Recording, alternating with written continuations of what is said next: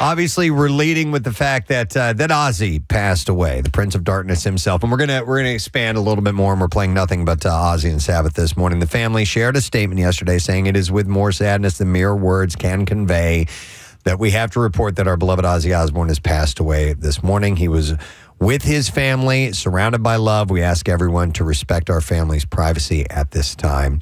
Ozzy and Black Sabbath obviously were credited with being the pioneers of heavy metal after forming in 1968.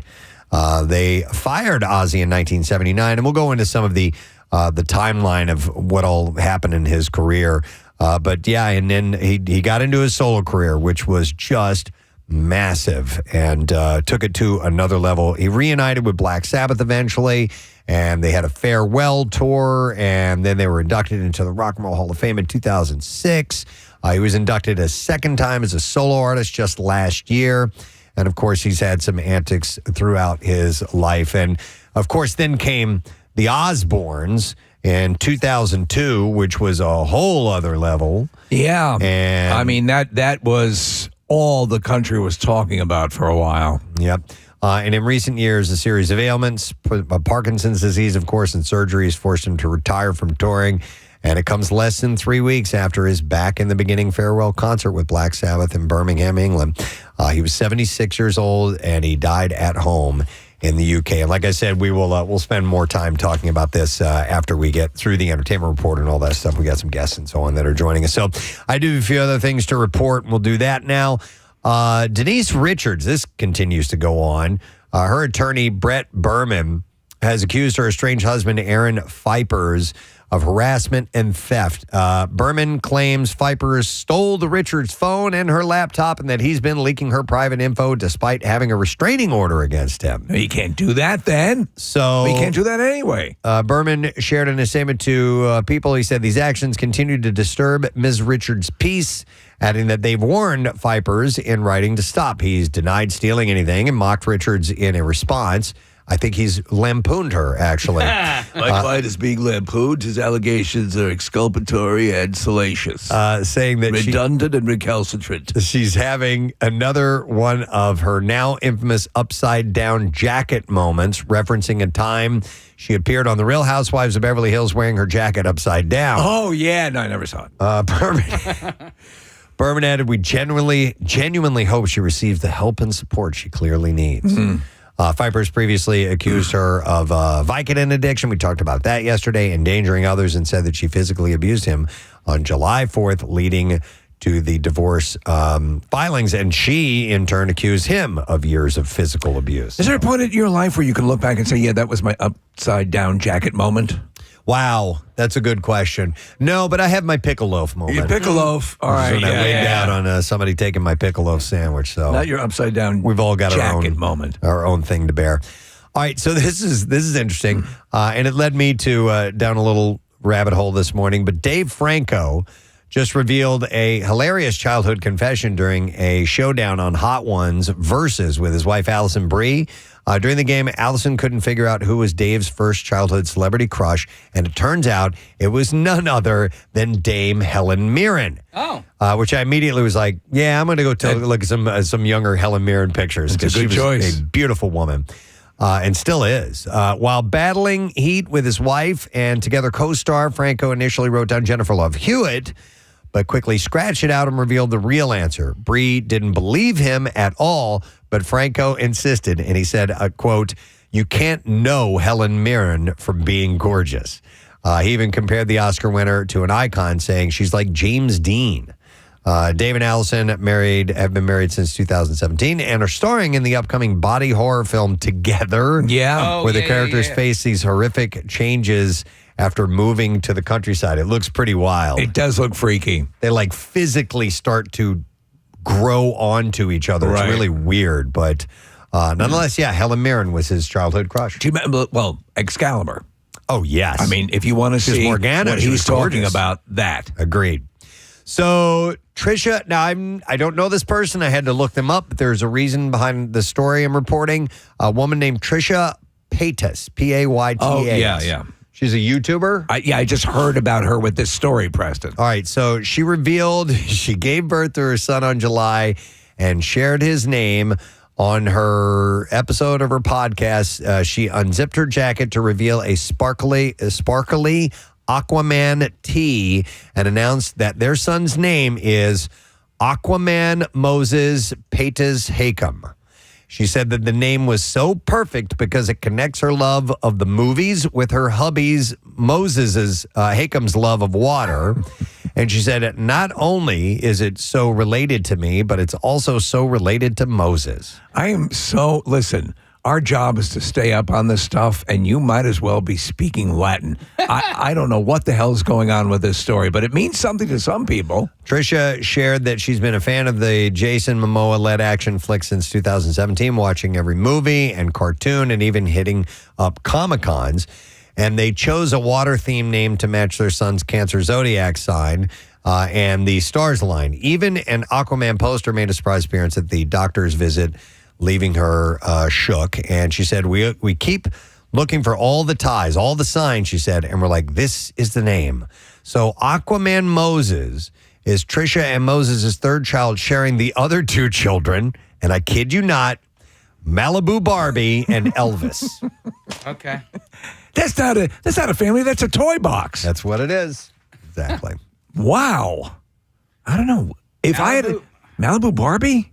How are we supposed to react to this? I don't know. Like, honestly, for your like, reaction. What are we supposed to do with this knowledge? Exactly that way. I mean, it's a cute baby. Yes. Congrats. That's, good. That's wonderful, and she seems happy with Aquaman. Yeah. All right, so Aquaman, Malibu Barbie, and what was the last one? Elvis. Yeah. That's crazy, man. Yeah. Steve's right. That's a toy box. It's a toy. Elvis. That's what that is. Elvis is the best of the three, right? That's right, man. That's the only thing that makes sense. Yeah, so I guess the daughter, Malibu Barbie, Malibu is the first name, I guess. And you could maybe get away with that. Yeah. You know what I mean? Malibu is fine. Well, Does anybody know? Aquaman is a bigger climb. I have no idea who they're some kind of influencers. Okay. Nick, I went as far as that. The other day, Preston, you said something about a TV show that ended up talking about Jag or whatever, right? And shows that are on for a long, long time. This person, Trisha Paytas, who I didn't know about until 5 minutes ago, has 1.8 million followers on Instagram, and I guess is an influencer. Again, Why? good for her. Yeah. What does she do? I mean, she's not overly attractive or anything like that. I don't know. Yeah, I'm not really sure. It's like a lifestyle thing, okay. but for whatever reason. There's the elusive nature of social media fame. Right. Yep. Yeah. Okay. All right.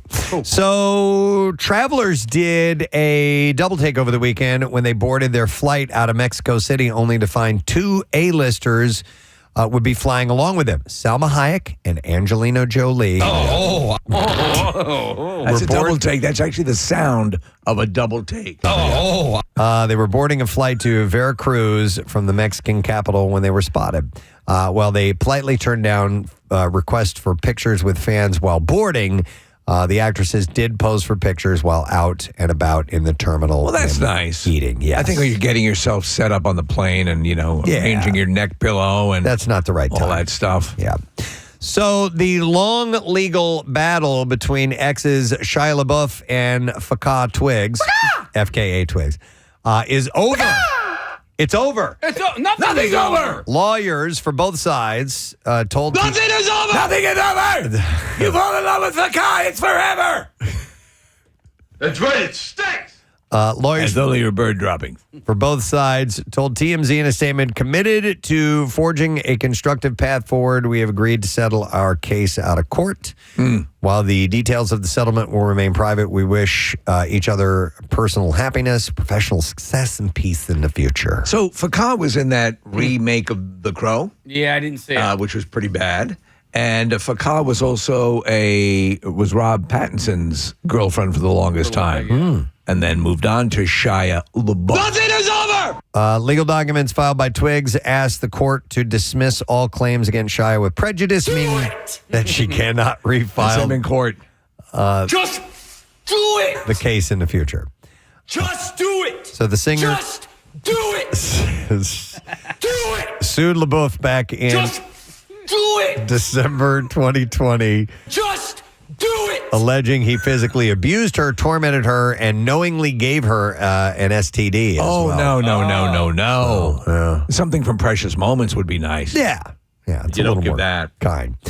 So, congratulations to Derek Hoff and wife Haley Ebert, who've announced that they are expecting. On Haley's Instagram yesterday, she said, "We can't believe the biggest thing is about to happen to us, and it could be so small." The video showed Derek walking toward his wife, who hugged him before showing off their ultrasound. photos. I like that guy. Yeah. Yeah. He seems like a decent guy. He is. We had him in the studio, did I we not? believe we did, yeah. And he was a nice guy then. We definitely had his sister here, and she was wonderful. The couple have been married since 2023. This will be the first child as well for them. So the 8th and presumably final Mission Impossible movie, Mission Impossible Final Reckoning, is coming to a home theater near you. It was announced yesterday.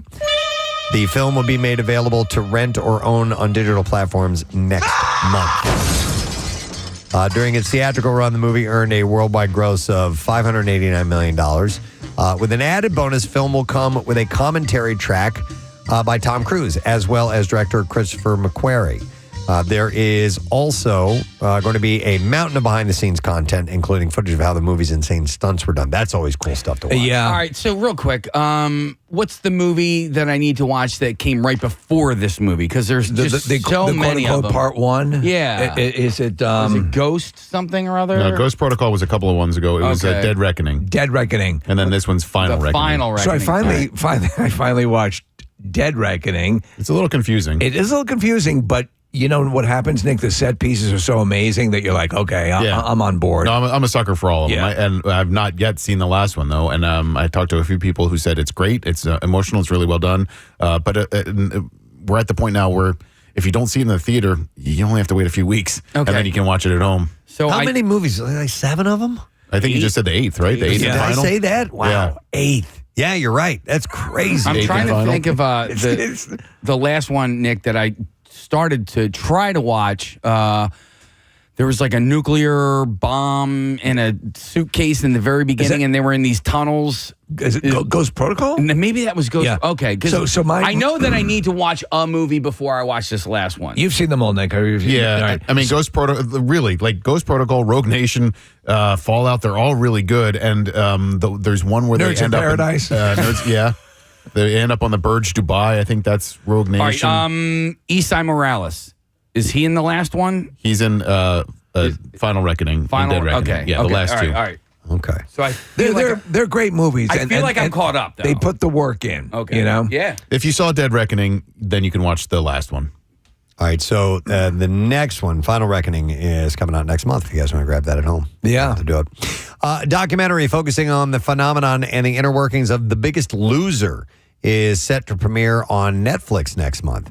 It's called Fit for TV, The Reality of The Biggest Loser, and we'll ask the question, was the show really beneficial for those that took part? I kind of love when they do this. Sometimes they'll kind of stir stuff up and you realize they're grasping for straws. But when they, like the Jerry Springer one, I think this might be one of this series, was pretty amazing. The American Gladiators one, very cool. So you get kind of a peek behind, or the Extreme Makeover series, which we found out wasn't all wonderful and sunshine.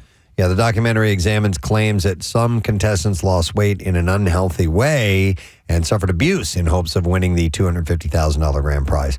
The series debuted in 2004 on NBC before eventually moving over to the USA Network in 2020. The documentary will talk with former contestants, trainers, and producers who share what went on behind the scenes. So Fit for TV, The Reality of The Biggest Loser is coming out on Netflix on August 15th. That'll probably be a pretty good watch. Vince Gilligan, the guy who created Breaking Bad and Better Call Saul, is bringing a new show to Apple TV+.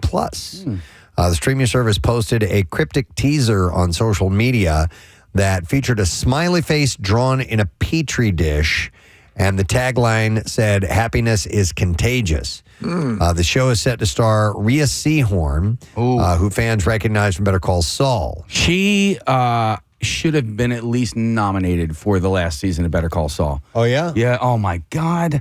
Her performance was just amazing. And I've never seen her in anything other than Better Call Saul? Yeah. And she's so damn good in that series, but especially the last season. So she'll star in this, and not a ton else is known about the series at this time, though. It's apparently a grounded genre drama. What was what's the graphic you said that let it off? There was some, you described it. Smiley face. It was a petri dish with a smiley face in Long it. hat, curly hair, smiley face. And it says, "Happiness is contagious." And that voice that plays from Cartman. So maybe is there a tie in South Park? I don't know. Who knows? Who knows in this day and age? One last story. Kelly Clarkson, John Legend, and Adam Levine are reuniting as coaches on The Voice for season 29. This could not come at a better time for me personally. Marking their first time back together since season 16. Set to air in the spring, season 29 will follow season 28. Really? Is that how that works? Season 29 follows season 28? Somebody wrote that? They're using some sort of complex numerical system. Dude, listen. You have a copy in your hand, and I'm reading. I was a sentence in front of you. You saw it and I too? saw that. I was like, season 29 follows season 20. Yes, that's so dumb. How odd. Well, they want to make that. it easy for the viewer to keep up with things. Featuring coaches Michael Bublé, Snoop Dogg, Niall Horan. Is that how you say the name? Yeah. Niall Horan and Reba McEntire. It debuts in the fall. Both seasons are being filmed at the same time, which led to this early announcement. Okay. But it's not business as usual. Season 29 is shaking things up. Oh, my God. Branded as The Voice Battle of Champions, the season will include new competitive elements, a new triple turn competition across 4 rounds, rewards coaches for entering the most 3-chair turns with advantages like the super steel. Is this a show or a furniture I think they ought to have it where they can make that chair just spin around like over like a and over and over. centrifuge. Yeah. Where they act like scanners, their eyes are bleeding. And they eventually puke. I can't breathe. Yep. So in the knockouts, coaches will bring back 2 fan favorite artists from past seasons for an all-star showdown judged by original coach CeeLo Green. The finale will feature a top 4, and for the first time, super fans and former artists will help decide the winner. I know, dude. One of the funniest things I've seen recently is Shane Gillis played a contestant on an SNL parody, a lampooning, if you will, Yeah. of The Voice. Did you see that? No, that bit? I didn't see that one. He is but they nail the whole vibe of the show. So if you get a chance, I'm going to recommend you watch the Shane Gillis skit on SNL lampooning The Voice. All right. And then we have clips to play. Digman is back for more adventures as Rip and his team of archaeologists get ready to uncover new artifacts. In this clip, co-creator and star Andy Samberg talks about how fun it was to reunite with Kate Winslet for the series. When we had been shooting Lee, which was a very serious movie, I loved that experience, and she and I became friendly. She would always jokingly be like, "I'm funny, I can do comedy." I'm like, "Yeah, I know, you're hilarious." She's like, "Put me in something funny, sandbags." And we started season 2, and I texted her, and she was like, "Done, I'm there." She showed up, and she was a dream, and she is incredibly funny, and obviously one of the best actors to ever live. So it was a dream to have her. Yeah, I mean, one. Yeah, that's in the queue for later on. Ozzy jumped in. Yeah. Season 2 of Digman premieres tonight on Comedy Central. I have not seen it. I hear good things about it. Is it actually live or is it Animated? Animated? I have no idea. I've really never know. even heard of it. Okay. All right, next clip. Here we go.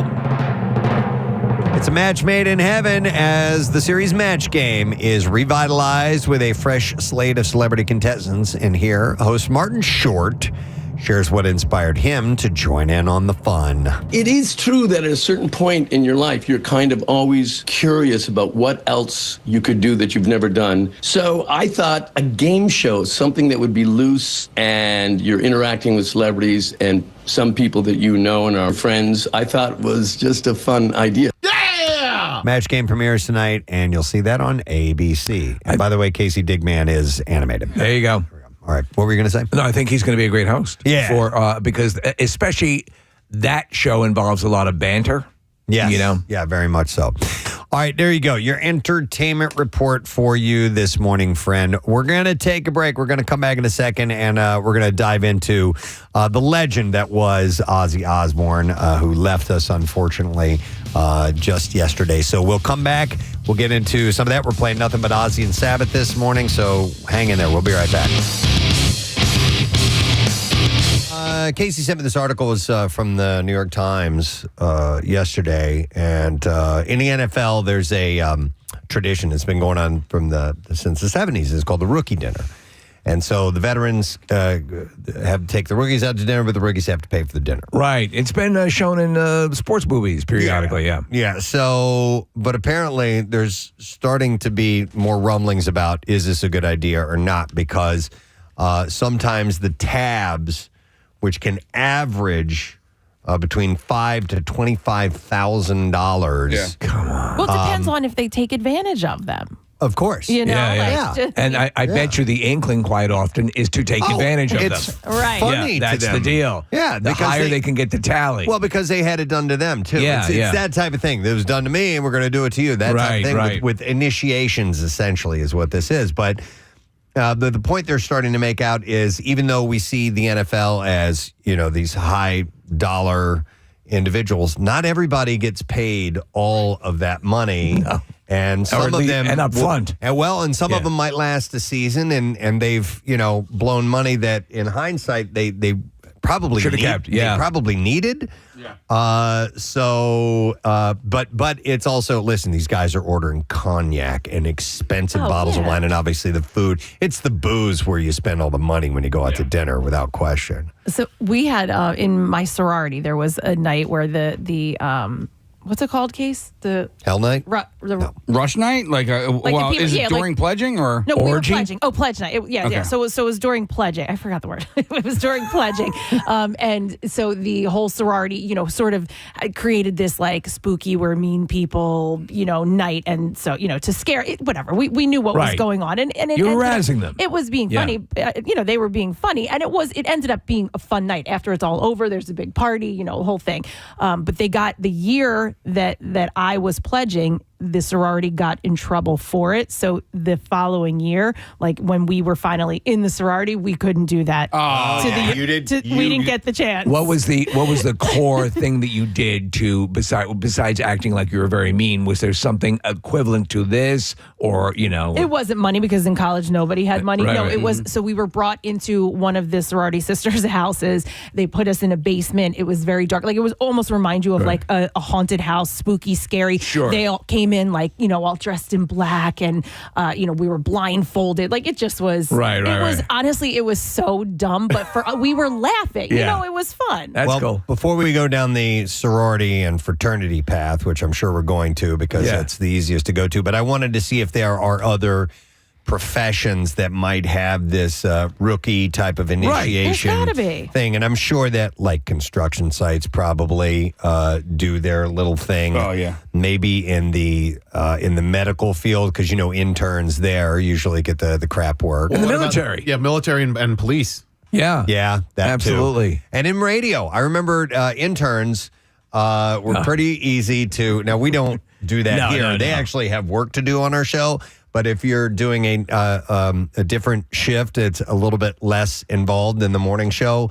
I remember being, running my interns around and having them just do crap work all the time. As part of an initiation? That wasn't really an initiation. It was just I like, needed work done. Yeah. Well, look at what we running did. errands for me. Look at what we did to Joe. Joe, I feel I don't. I feel bad about Joe. I don't. You do? Yeah. No. Yeah.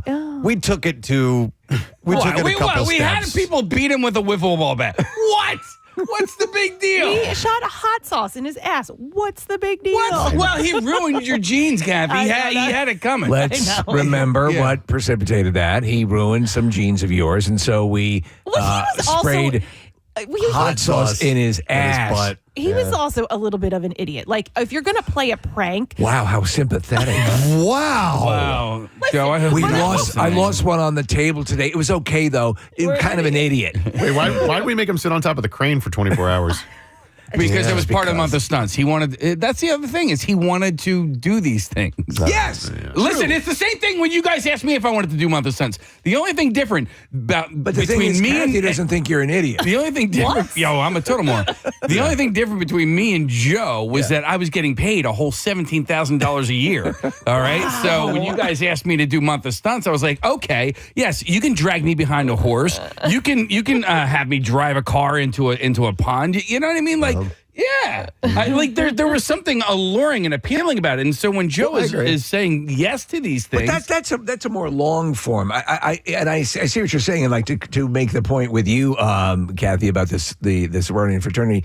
These are things because I think there was something I'm remembering and maybe falsely remembering from The Wolf of Wall Street where they had sort of an initiation thing that they would do with with those guys. But that kind of thing, I'm sure, has its variations. Right. And bringing up the sorority thing, the point of that story was that I was where it stopped. You know what I mean? Like our class was where it stopped, so we were the group that couldn't do it. So if this ends in the NFL, then that group's like, damn it, son of a bitch, we didn't get our revenge.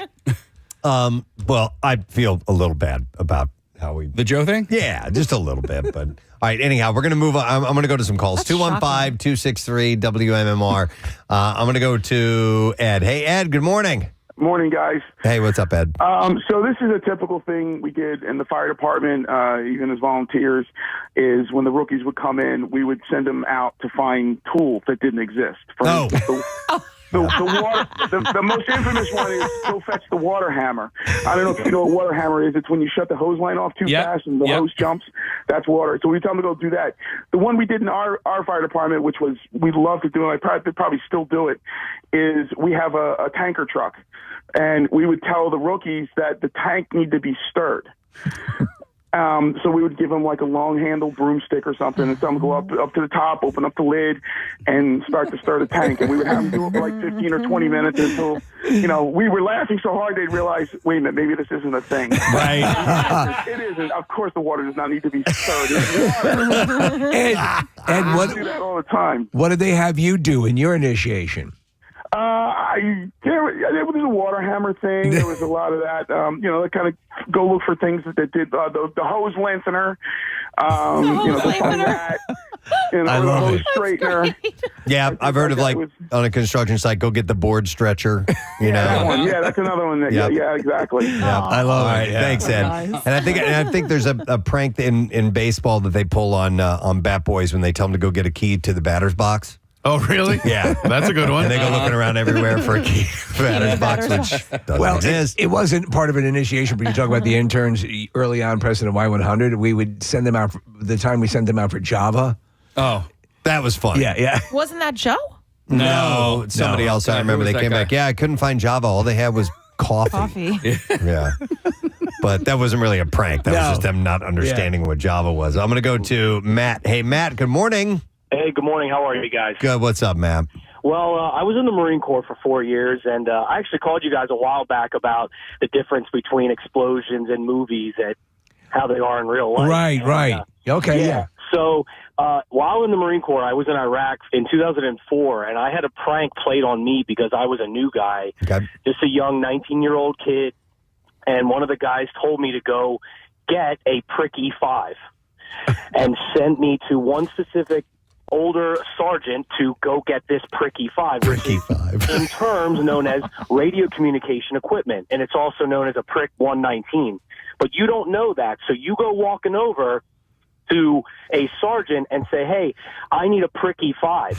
Okay. And you have no idea what you're saying, and he turns and looks at you and says, what did you just say?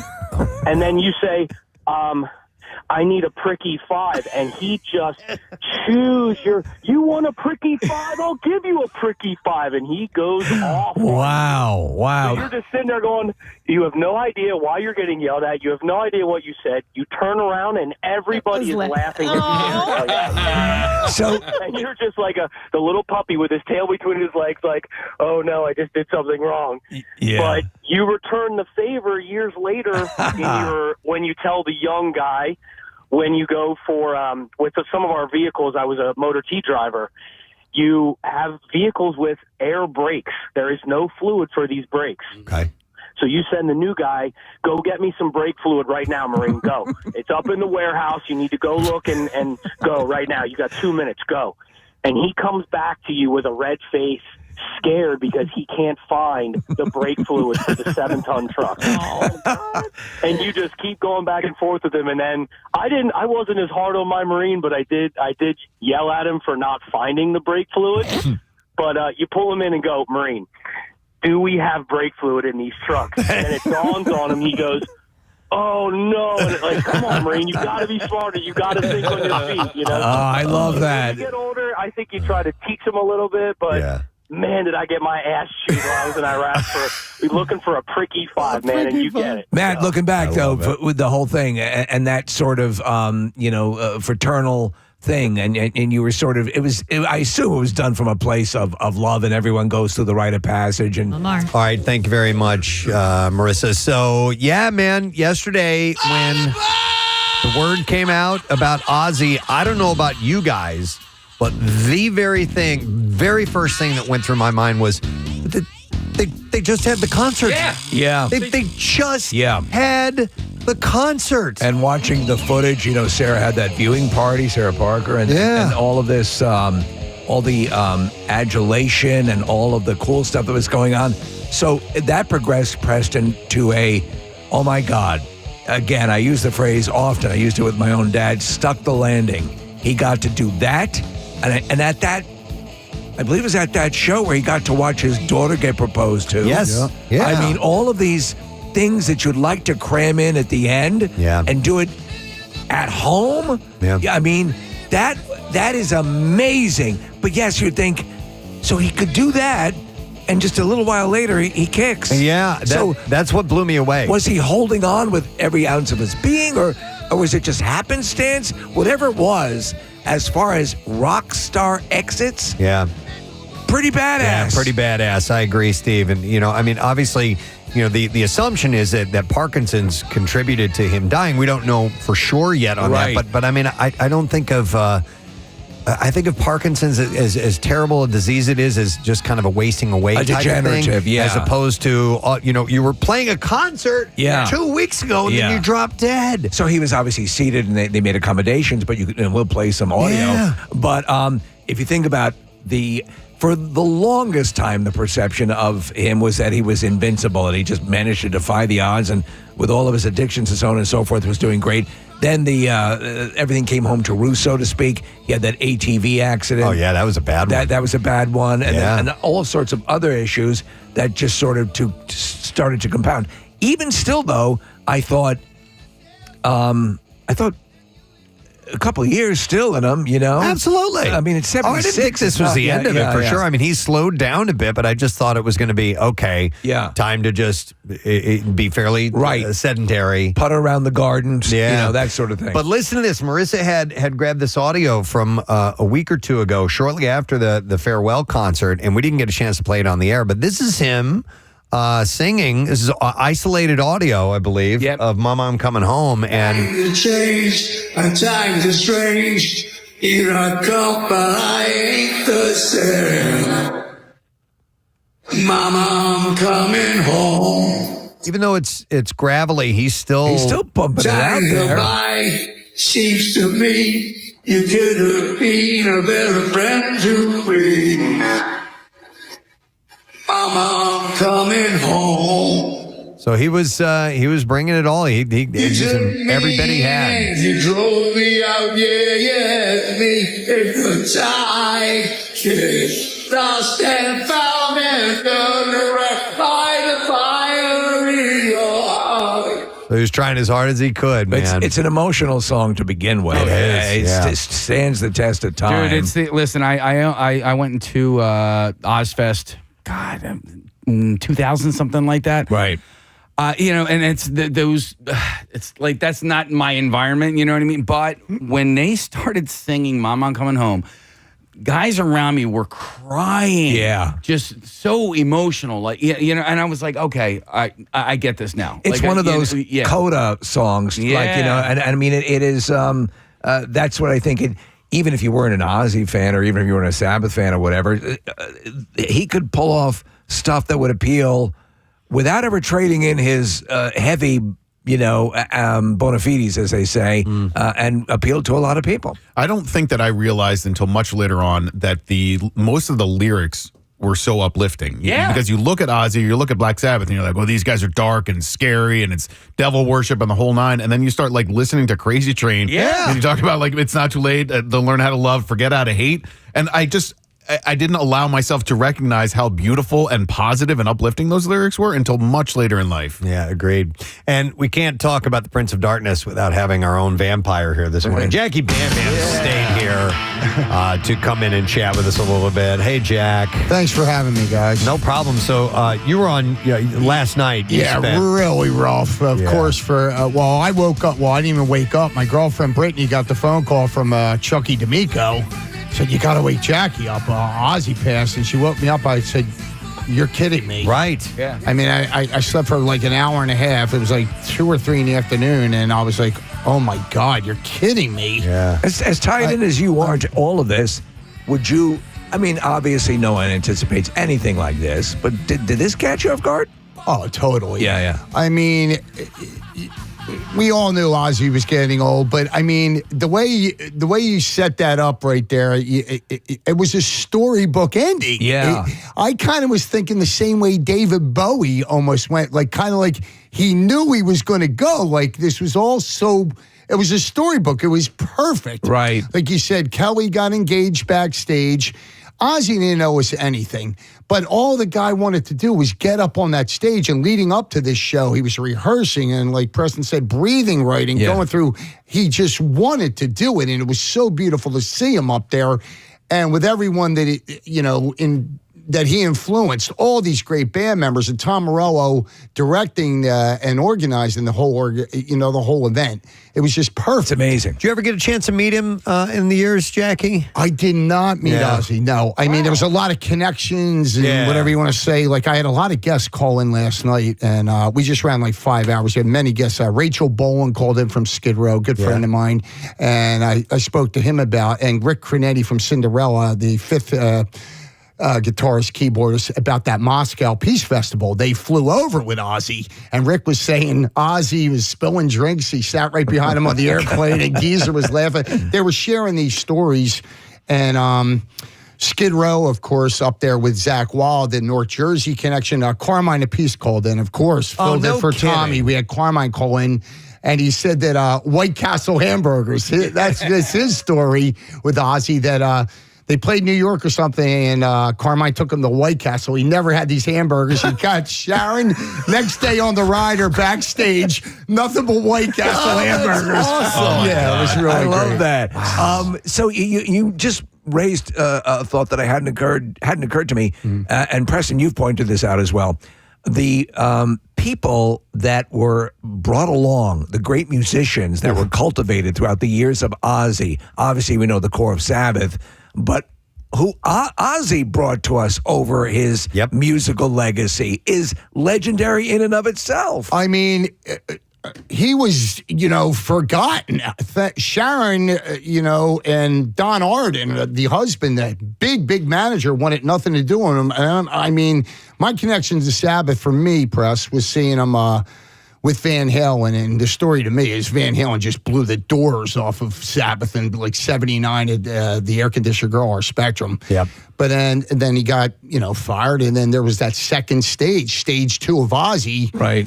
And like Nick said, the lyrics and all, he's the Prince of Darkness, but he made everybody smile. How ironic. When I first was turned on to Sabbath, I will freely admit they scared me. Yeah. Like I was afraid of those guys. All and it got even more intense with Ozzy with Blizzard of Oz and Diary of a Madman, because he was playing off of those demonic and satanic imagery. And I was a kid. I thought it was legit. I thought it was like this guy was a straight up devil worshiper, and it kind of scared me a little bit. But I really liked the songs. And then you saw the first album cover, then you really oh my your God. pants. I'm older than you, Yes. Preston. I'm older than you, but I remember, if I listen to this, am I opening up the door to the devil? Oh, yeah. And that was a lot of what they parlayed. Like Alice Cooper did the same thing. They created this thing that the parents wouldn't love, but the kids would love, and give something. This is ours. But the difference between Alice Cooper was, as I was thinking about this morning, Steve, Alice Cooper and Ozzy is Alice Cooper just did horror shtick. Right. Ozzy took the religion and hung crosses upside down and played with 666 and Mr. Crowley and all this stuff. And I was like, whoa, man, this is crazy. But I remember... oh, man, what was I going to say? You know what actually was really surprising to me was an interview with Ozzy on David Letterman, and he was talking about Randy Rhoads being killed in the plane crash. Yeah. And so here's me as a kid watching Ozzy, and I was fascinated to see this interview. And Ozzy was talking about Randy dying and about the band carrying on. And he said, I quote, "God willing, things will go our way," or something like that. And I go... God willing, you're satanic. You're the devil. What is this? And it didn't hit me 100% then, but I was like, for a moment, I'm like, oh, it's a shtick. But I didn't know that. Here's a guy who you. This is the blood and biting heads off, and then, my God. But when you realize his roots, you would never hear a more passionate advocate for the Beatles. He loved the Beatles. In fact, at the concert, the farewell concert, they were running some Beatles clips behind. Dreamer him. was his John Lennon Imagine song. He loved John Lennon, loved the Beatles. Yeah. Jackie, going back to what Steve said about the musicians that Ozzy cultivated over the years, obviously Randy Rhoads was just a diamond in the rough. And I mean, I was talking on the air, Steve was asking last week or so about Randy Rhoads and his legend, and and I said that for a while he and Eddie Van Halen were like neck and neck for guitar god of the world. And Eddie was more innovative and did some more things that were a little more unique, but Randy was one of the all-time greats and would have gone on to do other amazing things. But since he died, it also opened up the door for Ozzy to get a hold of people like we were talking about Jakey Lee last week.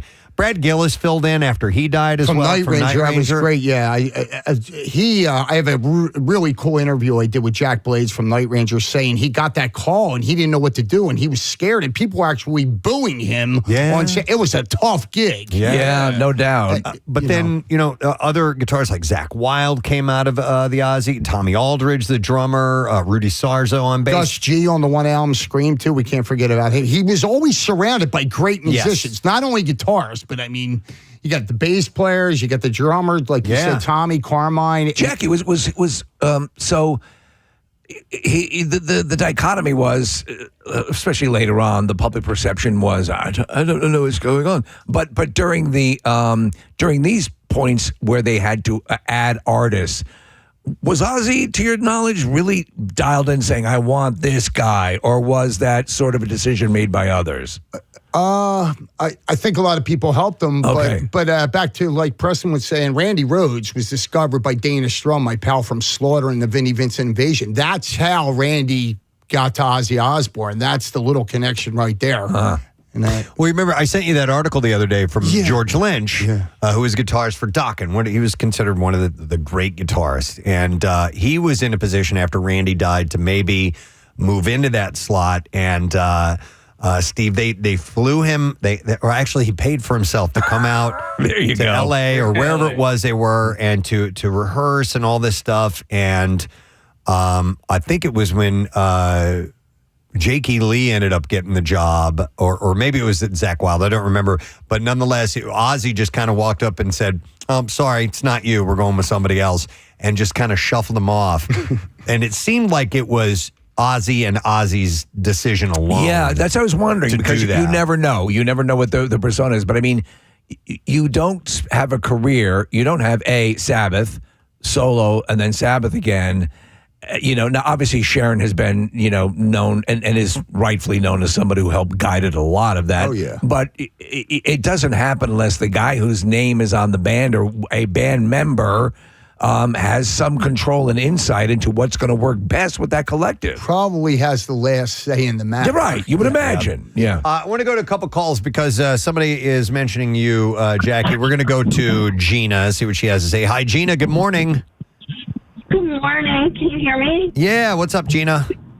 Hi. I just want to say thank you to Jackie Bam Bam, because back in August 10th of 2013, I finally had the opportunity to meet Mr. Osborne, as I always refer to him. I had gone to the Black Sabbath concert, and my friend's husband had made arrangements at some point and took me down and said, I want to introduce you to somebody. And he introduced me to Jackie Bam Bam.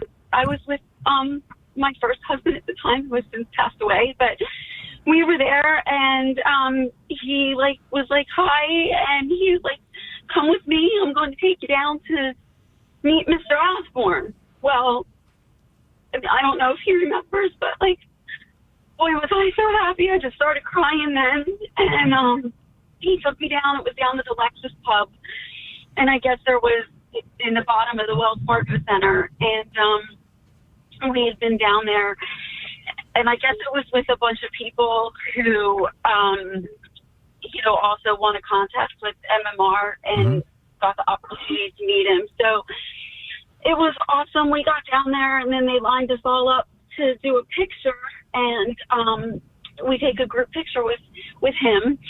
And I was kind of standing behind him, and I had my shoulder to him, and I was just so overwhelmed with emotion because I've been such a fan for so long. And he turns around and he's like, who's bleeping crying? And he grabs me and gives me this big kiss on the top of my head. Oh. Yeah. And then afterwards, he turns and after the picture's done, he turns and he faces me, and I looked at him and I was like, can I just give you a kiss on the cheek? And he grabs me and he plants one big one right on me. And as his security is coming out and they're clearing the room, he goes to leave, and I yelled over. I went, Mr. Osborne. And next thing you know, they cleared the room out for me, and it was just me.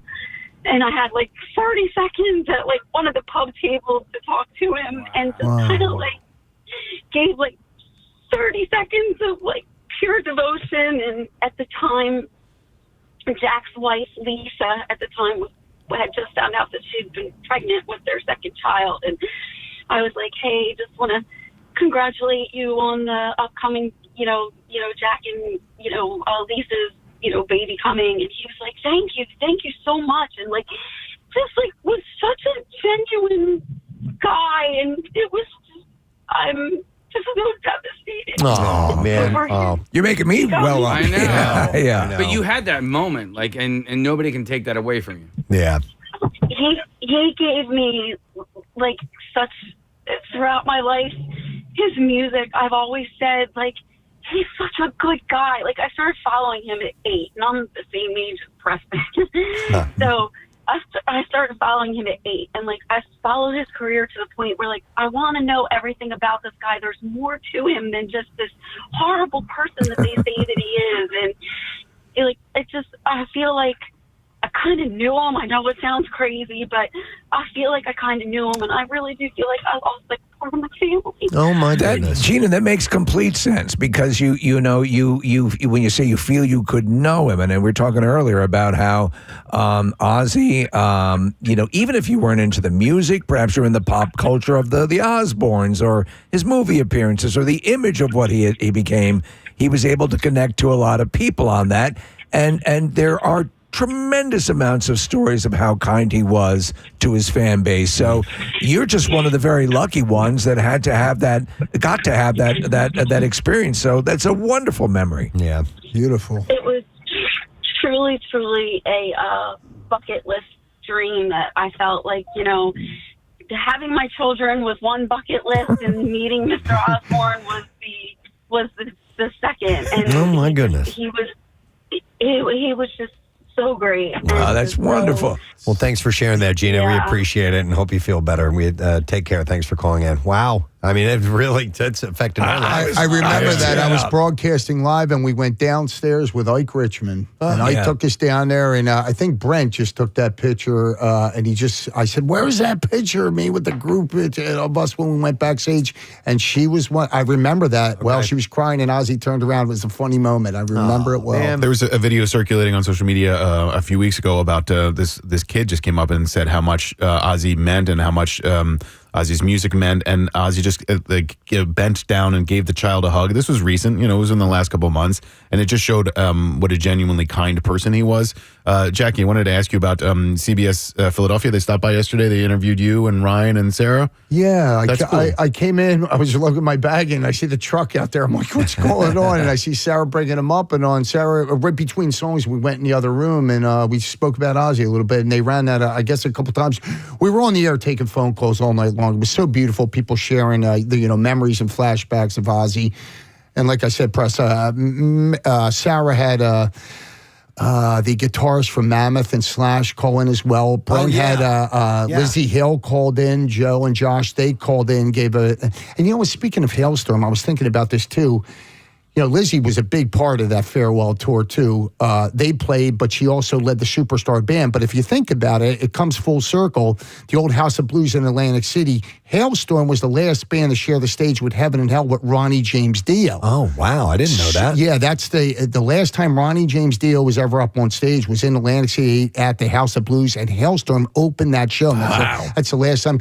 So it comes full circle. So she was on stage again with Ozzy. It's Don't book her for your. No, those are iconic moments to be associated with. Yeah. I want to get some other calls. I'm going to go to Melanie this morning. Hi, Melanie. You're on the air. Good morning. Hi, good morning, guys. Hey. Man, this is so surreal. It's like I can't even comprehend it. But I had so many memories of Ozzy. He was basically my soundtrack for my high school life. The 9th grade to 12th grade, so I listened to. I was in a dark place, but he got me through. His song, it gets me through. My husband and I were dating, so we looked forward to every Ozfest. That was our date. We actually got married on the same day as the Ozfest in Philly, so I couldn't go that year, but it worked out. It was cool. Can I ask you a question, Melanie? Because it occurs to me, and it's interesting. We were talking. I forget what band we were talking about, and made the joke about. There's never. Well, you won't find a woman at this concert. It might have been Brush. You're making the joke, Rush, or whatever. yes, yeah. But there are so many Ozzy and Sabbath female fans. Oh, dude, that run contrary to the perception that a lot of people might have. What in high school? What drew high school Melanie to the music? His lyrics. I mean, like the one song "Believer." I guess I related to it because I know he was a down to earth, kind person, even though his appearance was dark. Yeah. And that was basically me. I was a kind and gentle person, but my appearance, was dark because it was the time that I was depressed and everything, and I just kind of related to that genre of music. And then it's just I can't comprehend it because what you guys are saying, he had the concert literally 2 weeks ago. Yeah. And then Pierre always hates when people say farewell tour, it's final tour. And this was actually a final tour if you think about it. Yeah, you're right. I can't comprehend it. Yep. It's scary, It's pretty wild that the first two callers that we took this morning were women. Yeah. And you had mentioned, and so it just dawned on me that the first time I had ever heard the song Crazy Train, it actually wasn't sung by Ozzy Osbourne. I was at my friend Dawn's birthday party, when we were between 7th and 8th grade, and her brother's band played the party, and she sang Crazy Train. Oh, wow. It's the first time I ever heard that song was Dawn singing that song. Well, Melanie, you said you listened to Ozzy in high school, and so you you grew up in the 80s. That was your formative years, same as me. Yeah. So Casey it's a little bit different to explain it. So Ozzy Osbourne and bands of that time like Quiet Riot and so on started to open up the door. There were a lot of female rock fans then, and metal chicks. I mean, I'm using a dated term, but that's the way it was. And that was what was great about being into music. I loved being into that genre at the time, and our little dirtbag crew that I hung out with, the teenage dirtbag, and all the other dirtbag, the gals were. It was awesome. May I ask you a question, though? Rockers. To the delineation of... Thanks, Melanie. Because Black Sabbath and Ozzy, I think, so you'd have your... you'd have those bands that with the girls, rocking and rolling and whatnot. Yeah. But they always kind of existed in that realm of like, ooh, now you've opened Pandora's box. Yeah. And even that would still translate to a strong... across the board's female listener base as well is pretty amazing. And she mentioned the lyrics. Melanie mentioned the lyrics. Nick mentioned, if you took a little dive, really what it was about, and Melanie said the phrase, I think that really makes sense, the misunderstood. I look this way, but I'm really a nice person. I mean, I'm really, Nick had mentioned Crazy Train, and I didn't really hear the lyrics until the Osbournes TV show. So they slowed it down. And then who was the guy? Pat Boone. Pat Boone. I thought you were going to say when you first heard it, I thought that was coming out of your mouth, but you said your friend's band. I was going to say, crazy, but that's how it goes. But when Pat Boone sang it, I was like, I heard the lyrics completely differly at that point. Jackie, what's this story behind Dreamer, the song Dreamer? When did that come out? I know it. He described that song as being, he loved John Lennon, he loved the Beatles, but that was his Imagine. Right. He said, so that's... Was he consciously looking to pay homage or do a song along those lines? Along those lines, yeah. But, they're considered the Beatles of heavy metal. Yeah. Ozzy just loved the Beatles. Yeah. That's so cool. Yeah, and you talk about bridging that gap from Sabbath to Ozzy's solo stuff, and even though Ozzy, still flirted with that imagery and dark and heavy and all this stuff, there was a difference. That Sabbath seemed a little bit darker than Ozzy's solo stuff. I thought, Jackie, you know what I mean, as far as the vibe went, it was a little more. Well, there was Geezer Butler with the crosses upside down, and Ozzy. Made those lyrics speak. Geezer wrote the lyrics in Black Sabbath. They're scary, but he, But the tone of the music was also, songs like The Wizard and Sabbath Bloody Sabbath and all this stuff. They were like intense, right? Ritualistic in their heaviness. In their dank would be a better word. He said he got a lot of that from St. Louis, Preston. Well, that's where Geezer lived. But when Ozzy came out, there was a little more power to it. When Ozzy is a solo artist with those musicians backing him up, there's a little more pop, and like you said about Randy Rhoads and all, just making those songs radio friendly too, but they still rocked. Speaking of St. Louis and all, Press, I got to ask you. Back in the day, you saw Ozzy, I take it solo in your hometown? I never saw Ozzy live. No. I never went to a concert. Okay. Yeah. I never did. You ever watch it on pay-per-view? Because we had our pay-per-view from our Tower Theater here with the Bullet Boys, and it was on Prison TV. Wow. I think the first time I ever met you, Jackie, was at an Ozfest. You were going to the YSP, and Ozfest was the fact that Ozfest existed at all. Were we backstage together? Yeah, and it was just one of those things where you're just like, man, what is going on here? And I went over with Pierre, and it's they had the Village of the Damned, and it was just like. It was craziness, but there was so much positivity attached to all of it. There was. And like people just having a really great time, and I think that sort of opened my eyes up to what the community was. And I got to meet Ozzy here at the radio station. Pierre interviewed him in 2001. I just started the radio station a couple of months prior, and it was before the Osbournes came out. And I'm sure Pierre did a bunch of these clips yesterday, but Ozzy didn't even really know that the Osbournes television show was happening. Where he was. Yeah, where he was. Sharon was here as well. Sharon had to describe some of what the TV show was going to be. But he could not have been a nicer guy. For me, it was like, I don't know, it was a really cool, fun moment. Larger than life, sweetheart. We have to take a break because we have to go on Fox Good Day, so we're going to do that. And I apologize to those people who have been on hold for like over 20 minutes or so. But we'll come back. We'll talk more Ozzy. We haven't even touched really on the Osbournes or the timeline of his life. We're going to play nothing but music from Ozzy and Sabbath this morning. But we'll take some more calls and we'll get into that a little bit. We're going to do the Bizarre File and all the other things as well. But it's what a core artist for WMMR. And so many people affected by him and great stories. So we'll get to it all. But Jackie, thanks for sticking around. Thank you for having me, late this guys. morning. We appreciate it. But you're a lightning rod to this world. So we appreciate you jumping in here. Even at this hour? Even at this hour, buddy. All right, Jackie Bam Bam, thank you. We'll take a quick break. We'll come back in a second, going live on Fox, and then the Bizarre File. Stay put. We'll be right back. Preston and Steve. Okay, You're yeah. in the club, now Yeah, they bring yeah. you in, and now they made fun of you. They had a laugh at your expense, but now you know better. But it also kind of, I think it teaches you how to think. Yeah. And like when somebody says something to you, you think about what they just said, not just okay, roger that, and then you just run off and go do it. No, you think first, and then. No, that You makes figure it out, That yeah. makes complete sense, Matt. I love it. Thanks, man. You guys rock. Have a great day. Thanks, buddy. Take care. I want to go to this one because this is more directly like the NFL rookie dinner thing. I'm going to go to Kevin. Hi, Kevin. Good morning. Good morning, guys. How are you? Good. What's up, buddy?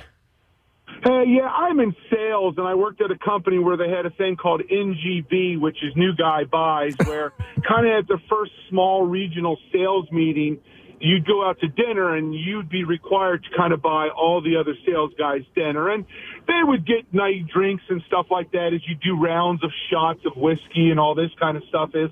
So the bill was a couple $100, but what you found out is the next day at the sales meeting, if you kind of took it like a man and didn't whine or complain, you found out two things is, one, everybody pays you back the next day, so you not out all those money. Okay. And Nice. two, you find out everybody else was doing shots of watered down Coke, and you were the only one actually doing shots. Oh my God, that's brilliant. That's brilliant.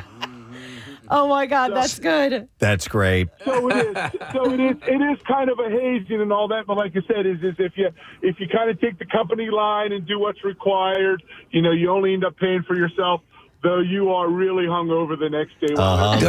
Kevin, though, that really ends up that is a sort of, it's almost like a Rorschach test. You're getting a psychological preview of your coworker. Not that you live and die by what happens that night, but somebody rises to the challenge and does that, and then they find out that their coworkers also, when they pay the money back, they weren't going to leave you on the hook. That's a good thing to learn as well. So. It's like it's fun, it's funny, but it's also, I think, kind of a good thing to learn. Would you agree? Oh, absolutely. It's that bonding experience. This was 20 plus years ago, and I still tell that story to There you people go. and have fond mememories, except for the hangover. Right. Could you imagine thanks, man. everyone is in on it and you're not? That's pretty funny. Yeah. I've never done this is the only guy drinking and we're just pretending to drink thing. But that's pretty fun. Let me go to Nick. Hi, Nick. Good morning. Hey, good morning, guys. Hey, what's up, buddy? So I work in the elevator industry, and we were doing replacing an elevator at a school. So we had a new guy with us. I told him, hey, the door isn't long enough. Go find me a door stretcher. Couldn't find a door stretcher. Yeah. I was like, oh, we don't have it with us. All right, go make me a bucket of steam. What's that? I was like, all right, go find me a 5-gallon bucket and go get me some MAP gas. And we'll heat it up and we'll make some steam. I have a video of the guy sitting there with MAP gas in front of the door and a bucket of water. Give me a bucket of steam. Oh, my God. Terrific. I like that. All right, thanks, man. Next is Keith in the commercial fishing industry. I bet there's some stuff in there. Oh, yeah. Hi, Keith. Good morning. Hey, good morning. How you doing? Good, buddy. All right, so you work in that industry, commercial fishing? I played when I was younger. I'm older now. Okay. sit at a desk. But back when I wore shoes that Kathy wouldn't approve of,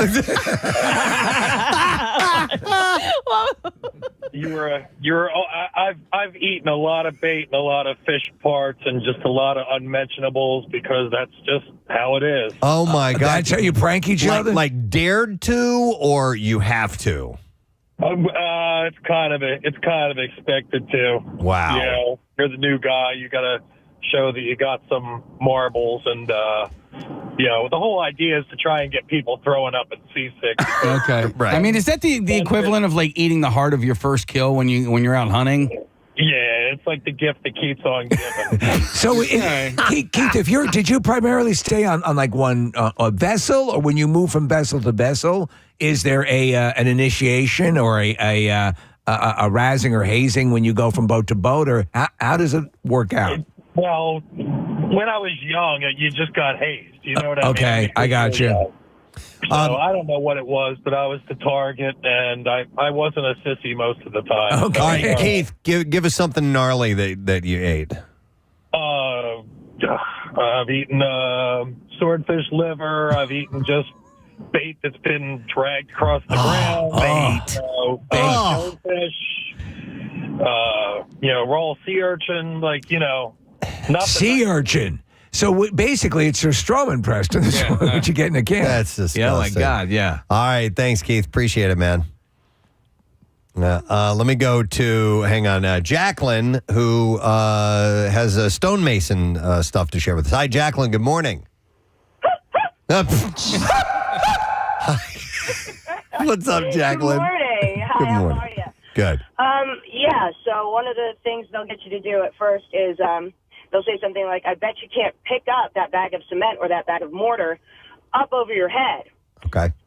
And you usually are able to do it, and then someone will come up behind you with a razor blade and cut the whole bag open. Okay.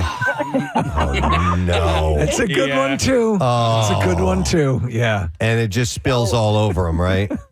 Yeah. That's luckily, I could not lift it over my head. You were smart. You were smart. I swear to God, we all would have ended up on Dateline. Nice. No. I like that. Thank you, Jacqueline. and listen, construction sites. There's no way I would bail. I would bail on that. Like I wouldn't be able to handle it. You don't they're know just what too you're doing. tough. Yes. A, in case B, you don't want to feel like I'll go get that. I'll go get the bucket of steam. Well, and I know somebody who was in a union and couldn't handle it. Yeah. Couldn't handle how tough it was, the stuff like this that they were doing, and left, got out, went out on his own for years. And then finally, after he knew, I guess he knew what he was getting himself into, knew what to prepare for, and went back and successfully stayed in, went through the apprenticeship and all of that. Tough. If you think about the commercial fishing in the early years of the show, The Deadliest Catch, they had the razzing and that sort of stuff. But I mean, in those situations, like Kathy, if you're on a construction site or whatever, you could literally get a coworker killed if you don't know what you're doing. Yeah. And so, I guess that's a tension breaker. I saw one gag on the construction site and I don't know exactly what the story is behind it because I just watched the video, but they take a tape measure and they go to measure the guy's face, okay? Yeah. And then they measure from the top of his head down to his crotch, right? Yeah. And then they bring it out. And then they let the tape measure go, and it smashes them right on their nuts. It's hilarious, but I don't know what the story is behind it. It just turns into a pendulum. Gets him right in the balls. I'm going to go to It's too good. Joy. Hi there, Joy. Good morning. Hey, you guys rock. Thanks. Oh, it's Joe. I'm sorry. Hey, Joe, what's going on, buddy? Hey, so basically, back when I was in the Boy Scouts in a venture crew, what you would do with a new kid, you tell them when you got a fire going, you tell them to go get the left-handed smoke shifter out in the woods. And they go out there, and sure enough, they go and look around for about 15, 20 minutes for this left-handed smoke shifter, and it doesn't exist. Yep.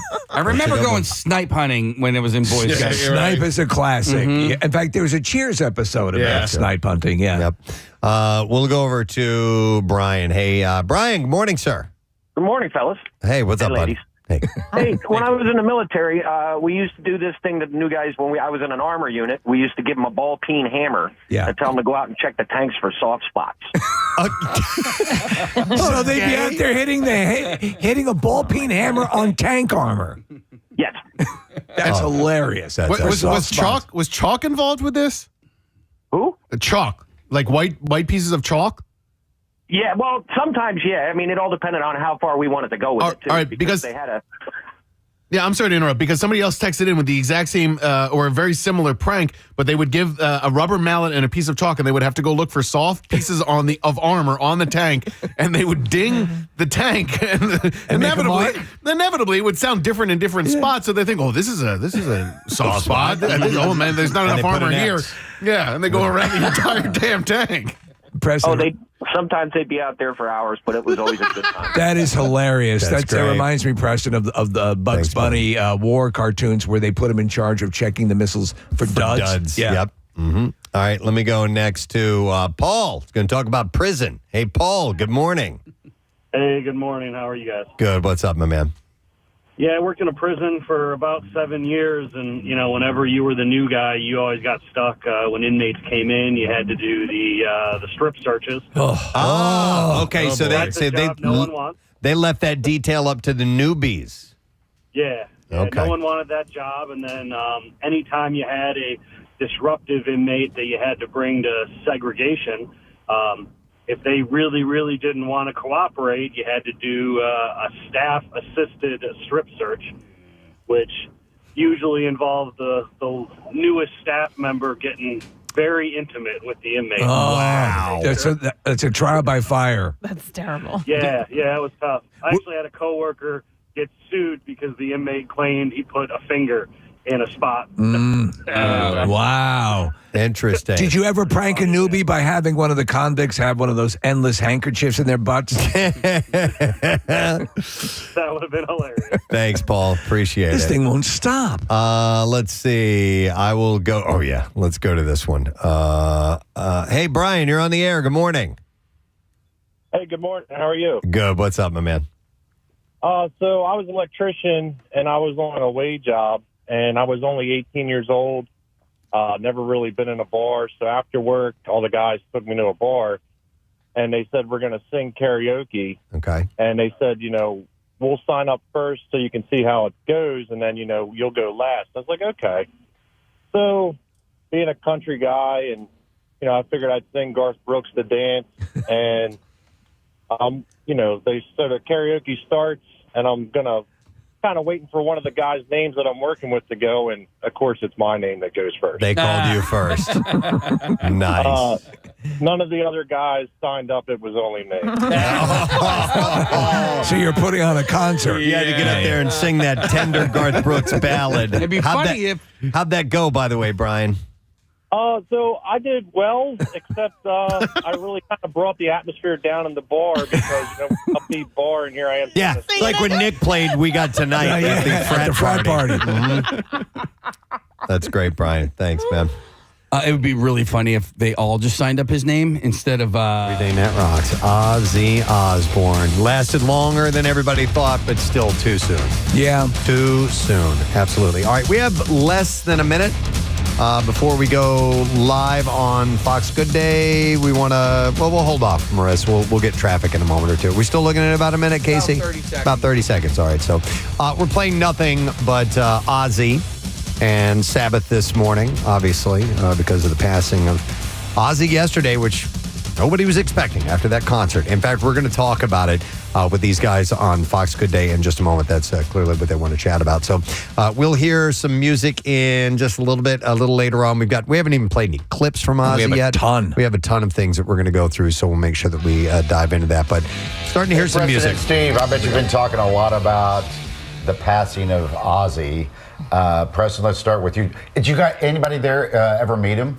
You know what? We just had Jackie Bam Bam in here a little while ago, our nighttime jock, and he spent some time with him. Nick has met Ozzy Osbourne, so I've never personally chatted with him. But Nick, you and Pierre sat down with him, right? Yeah, I shared a photo up on Instagram, Mike, if you want to check it out. It was back in my sensitive ponytail days. Okay. But this was 2001. It was before the Osbournes debuted, and could not have been a nicer guy. Sharon was here as well. But it was a really cool experience, and I was a much younger man at the time. But Ozzy was, it was a thrill. It was a really cool moment in my life.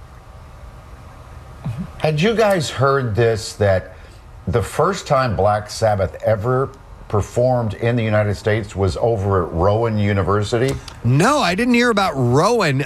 Jackie was in here, and he's kind of our metal historian, and he was telling us about some earlier shows back in the day. But no, It was Glassboro State, which is now known as Rowan. Okay. Oh, All right, okay. well, then maybe that's it. Okay. That's wild. Glassboro State. Yeah. And they shared it yesterday. And they said that it was their very first U.S. show, right? And that they arrived at 11 p.m. for their 8 p.m. show. And they blew out all the power. Listen, I've told this story many times. It's not Ozzy, but I found out that the bass player of Black Sabbath, Geezer Butler, lived in my hometown of Chesterfield, Missouri, and I thought it was a lie. I thought it wasn't true. No way. I grew up, I'm like, no, there's no way. Why would somebody from Black Sabbath live out in the middle of the country in Missouri? And years later, we spoke to Tony Iommi, the guitarist of the band, and he said, yes, Geezer married a girl from the Midwest. And I'm like, you gotta be kidding me. You didn't go. You didn't know. I would have gone by his house. I would have stalked him. But especially for Halloween. But I mean, here's an interesting thing about this, Mike, and the conversation. We've said this a couple of times, talking about, and to use, Steve, your phrase, sticking the landing. Yeah. They have his retirement, his farewell show. He is not going to play live anymore. And then he passes just a couple of weeks after that. We are blown away by that. Blown away. And backstage, he sees his daughter proposed to. Yeah. Setting off on another chapter of her life. So, I mean, again, if you're going to talk about a confluence of events, like it is as badass as it gets for a rock star to go out that way in his hometown with all these people showering him with accolades and sort of coming home to say, you know, we adore you. I don't think it could be any better. Again, everyone admits we were caught off guard by this. We didn't think, I mean, even though we knew he had Parkinson's, it still seemed we had a couple more years. So that was a shock. It was. But it was pretty cool to see, you know, the speech that he gave to the audience, too, where he's like, my wife has been working on this for more than a year to make this happen, and how he rose up in the big chair. It was pretty cool to see. And you're right. Not often. How often do you get to receive that love and to know and get your flowers and be appreciated in the moment before you go into the other side? Think of how many legendary, the club of Jimi Hendrix and Janis Joplin years ago who all died prematurely without any of that. So it was a wonderful thing to see this happen this way. And with these things, as sad as they are, it gives you a chance to take a dive back in and reflect on this, because Ozzy and more Ozzy was able to transcend pop culturally so much with the Osbournes. And Preston, you pointed it out. I mean, even people who are not that aware of the music kind of love Ozzy. Yeah. Right. Yeah. And by the way, Preston, have you ever played drums with your shirt off? Oh, I used to do that regularly back in the day. In fact, I remember clearly I went up to get a drink at a bar that my band was playing at, and the guy just goes, "Can you put your shirt on, please?" You know, though, keep your shirt on. All musicians, Yo-Yo Ma does that as well. You know? I had no idea. Yeah. You know. Thank you, guys. All right, take care, guys. Yo-Yo. Oh, yeah, I'll never forget that. Just like, dude, you got to put your shirt on. Yeah. I'm not going to give you a drink until you put your shirt on. Really? So, dude, we did the Vinny, who's the drummer for the Buzzer Band. The band that plays Vinny Sticks. Yeah. It was his birthday, and he had his shirt off, and he's sweating like a bastard. Oh, yeah. I go, what happened to your shirt? And he goes, it's like 100 degrees. And he's the drummer, and I'm like, okay, I get it. Yeah. I'm sweating a bit. All right, we're going to dive more into Ozzy territory, but we skipped a look at traffic, so let's get that now and see what you've got going on. Marissa, what's happening now? We're slowing on 76 eastbound between the Boulevard and South Street, westbound from University to Vine, and Boulevard out to Gladwin. 95 southbound from Cottman Avenue to the Betsy Ross Bridge. On the Blue Route, northbound, we're jammed up McDade Boulevard to the Media Bypass.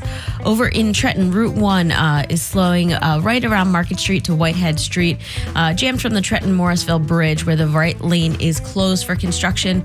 Route 29, we're slowing 95 out to Thunder Road, and back in Montgomery County, 422 eastbound from Egypt Road to First Avenue. This traffic report is brought to you by Dairy Queen. Fly into DQ today for a cosmic collision of flavors in their new Supreme Cake Batter Cookie Dough Blizzard Treat for a limited time. And don't miss Superman, only in theaters. DQ, happy taste good. And that's your traffic on 93.3 WMMR. All right, let's get some bizarre file stories.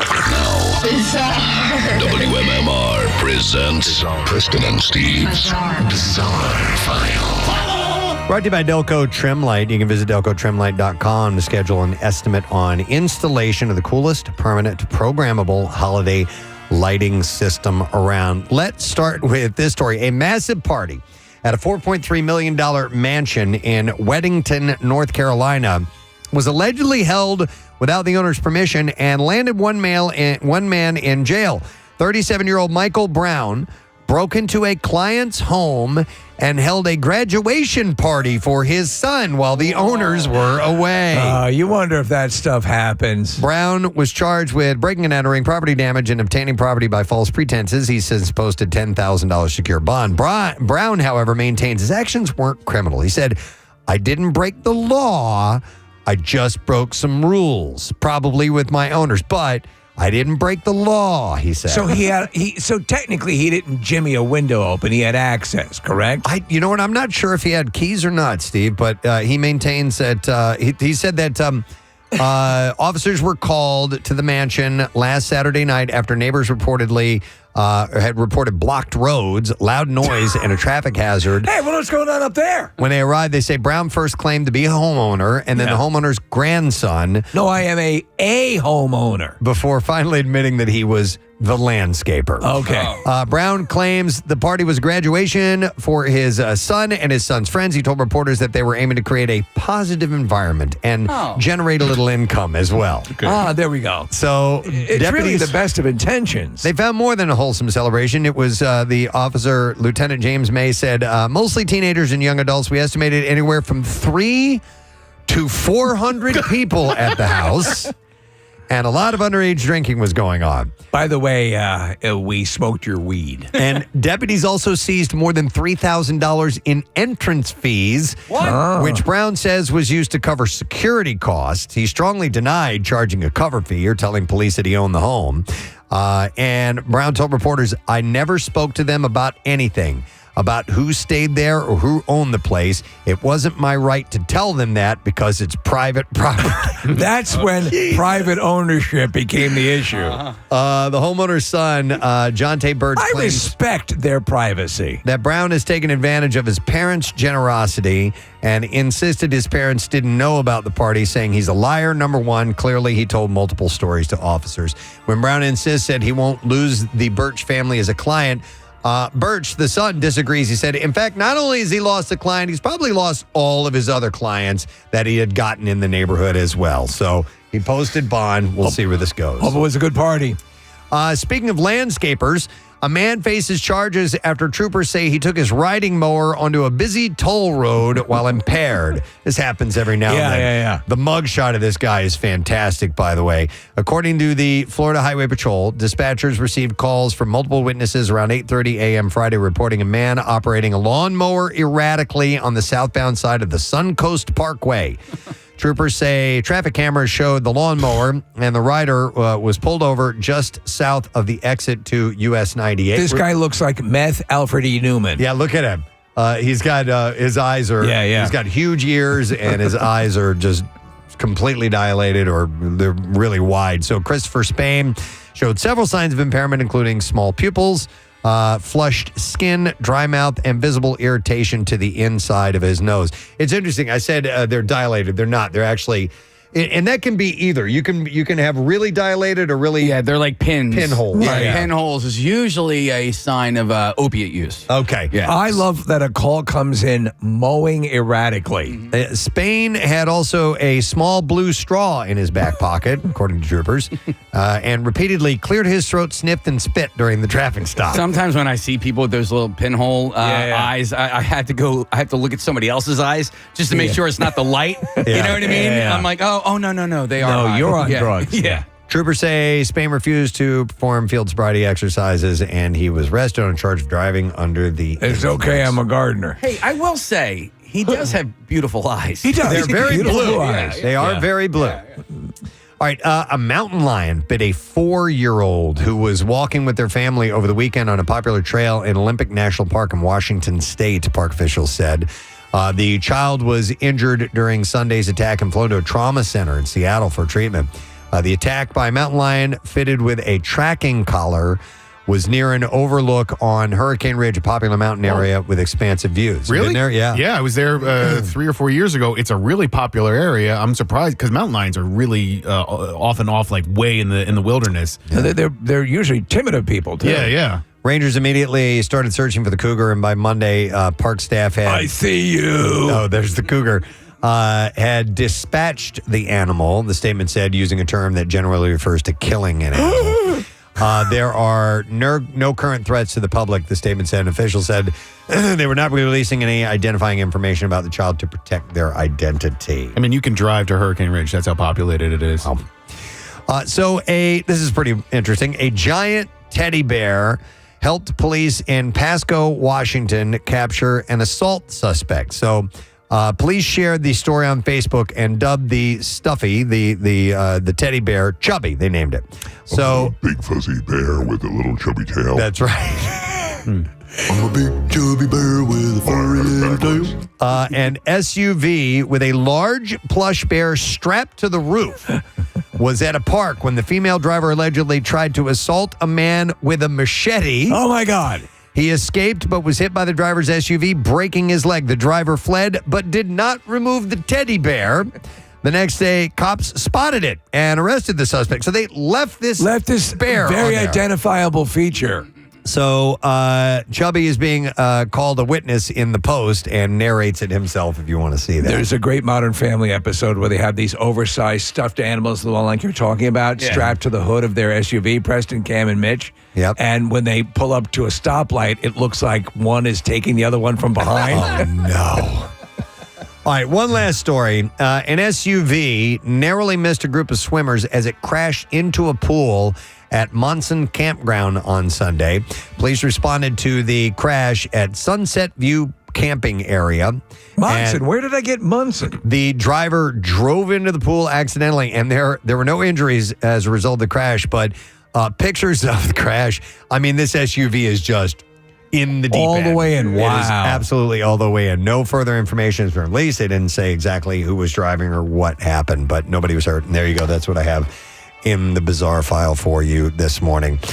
We are going to take a break. We're going to come back in a moment. We're going to play more Ozzy and Sabbath. We got some clips. We haven't played any clips of Ozzy and just reminiscing about the man's incredible life. We're also going to talk later on to Sarah Parker. She's our resident metalhead, and we'll get some insights from her on top of that, too. We'll be back in just a moment. Stay with us.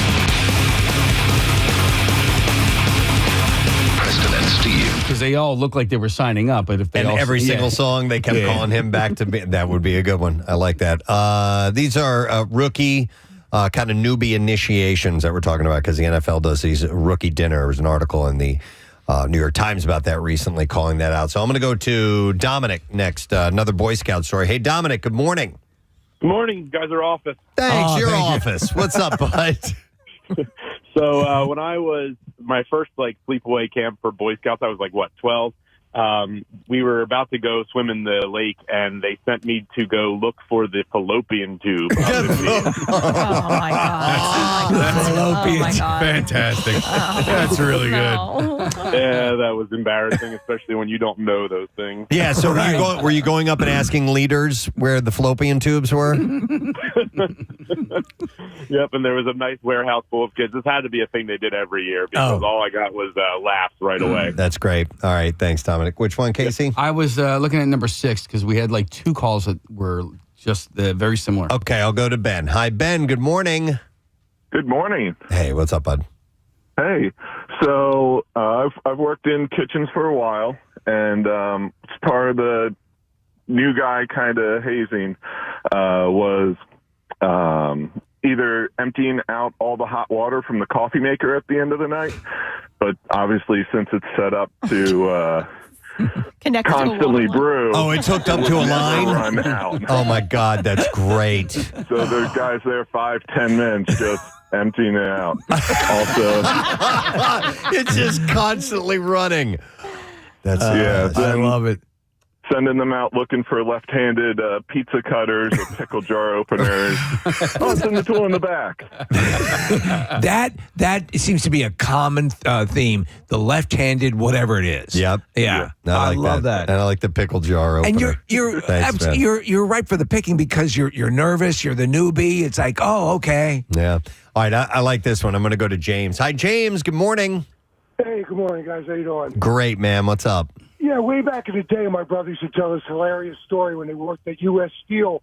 There was this huge crane that would move material from building to building, obviously operated from a tower, crane operators. And they would give the newbies this hokey little box with 2 buttons on it, a transistor radio antenna stuck in it, and tell them that was operating this crane. And they would like, push the button, and this huge crane would come in. That's excellent. That's so good. So they think they're operating a huge crane. It's terrible. They felt so important, like they're operating the first day, and I'm operating this crane. Oh, I'd pay good money to see a video of that. Oh, that's awesome. That's great. Thanks, James. I appreciate it, man. All right, we'll see ya. You're watching this huge thing movie. You got this little. They're letting me do this on my first day? First day, I was a crane operator. I'm going to go to Alex. Hi there, Alex. Good morning. Good morning. You guys rock. Thank you, Alex. We're talking about razzing the newbies. What's your story? So when I was a kid, 16, 17, I worked at Chick-fil-A down in Florida. Mm-hmm. And I would train. I was a team leader, manager, whatever, and so I'd have to train the new kids who were my age, of course. But so I the girls especially, because the guys never fell for it. But I'm showing them how to where to find the chicken, the napkins, whatever. And they go, okay, what's next? I go, all right, well, now we got to go upstairs and pluck the chickens.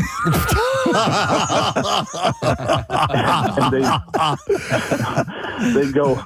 She go, what? I go, yeah, upstairs. That's where do you think the chickens come from? So and inevitably a couple of them started crying. But hang on, Alex. Tell them, I'm just joking. Alex, is there even an upstairs at the Chick-fil-A? Yeah, it was a very small office Okay. thing, and I convinced them that there was another door. They gotta go pluck the chickens. That's fantastic. All right, Alex, thank you. Oh my God, there's so many other good ones here, gang. But we gotta take a break. There's another one that an electrician would tell them to watch out for that invisible floor glue. It's going to be stepping around everything. Oh, my God. Thank you guys so much. And then Samantha, as a waitress, said they would tell people to water the fake plants. And there's good things. Oh, I love All right. Jessica's amusement park. She'd drop bolts and screws from the top of the ride to make them think it was falling apart. Oh, no. That is terrible. These are good, folks. Thank you. All right, so the rookie dinner in the NFL. But the difference between the ones that we heard about on the phones is this would cost you $25,000 to take the guys. And that's real money, and it's going away for good. Right. So it's a little bit different. But thank you for sharing. We do appreciate that. Speaking of $25,000, we got $1,000 to give away, and I want to make sure we're staying on time for it. It's for MMR's Yoo-Hoo Loot.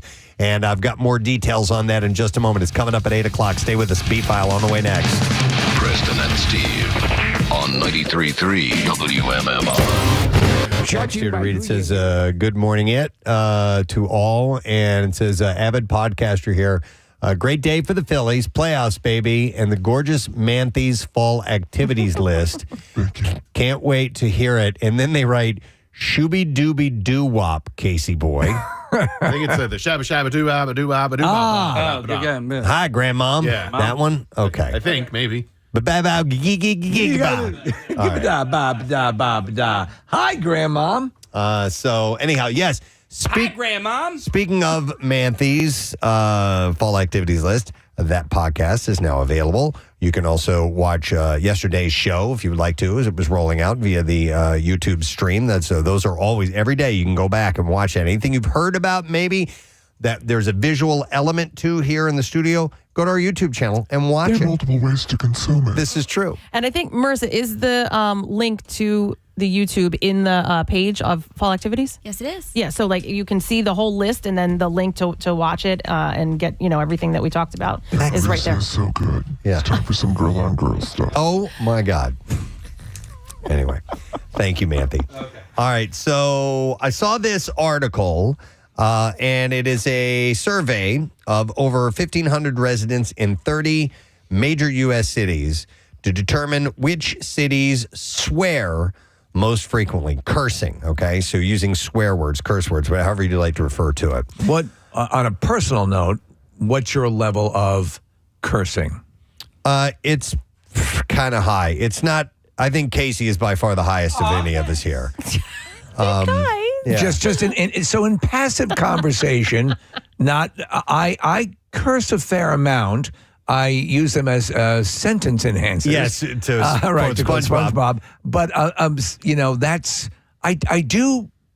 As I was thinking about it, and you had mentioned this topic early on, I do incorporate them a fair amount. It's usually when I'm either really mad about something, right, or I'm really happy about something. Yes, it seems to be on the extreme ends of emotion when I throw out the curses. But in passive conversation, I do that. I think it's kind of weird. It does always make the conversation better or make the story better. Right. But mine is, it depends on who I'm talking to. Yeah, You know what I mean? absolutely. So like you guys, I will tell a story like that, no problem. But like I have a friend, and sometimes I'll tell the story and maybe say the F word, and I'm like, oh wait, I forgot. I don't do that with I her. know. And it makes me feel awkward. And so then I stop, and my story becomes, something completely different because I'm not using those words. I've had that in fact, I've had it recently where I'm like, I don't know if this person is comfortable with me talking this way. So well, I have to go.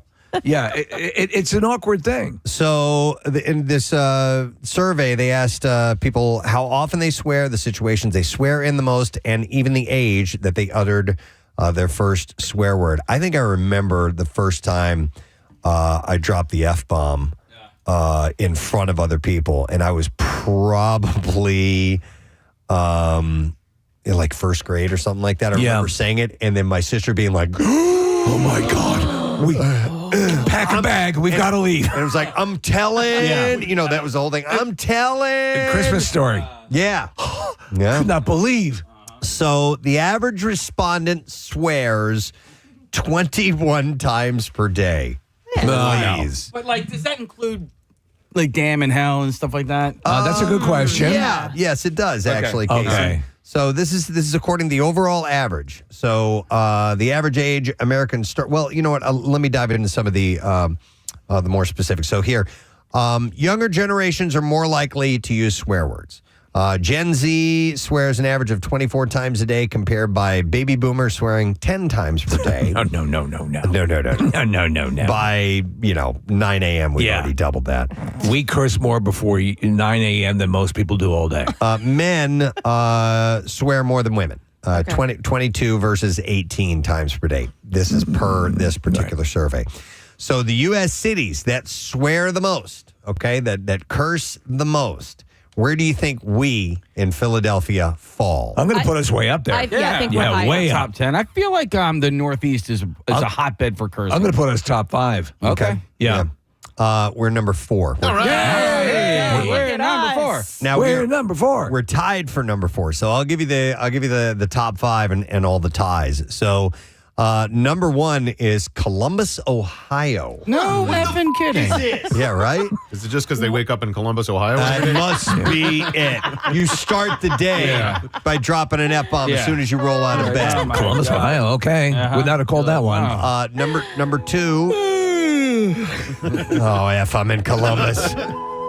So Las Vegas is number 2. Yeah, that makes sense. Well, there's a lot of people losing their mortgage. Yep. That was one of the first cities to legalize cursing. Number 3 is Jacksonville, Florida. So far, none of these in the Northeast, Case. Wow, okay. What is that? Number 4, a place you're familiar with, Casey, Oklahoma City. Wow. Okay. Recently went through town there. These seem to be a bit more. I would not figure these locations for a high level of cursing. Well, but maybe just mental duress is the reason. I had heard that the entire middle of the country is like, just don't curse. Yeah, I don't. I just for some reason thought that anything in and around the mighty Mississippi, they were like, no. Did Dumas tell you that? Dumas did not. Okay, no, all right. but I did hear it. I thought recently I All right. You heard what? That the middle of America just doesn't curse as much. Yeah. Right. So tied for fourth is Philadelphia, Dallas, and Indianapolis. I those don't are like being in a tie. No. With we anybody? have to have an F off. I think we beat. Yeah, absolutely. Yeah. We'd beat Dallas. I know Dallas, and Dallas ain't. They ain't cursing as much as we are. And then what's the other one, Preston? Indianapolis. So there's another, they have a big middle race. America. I know that city. Tied for fifth place, San Francisco, Fort Worth, which is right next to Dallas, and Louisville, Kentucky. So whatever their metric was for determining this, they couldn't work out one that would not cause ties. I guess not. Get a little bit more specific, but interesting. Okay. Yep. So Columbus has an average of 36 swears per day. Las Vegas, 30 times per day. Jacksonville, Florida, an average of 28 times per day. I'm so surprised that like Boston's not in there. Yeah. I don't know, because when I just think of cursing, I have a couple of people in mind that are from the New England area, and they are women. Yeah. That they curse and they say the F word and stuff. Okay. And like the one that I'm thinking of is older. Like she's like my mom's age, and I was like, oh, this old women like say the F word. Because I don't know if my mother has ever said the F word. Oh, my mom dropped an F-bomb last week. Did she really? Oh, yeah. It was hilarious. I was cracking up. It was so funny to hear her say it. But it's it depends on, how you were raised. I guess. My father obviously spun as they say, a tapestry of curses that legendary. My mother, not so much. How about your mom, Kathy? No. Casey, I've heard my mom say the F word one time. Our entire family still talks about it. We were in Montauk, and my parents were arguing about whether to stay in and eat and cook dinner or go out. And my mom said, "We have effing chicken at home." Okay, and so we still remember that. That's fun. Wow. My mom is like your mom and your mom, Casey. She'll substitute words, so she'll be like Casey. You joke around every now and then, say cheese and crackers or things like that. But my mom does that on purpose. She'll. 3 WMMR. All right, thank you very much, Marissa. So we're going to play some clips from Ozzy. We've been, and if you want to jump in on the phone calls, you can give us a buzz on the Xfinity mobile guest line. I don't know how many we'll be able to take, but if you do have something you want to say, let us know. 610-660-9333. I want to play this first, Steve. You said this is just Ozzy gave us so much great entertainment in not only music, but in just being him. Just being him. I want to play this clip of an interviewer asking him a question. Just saying, hey, introducing, and he's completely out of it. Here we go. We're talking with the one and only Ozzy Osbourne. Good evening, Ozzy. What?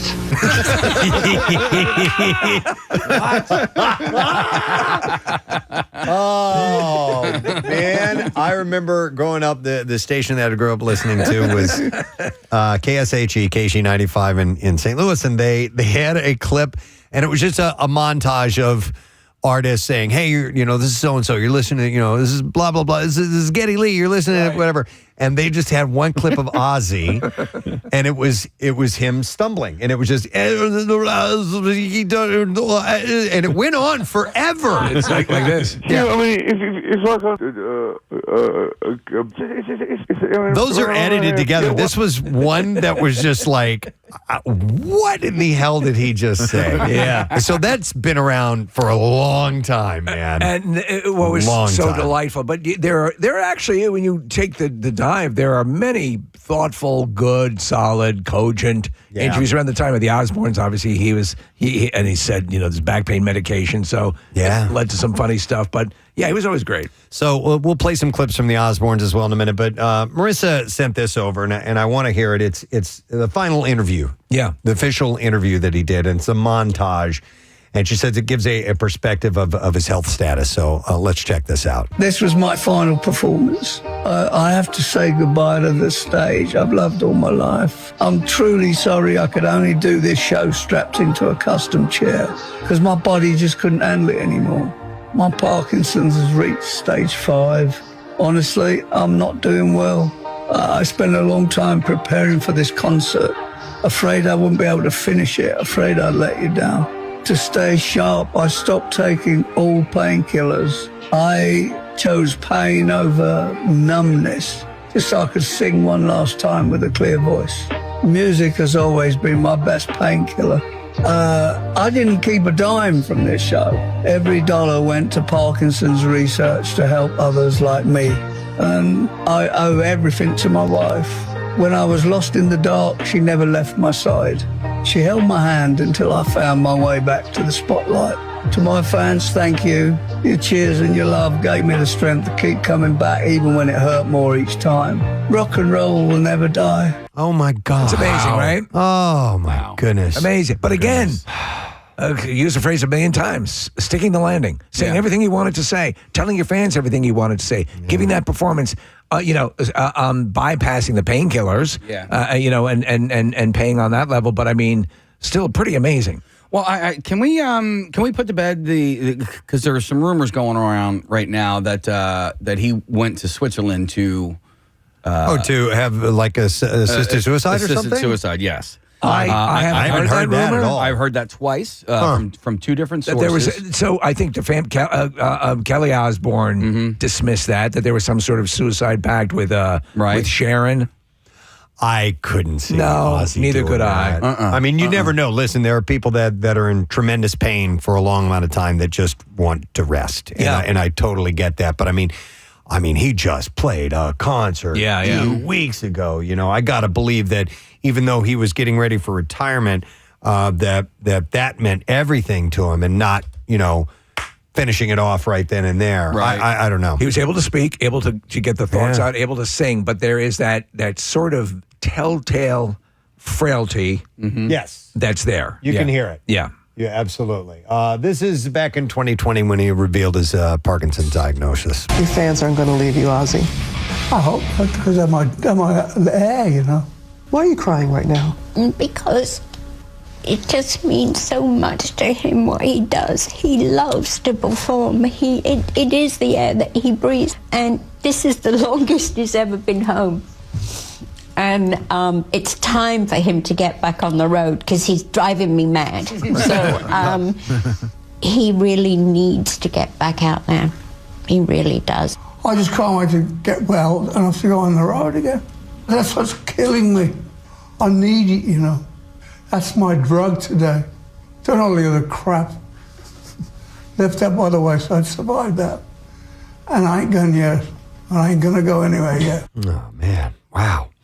I want to play some clips from the Osbournes. We haven't delved in, and we're going to bounce all over the place. We got clips from all throughout his life, from interviews here at WMMR, from movies and TV shows and concert moments and all that stuff. We're just going to kind of bounce around. Sure. So can we do this one because I almost brought this up when we were talking about it earlier. But I remember this. This is one of my favorite Ozzy moments ever. And before let's play this first, and then we'll talk about the Osbournes and what it meant. Here we go. Bubbles! Oh, come on, Sharon. I'm not Ozzy Osbourne, the Prince of Darkness. Evil, evil, I've had a bottle of bubble gun. When do the male models go on and start stroking? So funny. So they were getting ready for a concert, and they were checking out the stage setup and all the props and everything. Yeah. And there was something that blew all these bubbles out into the crowd. I'm the Prince of Bubbles. I'm the Prince of effing darkness. Yeah. When do the male models come out? Yeah. That was so great. That show took everyone by surprise. It came out of nowhere, and at first we're like, what is this going to be about? And I'm telling you, there were home run. Number one, the number of F-bombs this family dropped with each other, and the way that the kids were young at the time too, and that they're all talking like this was like a shocker to all of us. But But watching Ozzy do mundane, everyday things that the rest of us did was hilarious. Well, it's down to using the television remote. Oh, my God. Or there was one, and we've talked about this clip, it'll live forever in our minds. Ozzy's not even the focal point of the scene. He's sitting on a folding chair in the back. And maybe it's Sharon who's up front, and you just hear, and he slides back and falls off. The chair falls off. It was one of those captain's chairs. And so he goes and sits down in it. And at this point, so he's obscured by a door frame. Yeah. And you just see his legs. He sits back, and the whole chair goes backwards. And you just see his legs go up in the air, and you hear bang. And Zach Wilde and Sharon are in the front, and they all turn around like, what the hell just happened? It was priceless. This stuff was fantastic. You had Jack running around with the military garb on. And so it caught us at a time before we had been saturated with stuff forced on us like this. And what you basically had, though, and I heard it described, and I think appropriately so, it was why we love the Addams Family and the Munsters. They were different, but they loved each other. Yeah, and I think this was one of the first celebrity reality shows. We had reality shows like The Real World and Robles and things like that were on MTV, and they were starting to pop up like, John and Kate Plus 8. That was all happening. But we didn't have, as far as my knowledge goes, legitimate stars. Right. Ozzy was a superstar. Taking a peek into his day-to-day life. And obviously it's edited to really bring it home. But we hadn't seen anything like that. It was absolutely groundbreaking, I thought. And it was definitely a precursor to anything like Kardashian world or anything. The Kardashians never would have happened if not for the Osbournes. And Steve, I think you hit on a really important point. Like it was goofy and ridiculous and there was a lot of cursing. But there was also this love and genuine nature in the family. And I think people really responded to that. It's like, oh, Ozzy's the Prince of Darkness. But he loves his kids, and he loves his dogs, and he yells at them incessantly, and he doesn't want to feed the cat chicken or whatever. But it was really an endearing family. Speaking of the dogs, like Sharon was, she just treated these dogs like royalty. And when one of them pissed on the carpet, that was one of my favorite Osbournes episodes, and this is a clip from that. Who pissed on my carpet? That bastard dog, man. I'm going to throw it in the pool. Where are you? Get the out of my house. Get the out. Go on, get the. Why do they do it, Sharon? What's the deal, man? They like pissing on antique rugs. What can I tell you? She's like, they like pissing on antique rugs. It was so great. It was so wonderful. I just remember getting such a kick out of it. This is... there's a montage of Sharon laughing and Ozzy reacting to that. So here we go. What really first attracted me to my wife was her laugh. She's got such a great laugh.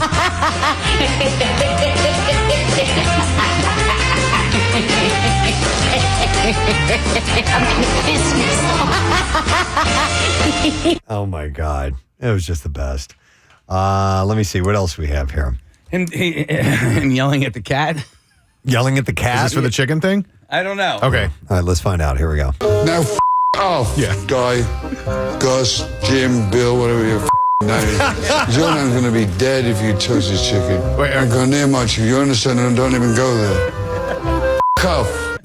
So he's getting ready to grill chicken. I think he's by himself. And so he's got all the raw chicken on the kitchen counters. He's getting ready to take it out to the grill, and the whole time he's yelling at the poor cat who's just sitting there on the counter looking like a cat. And Ozzy gets like all pissed off at the cat for not really doing much of anything except for thinking that the cat might dig into the chicken. Here's the thing to keep in mind about Ozzy Osbourne and reality television. I don't think they would have said, okay, Ozzy, you're now going to say this. No. That's scripted reality. Exactly, which is what we are surrounded by now. We have some people, ad-libbing and pretending to be who they are. Ozzy, I think they let the cameras roll, and they got a lot of footage, and they took what was... Now, he knew that the camera was there, and maybe he was doing things out loud that he normally would have been having it going on in his head, but... I don't think he was fed any information. I think he just did what he did. No, there wasn't the massaging the way there is now, where they'll cut to somebody and they'll be fool me once, shame on you, fool me twice. Where they've been fed a line clearly to say for a cutaway. But the show, and then you go into the other shows. I was talking off air about, Jack has done all these paranormal shows, and there was one with the Osbournes. I think the Osbournes Want to Believe was the name of the show. And there's been a steady one. There's one where Jack and Ozzy were touring around the country. Right. You may have forgotten this cavalcade of reality shows. That's right. We've got Mike on the line who wanted to comment about a specific episode from that. Hi, Mike, you're on the air. Good morning, bud. Hey, sorry to bother you guys at work. It's all right, man. So we were just talking about the show you wanted to reference. Yeah, that traveling show where Jack and Ozzy went around. You had a comment about that. Hands down. I mean, I watched some of the Osbournes, and it was, you're right, groundbreaking, and you really got a peek into his world. But hands down, I just couldn't stop laughing. It was him and Jack, and they're touring America. And again, correct me if I'm wrong with cities. He couldn't go to San Antonio, Texas. They were on their way there.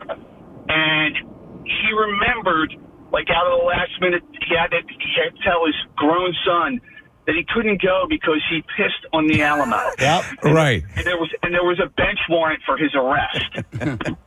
Yes. So and by the way, they had to call the mayor of San Antonio for him to apologize. Dude, it was just hilarious. Yeah, explaining that that's to true. your son. That's true. By the way, in his defense, it was a big deal. If you ever see the Alamo, it's in the middle of town, and there are walls that give you no indication that it's the Alamo. Yeah, and I fully believe that he did it by accident. He was drunk. He had to take a leak, and at the time, though, it was turned into this big, how dare you do that? Because they had positioned as if he did it on purpose and all that. But yeah, Mike, thanks, man. I appreciate it. Yeah, having to explain to your son, oh, by the way, we have to let them know ahead of time because I did this.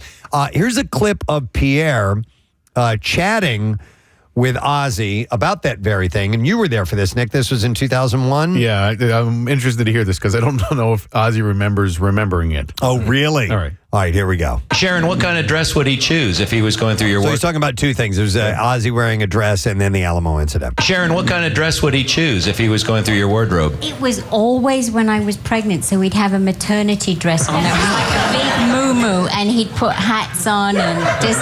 Wigs? Ever a wig? Yes, yeah. So you kind of like it, huh? But but what was the giveaway? At 7 o'clock the next morning, I'd have the early morning shadow on the face and lying in urine and pissing some guy. In my maternity dress. And I said, that woman's got a beard. I believe there was an incident at the legendary Alamo. Oh, man. One of many, let me tell you. Do you have a recollection of that night? No. That's what I thought. There's more of it, but that is the sharpest no.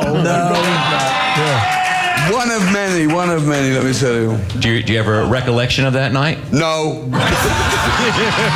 I think Sharon does. He does, because they took him off to prison and he had a dress on and he was dying because he was in the cell with other guys and he's got a dress on. So I was walking around with my butt to the wall. Come on, sit over here.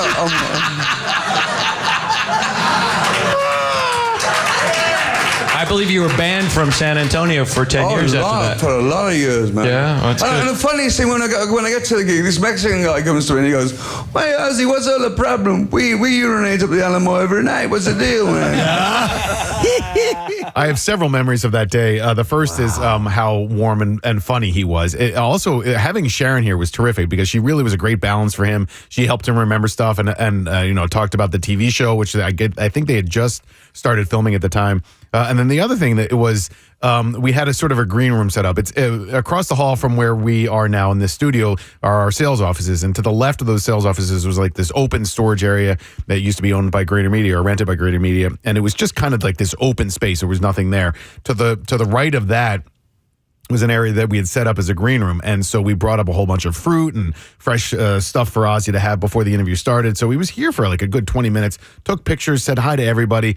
And somebody had some of the mangoes that were being served. And I don't do a great Ozzy impression, but I just remember him walking over, sort of stumbling over to that table where the mangoes were, and he just goes, who ate my mangoes? And Sharon was like, there's more over here, Ozzy, don't worry. But it was just, it was a really great day, and Pierre did such a fantastic job at getting Ozzy and Sharon to open up and tell great stories. We have an autograph that's right outside of the Pierre Robert studio of Ozzy. Yeah. I'm assuming that was from then. That was that day, yeah. Okay. And it looks, you can't decipher it at all. No, I mean, it's full on. I think it's scribble. Dear Ozzy, thanks for being great. Something like that. Or Dear Pierre, thanks for being great. Here, Marissa just brought it in. This is? It's on a drum head. There's one that's framed. Yeah, too, there's Marissa. another one, Marissa. That's framed, but this is on a drum head. I'm showing it to the camera right now. But yeah, we've got a lot of great little mementos like this around the radio station. I think that's an Ozzy one.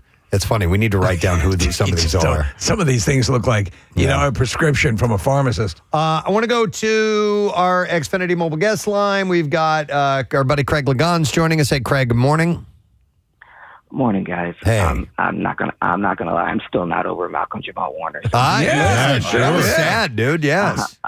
I wanted to bring up how important Ozzy Osbourne and Black Sabbath were to black youth like myself. I was a huge wrestling fan, and back in the early 80s, it was the age of MTV, and wrestlers had to have entrance themes. You know, Hogan had Eye of the Tiger and whatnot. But there was a tag team, and any serious wrestling fan will tell you this is the greatest tag team of all time, the Road Warriors, these two mammoth individuals, and they picked Iron Man as their opening theme. And I had never heard it, and many, I would say all of my friends, fellow black youth, had never heard of it either. But when the PA system would start Iron Man, the fans would start clapping in unison. And then when Bill Ward's drums kicked in, the Road Warriors would run out of the dressing room, run down the aisle, slide under the ring, and start beating the crap out of their opponents. And the fans would go nuts. And they were the bad guys. Yeah. But they became so popular so fast because of that song. You had inner city black kids, inner city youths from Philly, Brooklyn, Atlanta, playing Iron Man on boomboxes, and little kids running down the street when Bill Ward's drums would kick in because, you know, we love the Road Warriors. That's great. Oh, by the way, that's a great song too. And when I finally heard it, because the song would always cut off because the fans were so loud, I never heard the whole song, and I was hearing it for the first time. So Iron Man and Black Sabbath, the Road Warriors introduced me and a generation of black kids to Iron Man and Black Sabbath. Yeah, Craig, I was looking at the celebrity tributes, and there were a couple of ones that stood out that I was surprised at. Ice-T had reached out and said, right after he said, wow, R.I.P. Ozzy, right after the recent huge Black Sabbath final concert. Sad, he said, in my opinion, the creators of heavy metal. And then Flavor Flav, I guess, was tight with him. Wow. Because he wrote real heartbroken over the passing of Ozzy. We go way back, and it was a real honor to watch him get inducted into the Rock Hall last year, sending my love and prayers to Sharon and his kids and the whole family. That's great. Flav was part of the production company because, again, if not for the Osbournes, there would be no Flavor of Love. And this and that. So they would attend the same, the TV convention meeting because the same production company that did Osbournes did a Flavor show. So they would meet up like once or twice a year, and they became real close real fast. That's great. Excellent. All right. Well, thanks for the story, Craig. Appreciate it, man. We'll see you around. Yep. A couple other clips to play. There's one more Osbourne's clip. Yeah. It says, someone took my beers. I don't know what this is, but here we go. Hi, darling. Someone has been in my room and taken my beers away from my room. I don't think so, darling. Who would do that? Who could possibly do that? Who's the beer thief? You're the beer thief. When did he get sober? When did he? I thought he was sober by the time the Osbournes ran around. No, well, he was not. Maybe it was one of the seasons he was. Well, one of the thing that I heard, and I could be wrong on this, and I thought this was kind of verified, is that he had severe back pain and that he was on medication for that. And when they dialed that back, he became a lot more lucid. Mm-hmm. That's what I had heard. And I thought he had achieved sobriety prior to that. I don't know if he had another. So he had a period of sobriety that began in 2006, and then according to New Leaf Recovery in the UK, He was fully sober from 2013 onwards. All right. Okay. But I don't know if that includes any pain medication because he talked about that in that clip that we played earlier. So, Well, he had that ATV accident where it was dicey. I mean, he had a really bad situation from that thing. Yeah, I was mainly curious about the booze because he Yeah. was mentioning the beer and that, and I thought that he had sobered up at some point during that show. So, don't really know. Now, besides the Osbournes, I mean, Ozzy was in movies too. This one is not him, but Casey, can you pull up the one from The Dirt? Oh, yeah. Because it's somebody portraying Ozzy with the legendary story of they're at a hotel, might have been even like a Holiday Inn or something like that. Yeah. And Motley Crue is there, and they're all getting bombed, whatever. Yeah. And Ozzy comes walking up, he's wasted, and it was like a candy bar out or something like that, and there were these ants, and Ozzy snorts the ants. Snorted the ants. He was sort of schooling the Young Bucks on I Got Here First. Now, this is not him, but like I said, this is from the movie The Dirt, so here we go. Now, this is your first real tour, right? I want you to be careful. Have fun, but know when to say when. Because a life full of booze, drugs, and unprotected sex is only gonna you up, man. I mean, you take it too far, and you'll go mad. Now give me a straw, fancy a bump. Oh, man. All right, we're all out of blow, dude. Man, we're out. You think you're ready for that, man? You think you're ready for that, mate? Wow. But he did appear in a few movies as well. A movie that Steve and I love is Little Nicky. Little Nicky. Little Nicky's great. In many ways, that is also a good love letter to metal fans. Yeah. Because so much of it is pervasive throughout that movie. Yeah. In fact, there's a great sequence where they're doing the backward masking. Yeah. And it turns out that all that stuff that was sort of devil music is actually very positive. Yeah. And when they scratch, I think it was Chicago. It was Chicago. Backwards, that's where the devil messages Yeah, are. he's like, no, man, the Oz man came straight with his message, but this will blow your mind. And they're playing Chicago backwards, and it's all kinds of satanic messages. So here's a clip of him from Little Nicky. Here we go. Behold your new Satan! What's that? What's with the ball? That's Ozzy. Ozzy? Holy sh**. No! You can do it, Ozzy! And one of the thing is the bad guy had turned into a bat. Yeah. And Ozzy goes over and bites its head off. Bite his freaking head off! No! Spin him in the flash! Get here, Ozzy.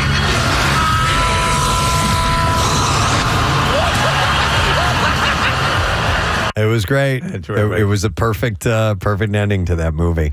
Now, Stevie told me this. I was not aware that he's in the movie Trick or Treat. Right. There's a movie that's Trick or Treat with just the R, and then Trick or Treat, which is another horror movie. And I think Gene Simmons is also in it, I believe. But Ozzy makes a cameo as a preacher who's incensed by heavy metal.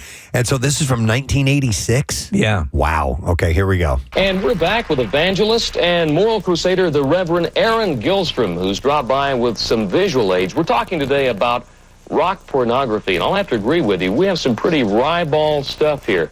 Those rockers really have a strange sense of humor, don't they? I don't even think it's a sense of humour. I think they're just out-and-out sick people. I mean, and they're trying to make everyone else around them who listens to their music as sick as they are. Reverend, let me ask you a question. This album, Do It Like a Dog. Now, this has to be about animal behavior. Is that right? Let me give you an example. I have one of the lyrics. You will right. Tell me what you honestly think is Go right ahead. Gonna drive my long steel missile down on your love channel. Deep, deep, you'll beg for more. Raising hell and serpent score. Feel me, feel me. Now, what does that mean to you? To me, it means nothing but a sexual act. Demonic beast. What happened to the good old simple love song? I love you. That's a good word to use. Nowadays, they have to write some sickness. It's just absolutely sick and bizarre, and I'm going to do my utmost best to try and stop it now. Anything you'd like to say in conclusion? These evil people have just got to be stopped. And you need to see the clips of him because they've got him all cleaned up. He's in a suit. His hair is short, and you got to look closely. To realize it's him. He's parroting the exact people that were after him and this kind of music at the time. So it was funny. Most and then definitely. Preston, if you're going to take the complete spectrum, he ends up in a couple of them. The Trolls World Tour movie, animated movie. All right, this is from 2020. Here's a clip of Ozzy. Dad? Where's Dad?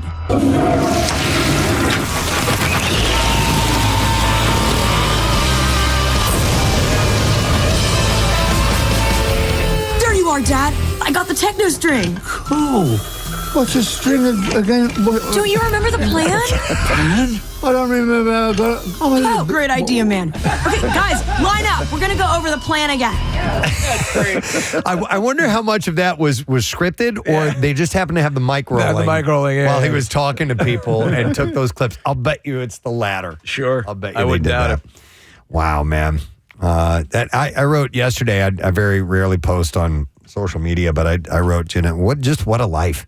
What a life that guy led. Well, to that point, if you have, and again, I know we're going clip crazy here, but there's a clip of Ozzy talking about his life and what he crammed into it. I don't know if that's ready to go. All right, here we go. It's as if I've lived 3 lives in the last 40 years of my life. That's shorter than I thought. You know who had a good assessment to him as Gene Simmons, who was in that movie Trick or Treat. If we have that, that's a nice one to sort of start to go out on. Talking about how unique Ozzy is? Yeah. Okay. You saw him and your jaw dropped. This guy just walked out and it said madness followed him. The eulogy for Ozzy should be written by the fans. He invented himself. He was, I did get a kick out of what he did on stage. Yes. In Sabbath, he mainly just stood there and shook his head, and banged his head. But when he was solo and Randy Rhoads was still alive and everything, he would do this thing. Randy was so small. He would go over and Randy would be in like a wide guitar stance, and Ozzy would come over and reach up under one of his legs and pick him up like this and hold him up by one leg, and then he would just be shredding along. Yeah, it was like a classic move. He did it several times. I love that. We have some clips of him in concert. All right. Let's do, there should be the first one, Casey, of him telling the audience what he wants them to I got do. you. And I don't want to give it away because I want you to hear it for yourself. It's this one right here. Okay. Yeah. Okay. I want to hear that one. Here we have a bunch of them here. All right, there it is. All right, here we go. One last thing. If you have any drugs or any alcohol, give me some. Oh my God. Give me some. How funny is that? I mean, and this is at the time where people were talking to the audience, you had your David Lee Roths, and they were really posturing and all this stuff, and Ozzy's just going, give me your drugs. Here's this, Casey. I don't know if this is a concert clip or not. All right. But this is from Ozzy. It says Night Flight. Yeah. 1982. Here we go. If you weren't a rock and roll star, what would you be? A burglar. What would you burglarize? Ladies' underpants. He got arrested when he was a kid.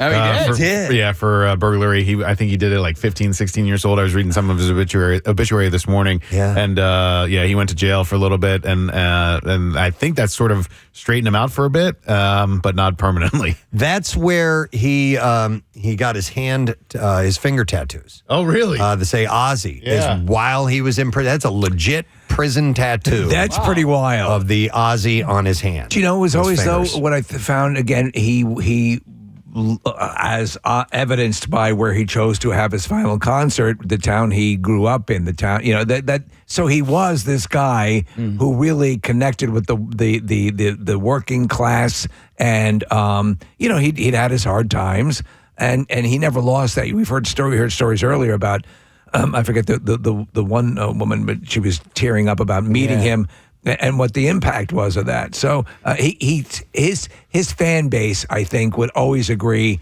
whether it be Ozfest or whatever, that they never felt slighted by Ozzy Osbourne. I get my hair cut sometimes at Great Clips in Newtown Square. There's a woman there who her name is Annette, and I feel like every time I've been there, she has mentioned coming here to see Ozzy Osbourne. Wow. Calling out sick from work and going in to see Ozzy. And Nick, it must have been when he was here doing the interview. Wow, so that was 2001 that interview took place. And so she was here for that. Yeah, she was here for That's that. really cool. It was awesome that we got to do it for a live studio audience. And when we played that clip earlier, to hear the audience reaction and laughing at Ozzy and sharing stories is great. Any idea, like, how many people were at that event? Like 50, maybe 40 or 50. It was a decent crowd, yeah. And there was that open space where there was none of the walls were finished or whatever. It was kind of an odd place to do it, but it worked. There is another clip from that time. Okay. Talking about Keith Richards. Okay. All right. This is, Ozzy talking about meeting Keith Richards. Here we go. Did you hang with any of the other English rock stars in the early days of Sabbath, like The Who or the Rolling Stones? I could see you and Keith Richards palling No, I met Keith Richards in a television, one of them, what was it, that rock and roll thing we used to do in New York years ago. Oh, it was just some award show that you did. I can't. I'm sitting down. I'm sitting down, and there's a big concrete post between me and this other makeup chair. I'm sitting there. The woman's putting the makeup on me before I go on the stage, and this guy leans forward and he looks at me and he goes, "Oh, man, it's Keith Richards, you know," and he goes. I go, "Oh, are you all right?" He goes, "Not bad for a living legend." I was like, I kind of went, "Living? Who told you were living?"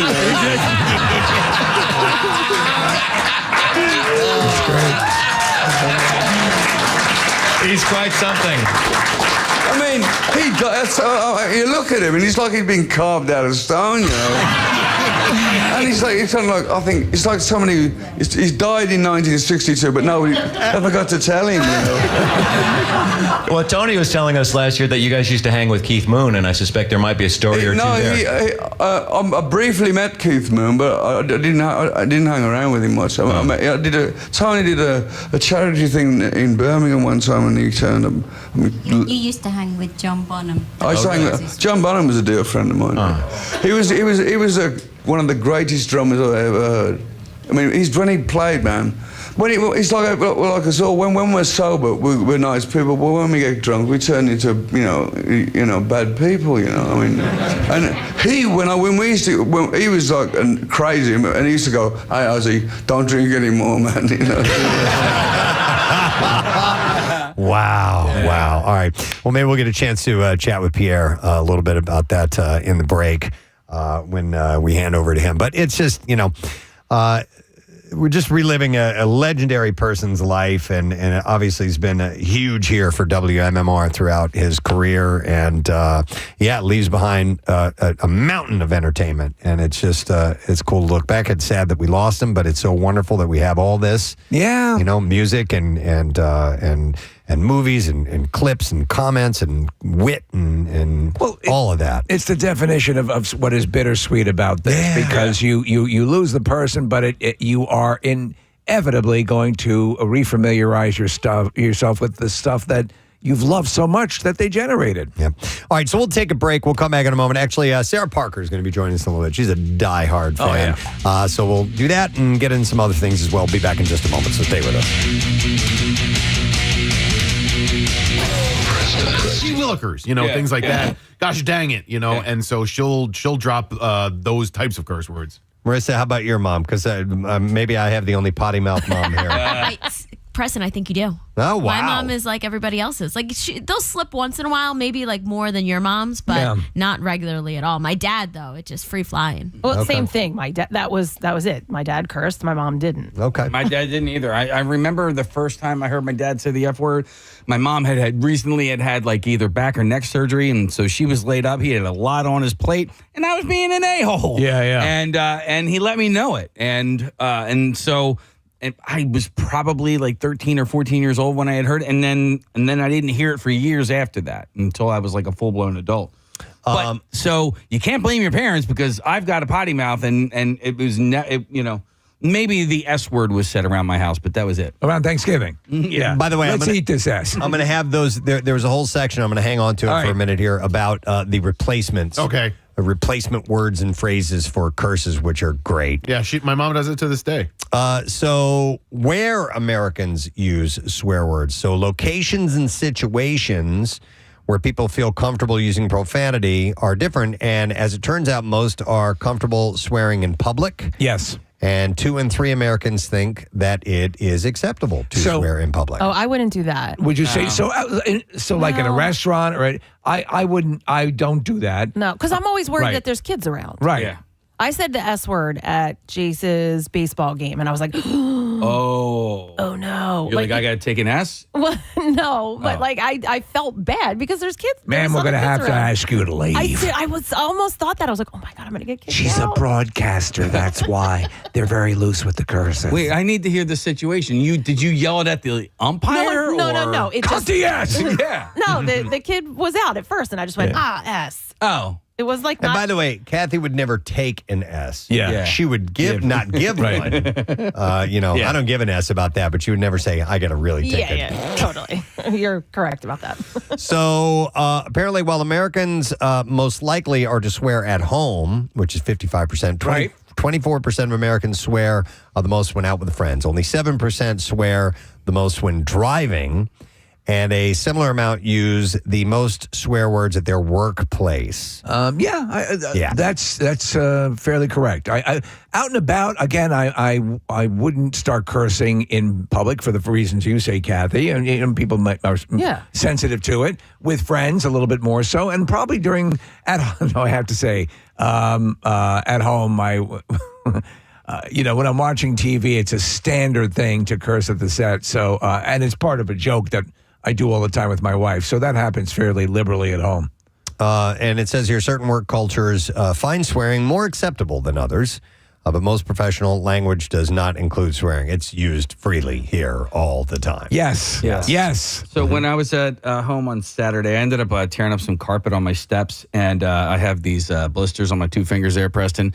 And I noticed that I was saying a word instead of a curse word over and over and over again. So what I meant by the curse word was mother effer, right? Yeah. But I just kept saying, oh, you mother.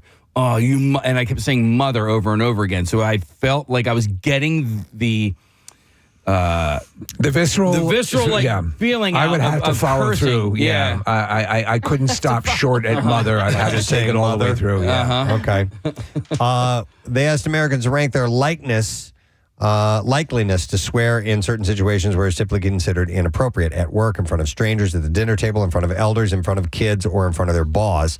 Of these, Americans are more likely to swear at work, 69%, with residents of Philadelphia, Columbus, and Detroit most likely to swear on the job. We did it! So we're number one. Yeah, we're number one. Cursing at work. Number one. A majority of Americans are also likely to swear in front of strangers at 67%, at the dinner table at 63%, and in front of elders at 53%. Fewer are willing to swear in front of kids. Yes. Which is 48%, or directly in front of their boss, which is 39%. Casey has no problem with that. We've been sitting there with Joe Bell before, and I've heard Casey like every other word is F. Yeah. Just using it as a filler, not in anger. A sentence enhancer. Or just like, I can't think of it. It's the effing guy. That, so. Effing Camp Out for Hunger. Yeah, totally. See, I would never do that. I can't do that. In front of it's easy. It's Yeah, real I simple. think maybe in front of Bill, I probably maybe have. You've called him the C word. Not to his face though. But I don't think I would ever. That word would never come out of my mouth in front No, of Joe. you're a lady. No. And we're going to go to these calls. Thank you guys for calling in. Let me get a couple, and then we're going to get into the curse word replacements, because I have a feeling we're going to find some interesting ones. I'm going to go to Matt. Hey, Matt, good morning. Hey, morning, everybody. Hey, what's up, buddy? Hey, so my girlfriend's from New England. Her family, small town New England, her family doesn't curse that much. I brought her around my family, and my dad, my sister, my brother, every other word out of their mouth is the F-bomb. All right. And bring her home. We go back home. She's like, your parents, or your family uses the F word like and Yeah, I know what you're saying. As this, I can't think of it real quick, so I just throw it in. It's the F and I went down the F and what's it called? You know, Right. Yeah, filler words. Yeah, Yes. filler words. Yep, absolutely. And so, did she pick up on that habit at all? Did she start doing it? I feel as though she definitely has. She curses. She got a lot more F now. It's seductive. Thanks, man. You know, they've noticed, though, or at least some surveys have indicated, Preston, that an inclination to curse is not what you would think, that it's a sign of someone who is of a lower intellect or not able to communicate effectively, that it's not necessarily a sign that you're, kind of a dummy. It's just the way you choose to illustrate your sentence. Apparently, it's needed. Too. We as humans, I've read studies before. We need to do that from time to time. It's actually good for you. It's funny though. I mean, what becomes offensive and what isn't, and why is it offensive? Like, why is the S word offensive or more offensive than saying feces or poop or something like that? That means the exact same thing. History of Swear World. I watched a little bit of it. They went from swear word to swear word. It was on Netflix. Nick Cage was the host of it, and they ended. I think they ended with the F-bomb, but they had a whole bunch of other ones in there as well. And it's interesting to learn the history of them, and then why some have more resonance than others. Why the F word is the worst of all of them. Right. Also, Steve, you talked earlier about stopping short if Casey's saying mother. Like, I agree with you. Like, there's something very visceral about getting the F sound out and then the CK sound, like aggressive consonants. It feels really good to project that out of your body. Absolutely. Hang on, let me go to Melanie. She wants to point out something her mom did. Hey, Melanie, good morning. Hey, guys. Good morning. Yesterday, my mom was picking up my son from school, and we normally park in this one parking lot. And she sent me a text message at work, and she said, WTF, the parking lot is full. And I'm like, I was taken back by that because my mom, she doesn't say anything bad about anybody, and she never curses. I'm the one who curses all the time, so I believe I corrupted my mom. You've corrupted her. Now, do you believe that she knows what WTF means? Yeah, we even asked her when she came home. I'm like, do you know what that means? And she's like, yeah, I know what that means. And then I was like, oh, my goodness. And I was like, I'm so sorry I corrupted you. She's like, no, it's cool. I just didn't say it. And I'm like, I know. And it just reminded me of the movie of The World's End, when Simon Pegg's like, what the, I can't say it. And then he ends up saying it. Yeah. Right. Well, on Modern Family, Phil Dunphy believes it stands for Why the Face. Why the face? All right, I'm going to go through, and this is what I think is kind of fun, is apparently people like to replace swear words with other words. So they don't seem quite as offensive, and yet they can still, I guess, get the, satisfaction of saying. So we do that a little bit of that limbo on the show to get around. I mean, we'll use abbreviations or other words when we have to. And in many ways, it'll end up sounding worse when you do that. So I'll start at, you want to start at number one? There's 15 of these. I can Good. All right. Read the effing list. Start at the top of the list. All right, the number one replacement is fudge or fudge-sicle. Yeah, all right. I've never fudged. I don't use the word fudge. I think it sounds like a child. If you want a BB gun for Christmas, you say fudge. I think I said it as a child and not since. Fudge. Fudge-sicle. Number two is shoot. Shoot. Shoot. I used to do a shoot now and then. Yeah. When I was a kid, No, I will still say it because I try not to curse in front of. As in, are you going to shoot? No. Oh my God. No. It sounds like a good old boy thing. Shoot. Shoot. You coming over later on? Shoot. Shoot. Number three, now this one I will use more, is frick or frickin'. Frickin'. I like just shooting. Yeah. Well, see, that's a frickin'. I like frickin'. I mean, friggin'. Friggin'. Now, like some friggin' people instead of frickin'. are aghast when you say frigging. Yeah.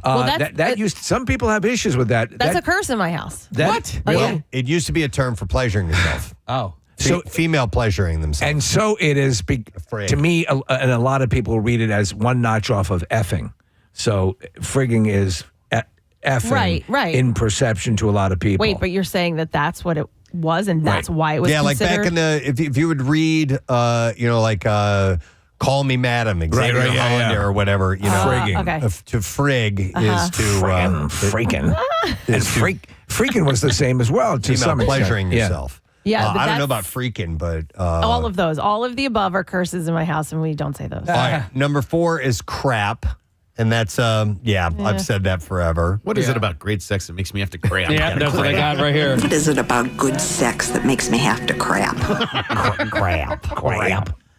My dad, and I'd love to hear those that maybe your elders have said over the years. My dad used to say, Jiminy Christmas. Yeah. Really? And that's a replacement for Jesus Christ, right? Right, Anything I with believe so. JC Yes. would be, or Jiminy Crickets or Jiminy Christmas or whatever. John Cena.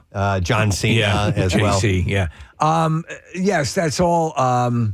And I guess there are various You never ones- said that, though, right? No. No. And I guess the term like Jesus H Christ. Yeah. You put the H in there, so technically You're not saying Jesus Christ. H-E-double. But crap falls in that. Crap is almost like a warm sweater in the world of cursing. Crap. Yes. Crap. As opposed to the more aggressive other curses. Sweater. All right, number 5 is dang. Again, I'd put that more as a southern. Yep. Oh, you that's- don't know a dang thing, Yeah. boy. What you doing telling You me what dumb to mother. do over here? That was like a thing for a What is little it while. about good sex that makes me have to crap? What's that, Kath? That was a thing for a little while with like younger kids. Dang. Dang? Okay. Yeah. Instead of damn, right? Because Yes, damn. correct. Yeah. Number 6, most popular curse replacement is heck. I haven't heard heck in a long time. I might have hecked a few times in elementary school, but then I discovered mother effer. Then you have darn or darn it. You know, that's pretty standard. Damn. Well, I would always default to damn I think over that darn is probably the one of the most soft versions. It's very benign of a curse word that you can use. Yeah. Then you have number 8 is holy cow. About holy moly. Is that in there anywhere? What you can't say that. Hit the button. Hit the dump button. Sorry. Holy moly. I say holy S a lot. Yeah. Oh, God, yeah. Quite a bit. But holy cow. Number 9 is dang or dang it. We already had We dang, said didn't that. we? Yeah, dang was 5. We're just sitting around drinking with the rest of the guys. 6 rounds bought. Yeah. I bought 5. Dang me. Groceries and half the rent. Roger Miller. $14.27. So dang me. Dang me. Gotta get a rope and hang me. High from the highest tree. woman, would you weep for me?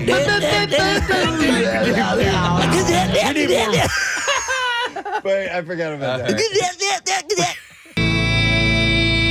Woman, would you weep for me? It's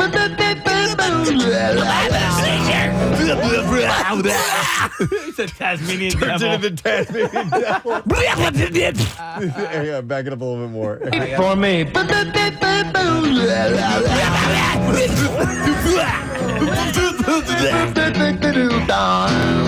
That was a hit. Yeah. Roger Miller, man. Yeah. Spokesman of a generation. All right, then you have number 10 is freaking. Yeah, freaking. Number 11 is poop. Friggin'. Say that a fair amount. Freaking. Number 12 is fork. Fork. Oh, yeah. Go fork yourself. Fork yourself. The good place that Kristen, whatever her name is. Bell. Kristen Bell. She can't say, she doesn't realize that she's Right. in heaven. All the curses come out sounding very benign. Yeah. What the fork? Number 13, I always hate this one, mother trucker. I hate that as well. Jackie uses that a lot. Yeah, doesn't he? that's why I love it. Okay. Number 14 is sugar. I say sugar. Yeah, you do. And then number 15 is holy smokes. Those all seem so antiquated. I know. Yeah, like For a Holy while- Toledo, that was another one. Yeah. Yeah, Holy Toledo. Yeah. What was the origin of holy Toledo? Is Toledo an especially I guess pious? Smokes would be, it's an S word, so it's a Yeah. replacement for crap, the other word for crap. Yeah. S-H-I. So anyway. You ever do that? You darn C word. No. I love that. That's a great idea. But that was Traffic on 93.3 WMMR. Hey, Marissa, real quick, I got a text from somebody that says, look up SNL clip Dave Matthews and Joseph Gordon-Levitt. Dave plays Ozzy in the clip. Anybody know that? So it's Is it good? It's Chill Rock, hosted by Jack Johnson. Jack Johnson is played by Bill Hader. And then Dave Matthews, let's see, Andy Samberg comes out and does, wait a minute, Samberg does Dave Matthews, Bill Hader does Jack Johnson, Dave Matthews does Ozzy Osbourne. Okay. It's a great bit. It's funny. And Dave and Ozzy were friends and friendly, and it's sort of an odd pairing. And I know this just because I'm a huge Dave Matthews fan. And they went into the Rock and Roll Hall of Fame together at the same time. It's an interesting pairing. Yeah, I don't need to hear the whole bit, but I want to hear Dave being Ozzy. It's funny. I've never seen that. I'll have it for you soon. I appreciate it. Thank you, Marissa. Before we talk to our Zoom guest, Chuck D'Amico, program director of WMMR Pop. Morning, guys. And you had an encounter with Ozzy? Or? Yeah. Okay. Yeah. Very short story, but pretty cool. Two funny things happened. You guys were talking about Pierre's interview in 2001. Mm-hmm. I was promotion director back then, and my job that day was to go get Ozzy, Sharon, and the bodyguard and bring them into the building. Okay. But we had to sneak them into the building and through a door that I had never been to before. Right. So I go and I meet them outside and I bring them in and we go to an elevator that I'd also never been in before. This sounds like Spinal Tap in the making. Okay. And so the first thing that happens is we get in the elevator and we're just saying hi and it's just the four of us. And I must have said something because Sharon took me by the elbow, turned me towards her and looked me in the eyes and goes, "Are you British?" Oh, wow. your mother was. Yeah, that's right. Yeah. And I was like shocked, and I just go like this. I open my eyes really wide, and I go, "Yes." But I had never in my life ever been asked that before. Really? Now, I was born in England. My mom was 100% English, and I must have turned a phrase or something that is common, like... You don't remember what it was? I don't remember what it was. And I was so taken aback that I was just shocked. And I'm like, yes. And she could clearly tell. So that was shocking. Did you say anything like spotted dick or cheerio? Something like that. Yeah. Tally ho. Yeah. Tally ho. And so then we get off the elevator on our floor, on this floor. Again, an elevator I'd never been on before. And I start walking, the three of them, down around a bend, around a corner. Now our building is curved and weird and all this other stuff. It is. And we stop at the end of the hallway at just a door that is locked and not marked at all. Dude, yes. And I turn around and I go, "Oh my God, I'm so sorry, guys. I took you the wrong way." And Ozzy is right at my face. And he just goes, "Oh, Spinal Tap, yeah?" Yeah. Wow. And that was it. It was a total Spinal Tap moment. And that's very sweet because when people don't appreciate if you're that level of celebrity and the I don't want to say underling, but the people who are there to assist you, right? The dick move would be to get all huffy and pissed off, and that was the opposite. Yeah, and I was nervous and I was lost in the building, and they could have been jerks to me, but they were very, very cool. They're very that's nice. nice. Yeah. I love that. First the story. Sharon thing, and then the Spinal Tap moment. So that's great. Pretty cool. Yeah. Great. Thanks for sharing that with us, man. Yeah. All right, sharing other stories, we go to another resident. Now, listen, we're all fans of Ozzy and Sabbath and all that, but some people's fanship or fandom or whatever you want to call it run deeper than others. And that would certainly be the case for our own Sarah Parker, who's joining us via Zoom right now. And Sarah, you were one of the people I thought about when I heard this yesterday. I'm like, oh man, I was thinking about the people who are going to be devastated by this. That must have blown you away. Oh, that's very sweet of you, Preston. I've been thinking for like a decade that Ozzy was going to croak at any second. Every time you hear a headline about the next injury or illness or whatever it was like, all right, we've got like 3 months and then we've got to prepare a tribute, right? But this was actually genuinely surprising. I heard Pierre and Ryan break the news and I was driving my car. I screamed in my car and then quickly looked around to see if anyone saw. But it was shocking because that Back to the Beginning show, if you watched it, yes, he was frail, but he was energized, man. And there were all these stories about how he was preparing for it, leading up to it, mentally, physically. So you would think that under such careful care of his doctors that maybe that would last a little longer. But on the other side of that, it's like, all right, the book is closed. So maybe there was some sort of closure there too. Right. I am curious as to what finally took him. They haven't said officially. We're all under the assumption it was complications due to Parkinson's, but we don't really know because when you think of somebody who has a degenerative disease like that towards the end, the last bit is going to be this dragged out in bed all the time, not moving thing. And Ozzy was far from that. He was sitting down at the show, but I didn't think he was on death's door. No way did I think that. I thought that, he still had a ways to go. What about, Sarah, what about you personally and the music of Ozzy Osbourne? And and Black Sabbath and all that. What's your history with the band? So I'm a child of the 90s, teen of the aughts. So my first encounter with Ozzy was actually the show, The Osbournes. I had heard of this guy, but getting a peek into his world and also seeing his teenage kids and relating to them, and they're throwing the F-bombs around. I was listening to those clips that you guys were playing earlier. Just a riot. And then it was a little later that I connected the dots like, oh, this isn't just the Crazy Train guy. It's also the Black Sabbath guy. But thinking about the Osbournes, this occurred to me earlier this morning. Nowadays, when you're a musician, you join a band, you start a band, and that's not the end of it. Then you have to brand yourself, right? You need a podcast. You need the social media following. You need so much more art and content than you ever did in the music industry. Ozzy, supported by Sharon, of course, but he did all that. He expanded his own brand as a musician. Before that was really commonplace, right? You got bands like Kiss who cover the merchandise part and expand that, but Ozzy had Ozfest and the Osbournes and all the satellite shows and things that stem from that. And, you know, his business team was a huge part of that, but he always played along and always seemed genuinely happy to be involved. So if you want a masterclass in personal branding, you look at Ozzy Osbourne. As for the music, you guys know I'm a huge metalhead. I love the aggressive stuff, and we wouldn't have any of it without him and without Black Sabbath. And look, we're not all sitting here crying over Ozzy's vocal acrobatics. Yeah. He was a good singer. He wasn't like classically trained or anything like that, but Ozzy had soul and attitude, and that's what cut through. And I think that shines in the guitarists, the line of guitarists that have played with him over the years, the people who fall over themselves to collab with him over the years. And you just look at that back to the beginning festival and all of the people who immediately said, yes, I will do this. We're not getting paid. It's for charity. Don't care. Coming in. We love Ozzy. I think that really speaks to his character. Hey, how was that event that you hosted?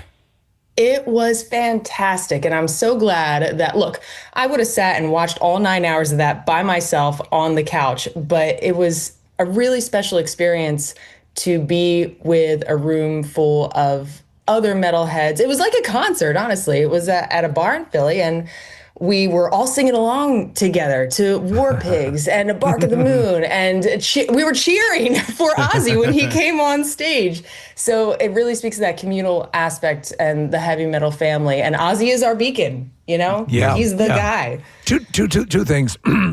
People have over the years been dismissive and critical, and have sometimes just summarily crapped, not literally, on Sharon Osbourne, but she really was, as Ozzy says in a number of the clips that we played, quintessential in turning things around for him and with Ozfest and so on and so forth. Assess how important Sharon was for Ozzy, throughout his career.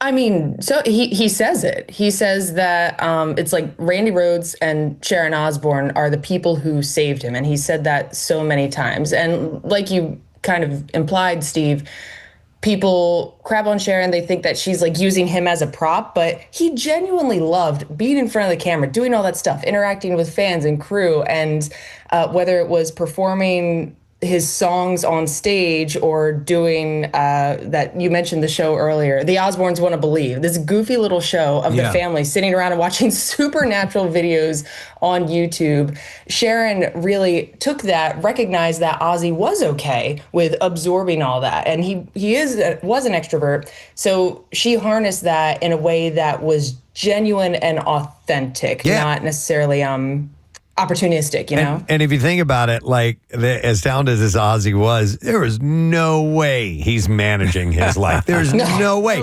And it couldn't be like a business manager. It had to be somebody that was intimately in his life in order to manage a guy like that, don't you think? I mean, makes sense to me.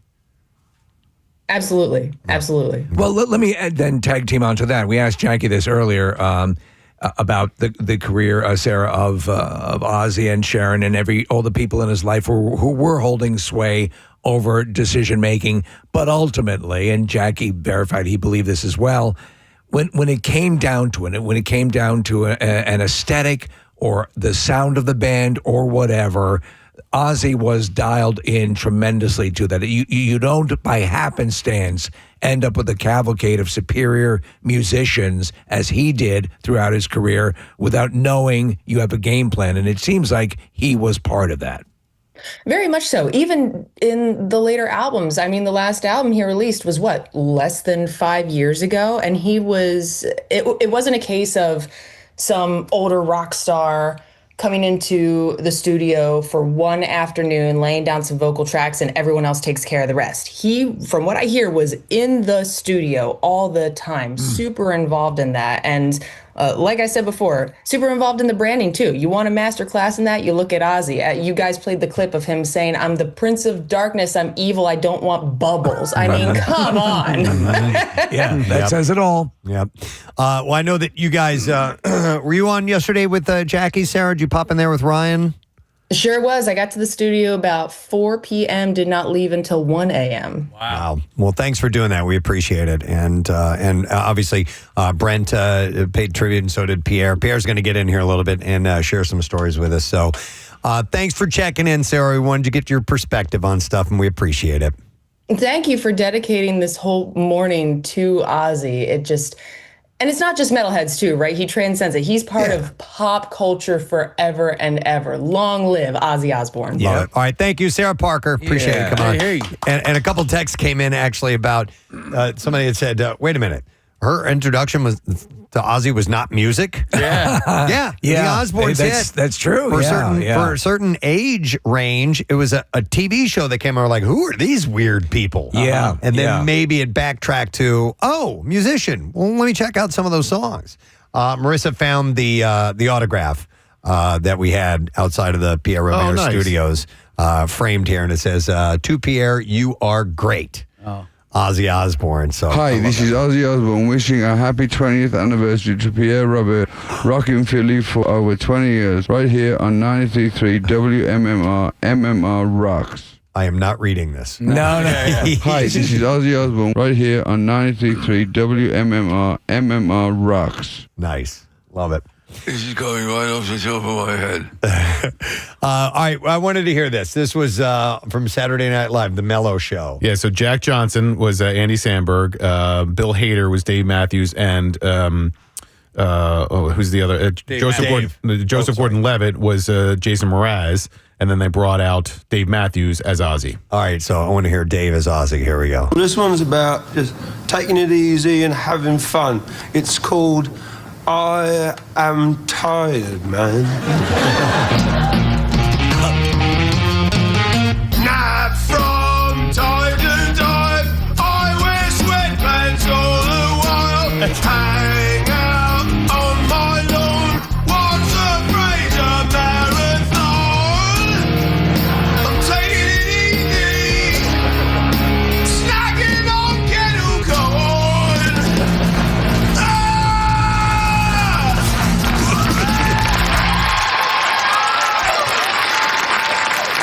That was not so mellow.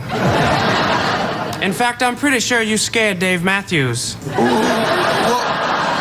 What doesn't scare Dave Matthews? I mean, look at him. His stupid face and his stupid feet and his voice makes me want to throw up in my hands. So Dave had a show, Dave Matthews Band had a show last night in New Hampshire, and Dave covered a little bit of Black Sabbath's Changes. And then Stefan Lassard did a bit of Iron Man before as an intro to All Along the Watchtower. So that's great. I mean, Steve, you talked a little bit earlier about like even if Ozzy or Black Sabbath weren't in your wheelhouse, I bet you the musicians that you love either liked them, loved them, or appreciated them. And I never would have put Dave Matthews and Ozzy Osbourne in the same camp, but they were friends and fans of one another. No. And for Dave Matthews to cover Black Sabbath is bizarre, but freaking awesome. Yeah, I saw, actually, it was earlier this week, our friends in Larkin Poe, they were doing a cover of Mama, I'm Coming Home. Wow. And so you never know who's influenced by, and I'm sure there's even like country artists, pop stars, and everybody that... Did Dolly Parton do any, because she was... Remember she had that album and she was doing a couple things. She did a Zeppelin cover and... That's a good question. Yeah. I just saw a video of T-Pain Oh, yeah? Covering Ozzy, yeah. And then Ozzy was like, this is the greatest cover ever. Contact me next time. I think I did War Pigs. Did Elton John say anything? Because Ozzy was on Elton's last record. So Elton released a statement, and a lot of these are short because it's just, you don't write a biography of someone in 2 minutes as soon as you find out when they pass. But he wrote, so sad to hear the news of Ozzy passing away. He was a dear friend, huge trailblazer who secured his place in the pantheon of rock gods, a true legend. He was also one of the funniest people I've ever met. I will miss him dearly. And then he concluded saying, to Sharon and the family, I send my condolences and love. And he's right about him being funny. The clips we were playing from that Pierre interview were hysterical. And a raconteur, a guy who could tell his story, sometimes unintelligibly, but he could tell it. Yeah. Here are a few other tributes that came in. The rest of the members of Sabbath had posted tributes. Bill Ward wrote, where will I find you now? In the memories, our unspoken embraces, our missed phone calls? No, you're forever in my heart. Deepest condolences to Sharon and all the family members. R.I.P. Sincere regrets to the fans. Never goodbye. Thank you forever. Tony Iommi wrote, I just can't believe it. My dear friend Ozzy has passed away only weeks after our show at Villa Park. It's just such a heartbreaking news that I can't really find the words. There won't ever be another like him. Geezer, Bill, and myself have lost our brother. And then Geezer wrote, goodbye, dear friend. Thanks for all those years. We had some great fun. 4 kids from Aston. Who would have thought, eh? Rod Stewart posted, bye-bye, Ozzy. Sleep well, my friend. And he said, I'll see you up there later rather than sooner. Preston, Tony Iommi was it Tony Iommi who had a kind of heavy medical situation? Yeah, he had cancer. And it was looking dicey for a while. Yeah. To be honest, I thought he was on the verge of checking out. Yeah, no, I agree. It was looking bad. I guess, you know what, Stephen, I haven't followed up on exactly what his prognosis is at this point. But yeah, that was the first bit of news about something bad. I guess 2020 was when Ozzy was diagnosed with Parkinson's, but he's been fighting that. Adam Sandler wrote, whether we were in our basements with our brothers, in the woods with our buddies, in the car, at a keg party, on a boat, at football practice, at a sleepover, nobody was more badass to crank up on our speakers than the one and only Prince of Darkness, Ozzy Osbourne. He wrote, loved him a lot, like we all did, sending love to the family and so happy to have spent time with the legend himself, R.I.P. And we had played clips earlier from Little Nicky because he was in that movie. That was Adam Sandler's movie. If you've never seen Little Nicky and you are an Ozzy fan or a metal fan, there are so many references, and Ozzy, of course, gets to bite the head off a bat. Joe Walsh shared a photo alongside Ozzy on Instagram. He said, a fine gentleman, father, husband, and friend with a legacy that will never be denied. He said, but for me, above all, a gentle soul. And he captured the image. He also wrote, our deepest condolences to Sharon and the family. May Ozzy R.I.P., the Prince of Darkness. Mike McCready, Nick, had posted something. He said, sad to hear that Ozzy died today. When I was in high school, I discovered Sabbath. War Pigs was terrifying and mesmerizing at the same time. It was Ozzy's voice that took me away to a dark universe, a great escape. He said, and then when the Blizzard of Oz record came out, I was instantly a fan. Randy Rhoads was an influence on me to play lead guitar. Luckily, I got to play on the song Immortal on the last record. Thanks for the music, Ozzy. It makes our journey in life better. Billy Joe Armstrong wrote, no words. We love you, Ozzy. Ronnie Wood of the Rolling Stones wrote, I'm so very sad to hear about the death of Ozzy Osbourne. What a lovely goodbye concert he had at Back to the Beginnings in Birmingham. There's a bunch of other ones like Metallica, Nirvana. Nile Rodgers, the legendary producer and songwriter, wrote Rest in Power, Ozzy. So what did Bronson Pinchot say? I don't know what Bronson Pinchot said, but I think he said Cousin Laddie Appleton. Questlove had posted something. Yeah, so of course. There's going to be a lot of the seminal artists, a lot of tributes that are coming out. So it's sad because you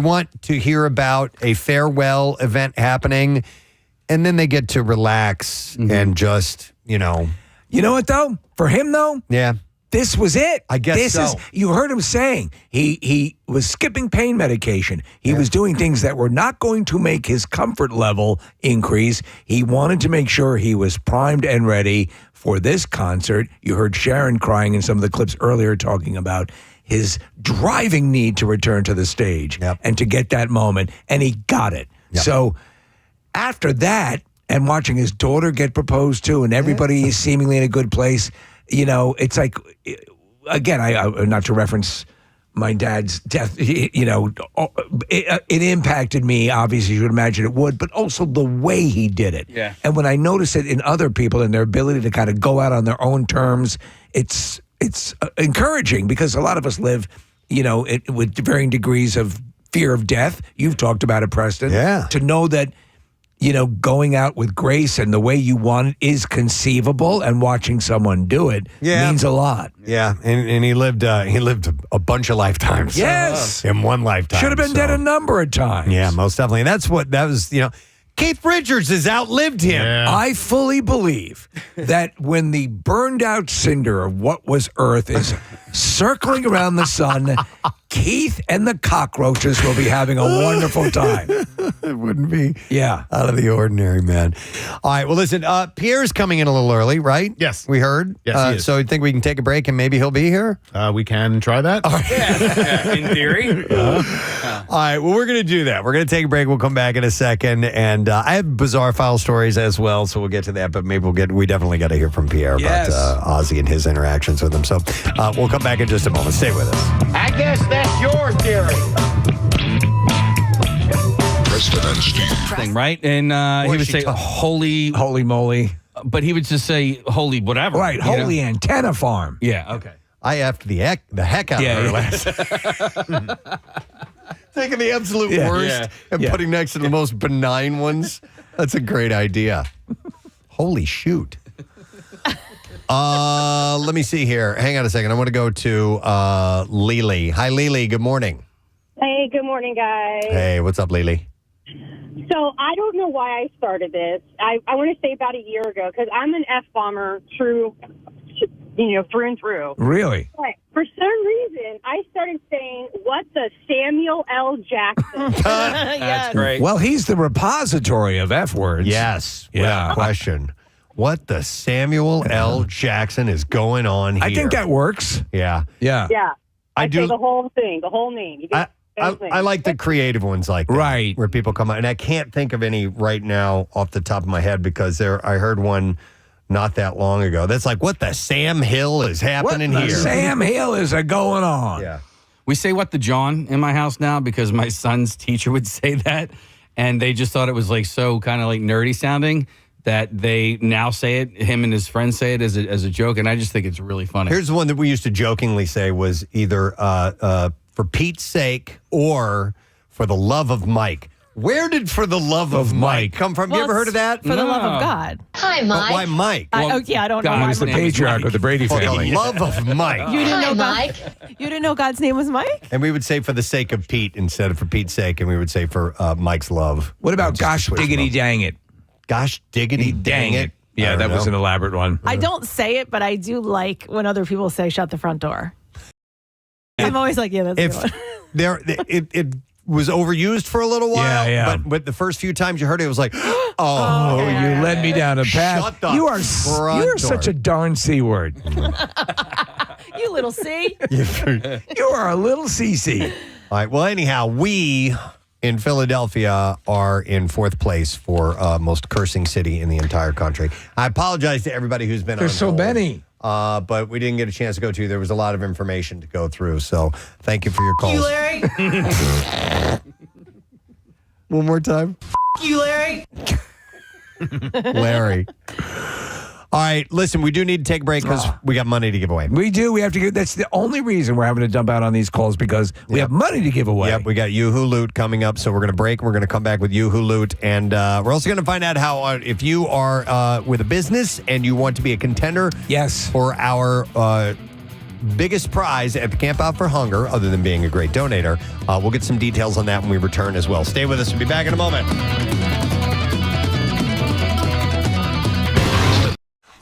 Kathy had a story about sending a text, I think, that you wanted to share with us, right?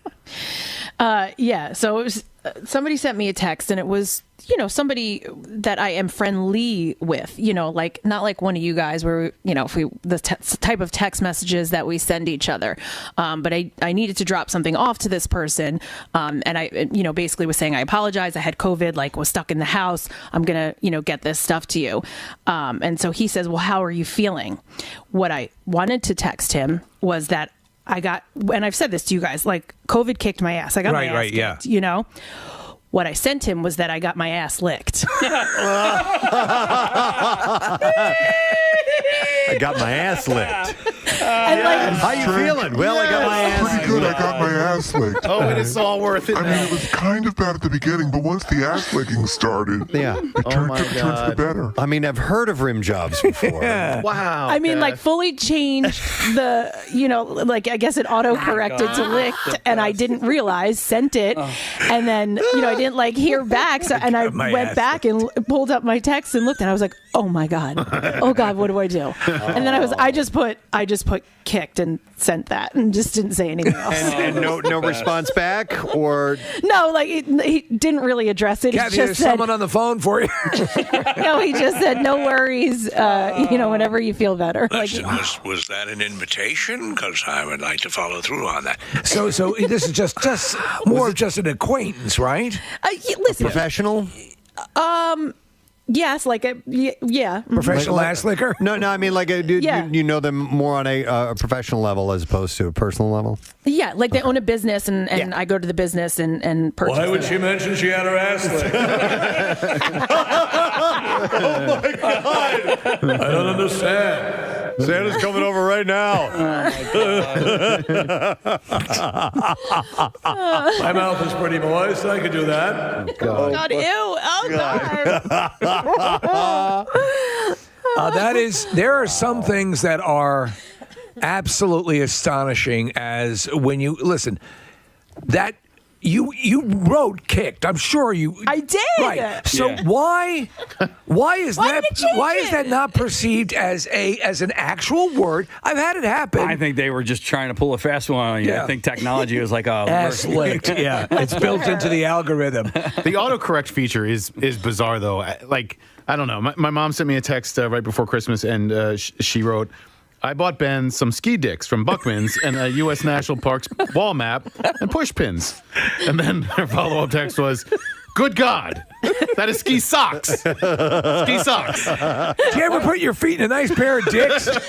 But I'm sure my mom felt the same way as you, Kath. It was just and at least it was to me, not to right, a minister exactly. or whatever. Yeah, I don't think that was. Though, it's just why? Why is it changing? My question is, if it is a legitimate word, legitimate in the context of the sentence, what makes it change it? I've had it. Yeah. I think she probably accidentally misspelled it, and you didn't notice. And it went to licked instead K of and L are right next to each other, and Nick, as far as ski dicks are concerned, yes. D and S are right next to each other, as is the O and the I. So I think there's most likely on your end of things, Nick, that was a misspelling and not an autocorrect. Because why would they autocorrect from socks to dicks? Thanks for checking in. Would you like to lick my ass? It licked my ass. Oh, my God. That's great. But great to hear from you. You would. I thought you were going to go somewhere else with this story, because last Thursday I got a message from a friend of mine who works at Headstrong Foundation, and he was letting me know that a friend of mine is going to receive some financial ski dicks. No, some financial assistance for his daughter who is suffering from cancer. Mm-hmm. And I thought I was responding to somebody else when I wrote LOL to this guy when he's telling me about. No. Oh, jeez. Yes. So I go, he's like, he's going to get That's this. hilarious. Yeah. Cancer. Laugh out loud. That is funny. And I was like, oh my God, how do I? And I was like, no, I mean, that was totally meant for somebody else. And I can't find out who I was trying to say LOL to, but I can't believe I responded.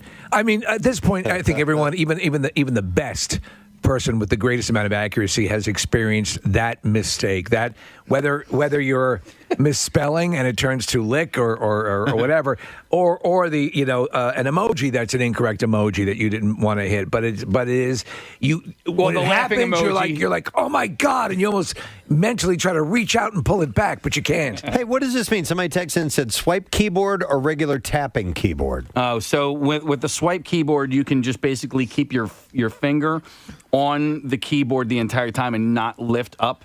Oh, and it sort of helps you spell out words, right? Mm-hmm. Okay. Yeah, and then tap is just like the regular. Do you have that option on an iPhone? Yes, you do.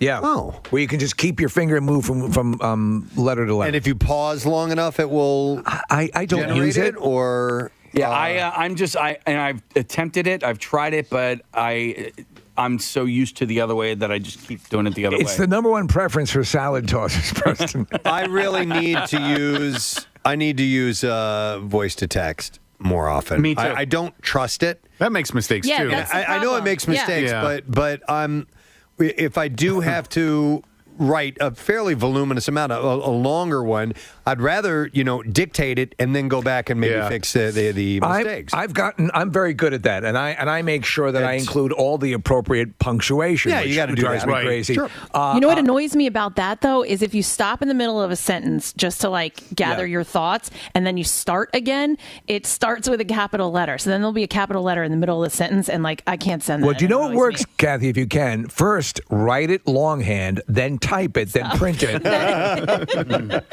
Pierre loves voice to text, and he likes to voice to text while he's driving. And Pierre has a tendency to sometimes be a bit long-winded. No. And so his texts are also long-winded. And so the year is 1983. Oh, is that what that is? Yeah, I Okay. wrote him a nice text on Friday. I thought he had a great show, and I was just like, "Hey man, it was really cool to listen. I was in the car a lot. I got to listen to a lot of your show. It was awesome." And he didn't respond, which is also fine with Pierre. And then he wrote back yesterday, and it was like 6 paragraphs long. And I'm like, okay, yeah, it was nice of him to respond. It's just. Will we ever forget the tragedy of the Donner Party?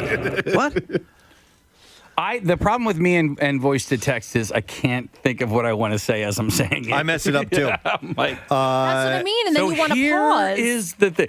I would like to say to you these words, and I'm like, Well, so it gives you the option to review it. I know, Right? I know. Yeah. But just when I'm typing it out, I know exactly what I want to say. But when I'm My saying friend it, sends the voice Would you messages. be interested in licking my butt?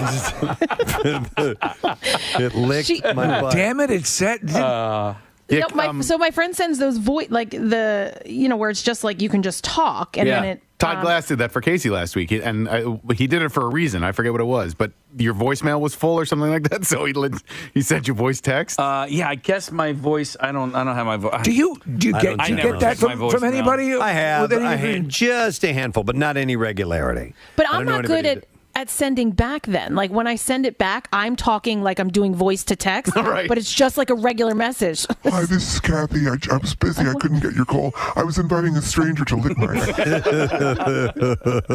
Kath, who were you texting this, by the way? I forget. What She didn't that I say. got my ass? Licked. Yeah. Yeah, it was somebody. I have some things I need to drop off at this business, and it was the business owner. It's so funny though, and it's Kathy, the abject terror you experience when that happens. It's like, and there's nothing. Everyone has made the mistake. It doesn't matter when you've done it, especially on that level. How many times it happens constantly. I forget who I told I loved dearly and used the nickname I use, Spooky or something that I use on my wife.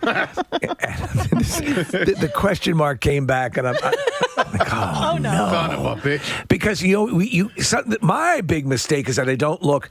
All right, so I texted, and then I got 1 or 2 texts from the time that text occurred, so that Claire is no longer the top person on my text chain, and so I'm responding now to whoever was last in, and I always make that mistake. What sucks is when you are you get a word wrong and then you type what you think is the correct word, fixing it, and you have typed an incorrect word again. Yes. And if you do that 2 or 3 times, it's like, what the hell Right, and then that is becomes happening? That becomes the default sometimes. If you type it enough, Yes. the bad spelling, the incorrect spelling becomes the default for what they think. And the it phone does, thinks. and then you got to break that nightmare. I would think a lot of times, and then it'll give you, and then you have to, X out of the word that's popping up. I'm like, no! I hate that.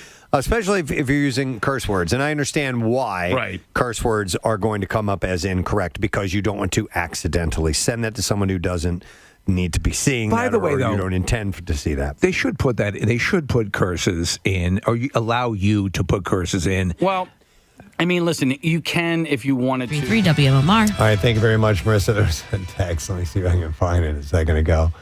I'll paraphrase. It was from the show that brought you Pooh Dollar. Life and death observations. Yeah. Yes, we're a well-rounded radio program, folks. We do what we can. Pierre's going to be stopping by in a little bit, and we'll have to get some stories from him about Ozzy. But I want to get into the bizarre file now, because we got some great stories to share there, too. So let's do it. WMMR presents Preston and Steve's Bizarre File. Powered by PGW. Philadelphia landlords, register your residential rental property in the Landlord Cooperation Program with PGW. And you may not be subject to a lien on that property. You can learn more about how to register your rental property at pgworks.com. Police, this is a terrible story. Police in northwestern Germany on Sunday said that several people were injured when a car veered off a road, hit a 7-year-old boy on a trampoline, and then went flying into a barn roof. Holy on hell. its side, yeah. That's catching a lot of air. Police said that the car first collided with a parked vehicle in the town of Bumty. It broke through a hedge and drove into a garden where it hit the boy. The car then went over uneven ground, and it apparently catapulted it into the air, and it ended up crashing into the roof of a neighboring barn about 10 feet off the ground. So looking at the pictures, what about the status of the kid? He was seriously injured. Yeah, I'd That's imagine. all that I know. The driver was unidentified. He was a 42-year-old man, and his wife was also seriously injured. The two sons, 11 and 12, and a 13-year-old passenger were also on board, who, like the driver, emerged with minor injuries. Images from the scene show the rescuers cutting through the roof and wreckage of a playground that the car ran through. The car had to be removed from the roof with a crane and was carted away by police. An investigation is underway. Wow. Do you remember the story you had in the bizarre file? It was this house, and where it was positioned, it was near an overpass, and the cars kept launching off into the second story. It happened like 4 times. Like 4 times. Yeah. And then the last one, the guy just got out of the car. Yep. Like, oh, I'm sorry. A man who beat up his friend and made him remove his clothes before parading him naked through the streets in England has been jailed. Swansea Crown Court heard that Carl Griffiths attacked his friend and the friend's partner during a gathering at an apartment. Griffiths, who the judge said was likely under the influence of alcohol or drugs, had taken the phones of the friend and his partner and accused them of stealing from him. Prosecuting lawyer said that he then beat them using crutches while shouting abuse at the couple. Griffiths then demanded that his friend take off all his clothes and told him that they were going to go for a walk. He proceeded to walk his naked friend outside and essentially paraded him naked around the streets in the middle of the village. The ordeal was filmed by onlookers in the village before... When is that coming out? Continuing when they returned to the apartment. Shame. Griffiths then smashed a TV and called police saying, "Someone better come and get me. I'm going to kill someone." He was arrested. It was performance art, Preston. And told police that he had gone to his friend's apartment after arguing with his mother. Griffiths admitted to giving his friend a, quote, clip and hitting him with a few punches. I think like hitting him means okay. Not like toenails and stuff. No, not Let's like that. groom you up, buddy. So the victim said the experience had a massive impact on his mental health and left him feeling unsafe in his own home, and added that while what the defendant did to him and his partner was not right, he did not support the prosecution of his friend. No reason to go crazy here. Let's take a look at this. I mean, let's slow our roll, as they say. So the court heard he has a substantial criminal history, including non-domestic burglaries, weapons offenses, and Class A drugs. Get him the next time. He was sentenced to 31 months in prison. His barrister said that he hoped his friend could eventually forgive him. A company called Faraday Future has revealed its new van called the FX Super One, and it is a rebadged Chinese minivan with a giant digital face on the front that can show emotions and even feel empathy. Oh. The event in Los Angeles featured influencers and buzzwords like AI, EV era. The van's face is supposed to interact with people, but details like price, delivery date, or where it was built are missing from the presentation. So I've seen, I don't know if you guys have seen them, they're starting to get out into the general public. They are your sun windshield screens. Yeah. But you can have them have eyes on them that blink. No. And yes. That's great. Yeah. Are they for when the car is parked? When the car is parked. I love it. Yeah. And they blink. Love that. I need to see that. It is pretty wild. The company talked about Super One architecture and let guests drive prototypes that didn't have the face screen installed. And there's one other catch to what sounds like a ridiculous idea. Faraday Future still hasn't made many cars, so this new van is meant to revive interest, but it remains unclear if it's all show or if it's something they're really considering or not. Would you be distracted if you're driving and in your rear view you're seeing a face? Yeah. And animated. I tell you what, I kind of love them and hate them at the same time. Those LED screen trucks that drive around playing videos. I think they're pretty cool. They're cool and distracting. Yeah, I've only seen them in like side streets. I haven't seen them on the highway with lit up or anything like that. I'm like, I'm watching this whole goddamn show here. Okay. So can you bribe someone without taking bribes? One region in Russia is trying to find that out. The Rostov region, police officers who turn down bribes now get rewarded with the same amount they were offered. Now I could see a way to game this system. Yeah, totally. Yuri, offer me 1,000 rubles. The policy also lets them open criminal cases against the bribers. No, I refuse to take bribe. I'm a good boy, yes? In the first half of 2025, officers intercepted 260 bribery attempts, and more than 25 cases were started recently.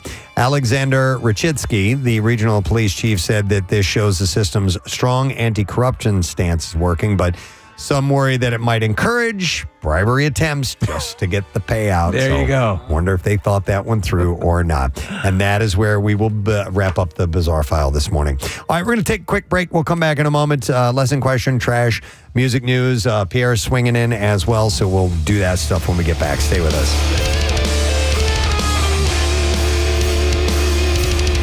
Preston and Steve. When you do like the abbreviated keyboard or whatever. Yeah. So you can change ducking. You can change ducking, or like if you just wanted to, like, okay, if I type the letters FFF, it's just going to turn into Forget you, Dad. Forget you, Dad.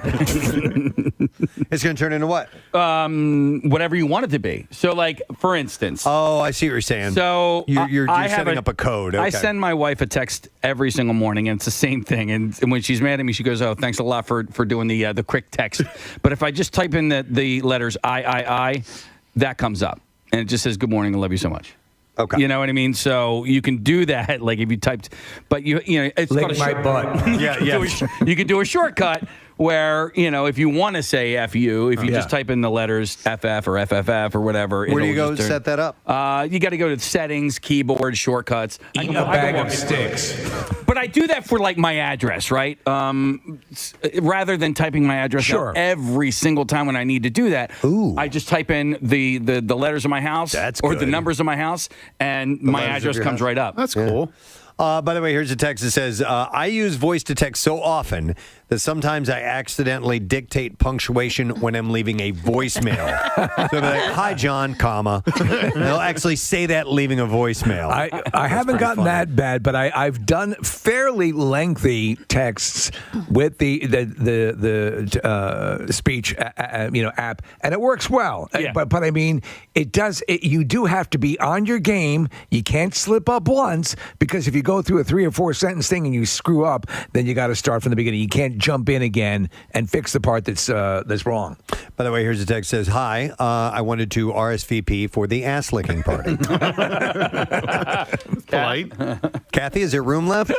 Stop it. How did you beat COVID? Well, I used an unconventional treatment. It's very unconventional. The trick is finding a doctor willing to do it. Casey, I think you saw the guy that's the president of that club down the shore this past summer. He had a big white truck and sat on the back. Yeah, I eat A. Oh, yeah. That's right. Oh, yeah. Yep. I was like, where are you going with this one? All right. Well, that sounds like it was fun for the recipient, Kathy. Yeah, that was super fun. that took place. Well, maybe you'll see them in some sort of professional function. Much, Kathy. Well, if you guys didn't know, Kathy had the Rona. She got past it, but there are some lingering effects, and a lot of people have dealt with this lack of taste thing. Would it be safe to say that it licked her ass? I think it licked her ass. Now, if you don't know about that, she had texted someone that it kicked her ass and accidentally typed in licked her ass. And this wasn't a close personal friend either. It was more of a casual relationship. And I love it. Took it to another level. But so your sense of taste, at what point? Because listen, when you get a cold, when you get the flu, it's standard that happens, but it doesn't linger afterwards. So did this happen at the onset of symptoms, or did this happen later on? No, so I was like a few days into having COVID, and I had congestion too. So, sometimes, like you said, like if you have congestion, you have a cold or whatever, like, taste won't be there. So that's what I kept telling myself. I was like, no, I think it's that, because there was like a little bit still there. So I'm like, maybe it's just the congestion, like normal, and I'm not really losing my taste. No. And then flash forward, now we're a few weeks in, and my taste is, I would say my taste is like 0 to 10%. I don't know. Maybe today I'll see. Yeah. I thought maybe at one point it was coming back. I had yellow mustard. I told you guys this, but I don't know if it was like whatever. I don't know. Whatever. You don't know if it was like the spices in the mustard, right, that, exactly. as opposed to its actual flavor. Yeah. It's nothing you would be able to compare it to in life. I mean, it's such so a unique weird. thing to have happen. Yeah. And so for the most part, people have what they call the long Rona.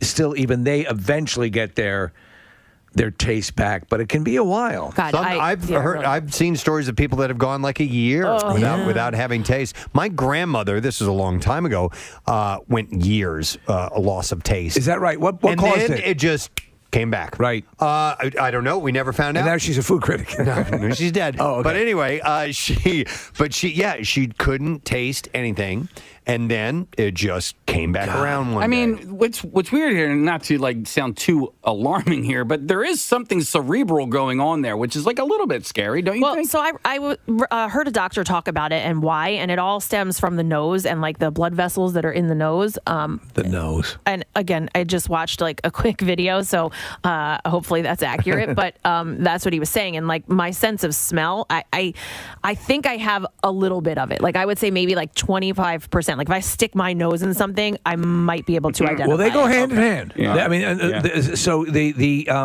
your olfactory senses inform your taste to some degree. I don't know what the percentage is. Hey, if you were going to lick someone's ass, now is the Yeah. time to do it. No, It's the time to do it. We can give away mixed martial arts do it. tickets. All right, so what we've decided to do, and actually it was Kathy's idea, we're going to do a taste test this morning of some various things and see if she can identify. Now they have various consistencies to them, so that might be a clue into what you might be tasting. Right. But nonetheless, we want to see if you can identify. And some of these things are very strong flavors. We're not throwing anything. All right. You're not going to taste anything effed up. We're not like doing toilet water. Yeah, we're not doing that. You wouldn't It's know all what that tastes legit. like anyway. It's all edible, and you'll be fine. Is there a foot chance? shavings? Yeah, None foot of shavings. that. Thank No, Is there nothing a chance that this might, because of the wide variety to her palate, is it possible this might kickstart your taste back up? Ooh. Possibly. I also read a lot about that. People trying to do that using like pepper, and there was another thing where if you like burn an orange peel.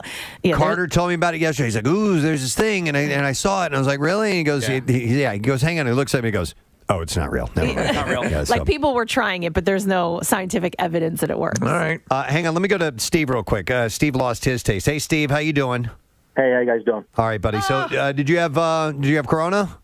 Yes, last year. Okay, and how long has it been since you've been able to taste anything? over 400 days. 400 days. Now, Steve, let me ask you a question because you're not necessarily eating for taste anymore. Have you lost? I am anger eating. Yeah, anger eating. All right, so have you lost any weight as a result, or nothing's changed? You know what? Everybody says, "Oh, you must have lost so much weight." I lost some in the beginning. I lost a lot. But as time goes on, I'm just anger eating. I'll buy Reese's Cups and I'll be like, damn it, I'm going to taste these Reese's Cups. And I don't. Steve, do you feel, and you're like constantly searching for it, right? Like you constantly, you're like, okay, let me try this. Maybe there'll be a little bit there.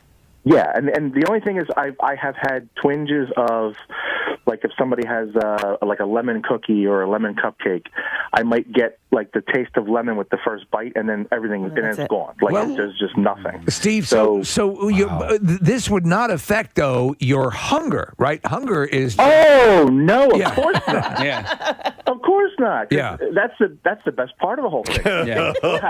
You still have to eat. You just have no joy in any of it. I'm like I always say it's like Captain Barbossa in Pirates of the Caribbean. They just want to watch Keira Knightley eat because they have no joy. Right. They can't experience. Well, but look. I mean, statistically, you should get a return, but there's no guarantee it's going to be, anytime soon. But man, my heart goes out to you.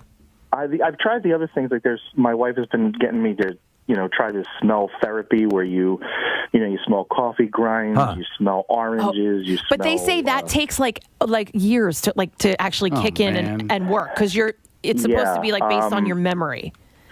Yeah, it's really weird. And then I eat things because like pizza. I know what pizza tastes like, right? So I eat it. But now I'm more concerned with like texture. So I'll eat things that like I always want nachos because nachos have crunch, they have sauce, they have But December 9th, 2020 was my my last day. All right, man. Steve, were you vaccinated? Yeah, and boosted. Okay. Yeah, but that was all after. I know there's connections to any of this stuff. All right. Yeah. Dude, I feel for you. Hang in there. Hopefully it'll come back around.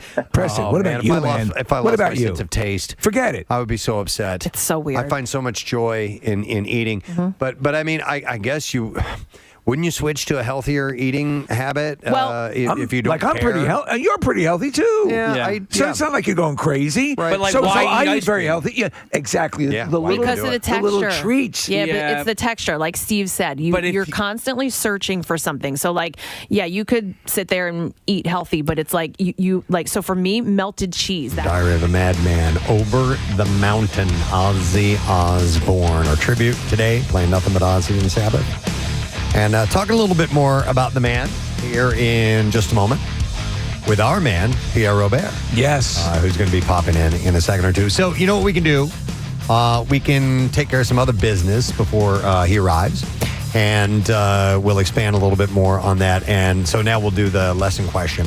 And we'll get to the trash and music news. The lesson question today, we're giving away a pair of tickets to see Beetlejuice.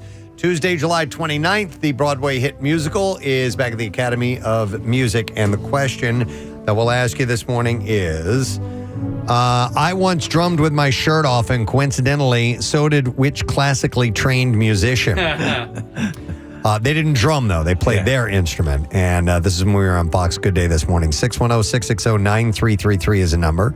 All right, I once drummed with my shirt off, and coincidentally, so did which classically trained musician? 610-660-9333 is our number. So call now. While you're doing that, we'll get the trash report. The trash business is a gold mine. 93.3 WMMR with Preston and Steve's Hollywood Trash. Brought to you this morning by Neumann University, and our YouTube stream is powered by Neumann University. The next preview day is coming up August 8th. You can learn about Neumann's academic program offerings, campus life, and professional internships. Register at Neumann.edu. What's going on this morning, Steve? Well, Preston, Rob Kardashian explaining in a rare interview why he stopped appearing on Keeping Up with the Kardashians. Rob says he grew tired of always coming across as the debonair intellectual. Oh, my God. The Hawk Tuah phenomenon seeming to have come to an end with the news that an official Hawk Tuah speedboat is having a tough time being sold. The owner of the boat says he had seriously considered changing the name of the boat to Two in the Pink and One in the Stink. Oh, my God. And finally, Philip Siracusa warning that any tour guide working the Annabelle Cursed Doll Tour is in danger of dying, as did his friend Dan Rivera. Said Siracusa, quote, "The doll is in a museum in Connecticut, and people drop dead in Connecticut every day." And that's your Hollywood Trash. All right, we are looking for an answer to this question. I once drummed with my shirt off, and coincidentally, so did which classically trained musician. And we are going to go to, let's see who was up first, because we got two of the same name, but one called in beforehand. So I'm going to go to Trish and see if she knows the answer. Did I hit the right line? I did. It says up here. Hi, Trish, you're on the air. Good morning. Good morning. All right, Trish, besides me drumming with my shirt off, who also performed, what classically trained musician performed with their shirt off? That would be Yo-Yo Ma. Yo-Yo Ma is correct. Yep. Hold on a moment, as we've got a pair of tickets for you to see Beetlejuice. Tuesday, July 29th, Broadway's hit musical is back to haunt the Academy of Music stage, presented by Ensemble Arts Philly, and shows are running from July 29th through August 3rd. And you can purchase your tickets now at ensembleartsphilly.org. Now, Preston and Steve's Music News on 93.3 WMMR. Brought to you this morning by Live Nation. Don't miss The Offspring with special guest Jimmy Eat World, Tuesday, July 29th, Freedom Mortgage Pavilion. Tickets available at livenation.com. We'll talk a little bit more about Ozzy here in just a moment. Let me get these other stories first. So we told you there were rumblings that there had been some sort of ceasefire between Stevie Nicks and Lindsey Buckingham. Yes. Their tumultuous relationship over the decades has inspired some of Fleetwood Mac's greatest music, but also brought about the breakup of the most well-known lineup for that legendary band. And now there's rock-solid evidence that something is definitely stirring with these two. Someone posted a picture of a billboard spotted in Los Angeles with the cover of the duo's pre-Mac album, Buckingham Nicks. Yes. Their names. Great album. And the date, September 19th. Since the album has been out of print for over 50 years, it's presumed that, at the very least, a reissue is on the way. Fans are hoping that's just the beginning of what could be a reunion for the two, or ideally for the rest of Fleetwood Mac. No details yet, but there's something. Something is Sounds going on. it, yeah. Then one more quick story, and this is great. I saw the video of this. Billy Joel's love for New York is well documented, and New York loves him as well, as was evident during a run in that the Piano Man had with a fan this week. He was in the back of a limo with a window down when the car slowly passed a pedicab, which is one of those adult passenger tricycle things, that they drive you around in. And blaring from the cab was his own New York State of Mind. The guy who was, pedaling the bike finally realizes it's Billy Joel next to him. Wow. And reaches out to shake his hand, and he goes, "You see, man, we're playing you, man." And the two ladies in the back were excited, and they asked him how he was feeling because he had that recent diagnosis. You're going to need to stop doing that. Yeah, so I thought it was a pretty fun little That video. is great. So if you get a chance to see that, search it out. All right, so a little more Ozzy Osbourne chat. We've been talking about the life and legacy of him all morning long here on the Preston and Steve Show. Pierre Robert has made it into our studio. And you got word of this yesterday while you were on the air, right? Yeah. Or shortly after? Oddly enough, Sunday was the anniversary of Chester Bennington leaving this world, sadly by his own hand. And they put out, there was a beautiful song from the last Linkin Park album when he was alive called One More Light.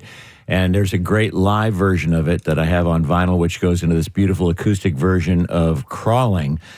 So I like to play those two songs back to back when the anniversary comes along, and also remind people not to do what Chester did and what Chris did, but to stay here, even though life can be tough. There's a suicide crisis hotline, 988, or talk to a friend, or if you have a friend who's in crisis, visit them, check with them.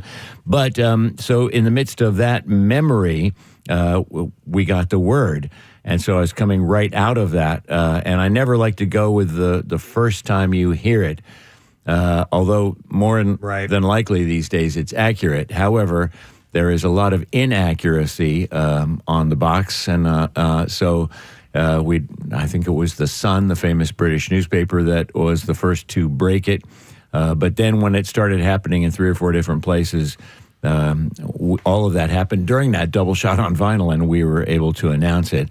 And as you guys mentioned, we still do not know the actual cause. And you had mentioned that there's so much fake stuff on the box, and there was a video going around of Sharon Osbourne supposedly, and it's totally fake. It's all AI, talking about Ozzy wanting to go to Switzerland to have an assisted suicide, and that there was a rumor that she was involved in it. A friend of mine sent me the video, and I said, "This is absolutely fake." Yeah. And then his daughter came out and said, "Do not believe that." So, but we do not know what transpired, and you guys have pointed out how vibrant and alive he was at that show just July 5th, in Birmingham, and all the preparations he had to do to get himself to do that. But then to leave this world so quickly after is quite bizarre. In a way, not surprising, because like you said, Steve, the Athletic reference. Stick the landing? Yeah, stick the landing. He did it his way. I mean, most of us don't get a chance to have a final act and have it be so classy. And, it gets to acknowledgement because I remember taking a seminar in San Francisco, and the seminar leader at one point was talking about living and relating with other people, saying acknowledgement is the key, meaning tell people the difference they make in your life, the impact that they've had in the world or in your world while they're still here. Don't stand around the box with a body in the box and say, yeah, he was the best guy. Did you know he did this? She was amazing. Did you know she did that? You know what? Tell her while she's alive. Tell him while he's alive. And that concert was the epitome of acknowledgement. Everybody. Because he got to be told that.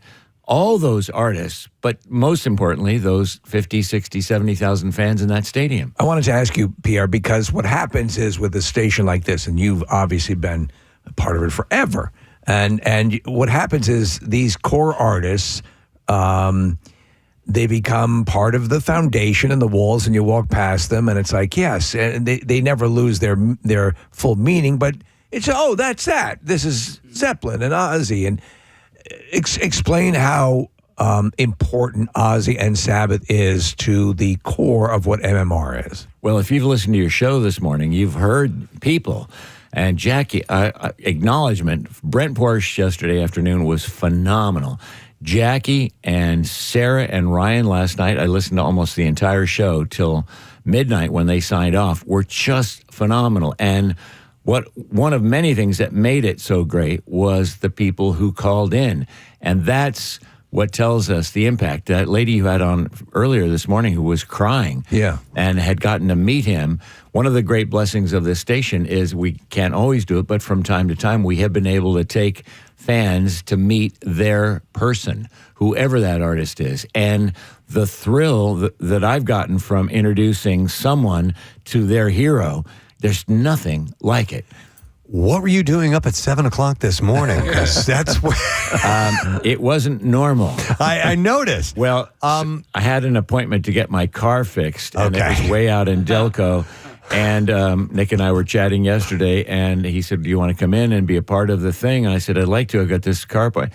And then I said, if I got up at 7 and left by 7:30, I could get there by 8.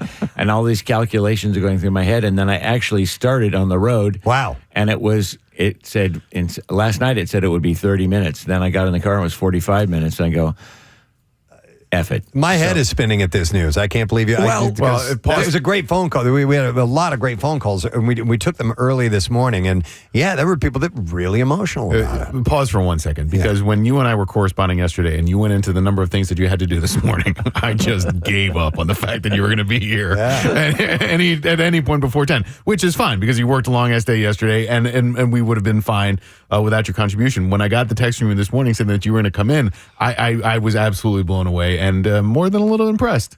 Well, when I finally realized I wasn't going to make it, it was like 8:45. So I said to Nick, you want me to come in as early as 9:30? And then I didn't look at the text, and I went back home to pick up some things I had forgotten. And then I looked at it about 10 minutes ago. He says, yes, come in at 9:30. And go, oops. That's what I deliberately did not tell Preston that you were going to be here at 9:30. Wise. Yeah. Wise. Well, you know me too well. You've worked with me too well, but too long. Hey, can we touch on that real quick to flash back on when I did work with you in 2001? Because I think I'd only been working for 2 or 3 months at that point.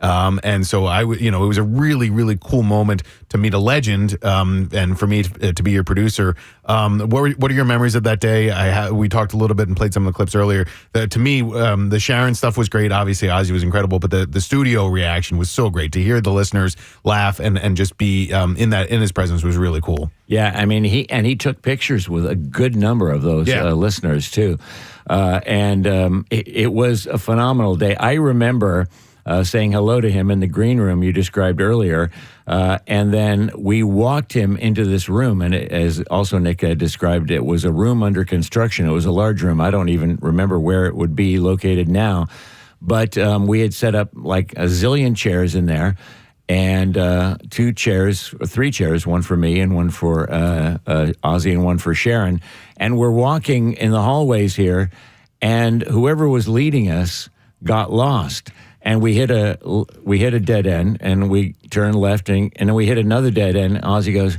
it's effing Spinal Tap. Yeah, it was Chuck. It was Chuck. Oh, was it? And he told us the story. Yeah. Okay. Yeah. I mean, Spinal Tap, huh? That line, I mean, his humor was quite evident in some of the pieces you played earlier, pissing on the Alamo. But what another aspect of the peeing on the Alamo story, the reason he was dressing up as in female clothes was not because he had a desire to do drag, but Sharon would take his clothes away to try to keep him from drinking. And that's why, like he couldn't leave and go find booze? Oh, that's funny. And not to be deterred, he goes, I can get around that. I'll just wear her clothing. And so when he is arrested for pissing on the Alamo, he's wearing Sharon's dresses, and then gets carried off to jail. But the reason was, I mean, when you live with a person with an addictive personality, you try to do things to try to curb it. Yeah. And that was her effort to try to curb it and keep him under control. But you cannot control someone like that. So a case can be made, obviously, of his brushes with death. He seemed to be invincible, Kryptonian for a good chunk of his life. And then things started to domino. Right. And like the ATV accident, I remember, obviously it was surviving the addiction bouts. But it was the Parkinson's that really seemed to cement that he was on the downward slide. But again, playing the audio from this farewell concert, it was there. The voice was there, but you could hear that sort of edge to it. That's like, the checking out, the effort. Yeah. And so but still, I would not have pegged that as imminent. Nor would I. That was the surprising part, because it was such a culmination of everything, and then and the presentation. Even though he was required to be in the chair, and it looked like a couple times he tried to get up out of the chair, but he really couldn't. I think they seatbelted him into the chair even. But it was such a celebration, and he was so vibrant and alive and clearly moved by that that rapid turnaround thereafter. However, there's a thing, when my mom was dying, after she had died, I read this piece about how people control more than we think. We can control our exit, if you will. Yeah. So like she had seen, I had flown out to California to see her, and doctor said she'll probably live another 6-7 months. And I go, so I'll be coming out a lot. And I got back, and the very night I got back, my sister said, you have to come right back. She's going to die tonight. And I think what it is in certain cases, again, we don't know the circumstances specifically, but people, I think when they hit it, think, I've done that, I did that, I saw them, I connected those dots, I can go. Yeah. And if there's something people want to live for, maybe their kid's graduation or a special trip they've always wanted to do, there's evidence that shows people will summon an inner spirit which will carry them, and allow them to live longer than the doctor might have predicted. Well, this is clearly that, at least at one level. And then there were these rumors that were floating around about this assisted suicide thing, which has been debunked by everyone. So, the fake stuff is out there. But, we were talking earlier, Pierre, about the collection of legendary rock artists that died in their 30s and that were taken from us without anything remotely like this. This is one for the ages. So much so. I mean, and if you look at the trail of who we've lost in the last, let's say, 8 to 10 years, for me, this latest wave of rock star deaths began with David Bowie. I was at home at like 1 a.m, and Marcus called me. He was on the overnight show, and he said, I think David Bowie may have just died. And I go, do not go with that until we can confirm it. Mm-hmm. And I went out and listened to the BBC on my car, and they weren't talking about it. I looked everywhere I could look. He looked. It took us about a half an hour to confirm that it had happened. But then, and we instantly switched, as we have with this case, as we have in many cases of artists before, into that person's music. To give comfort to those fans that are there. There was that wave. There was Bowie and Glenn Fry and Chester Bennington and Chris Cornell, and it all just was like boom, boom, boom, boom, boom, and Petty, and we Jimmy Buffett. Like, whoa, man! I mean, it just and Peart, Neil Peart was part of that too. I reflecting on Ozzy in particular though, and what's been fun this morning talking about his life. Not just. Mourning his passing, but celebrating all the things that he went through was the series of reinvention that happened with that man throughout his life because he would kind of fade off. You had Sabbath, and he had to prove himself after that, and he did as a solo artist, and then he had some problems, but he was starting to kind of fade off. He had a couple of hit records here and there, stretching them out amongst the decades. But then the Osbournes TV show happened, and it was game on again. Right. I mean, full force game on again. You don't see that often. You don't see someone also bouncing Ozfest. Back into an Ozfest. Ozfest is a big bouncing back into.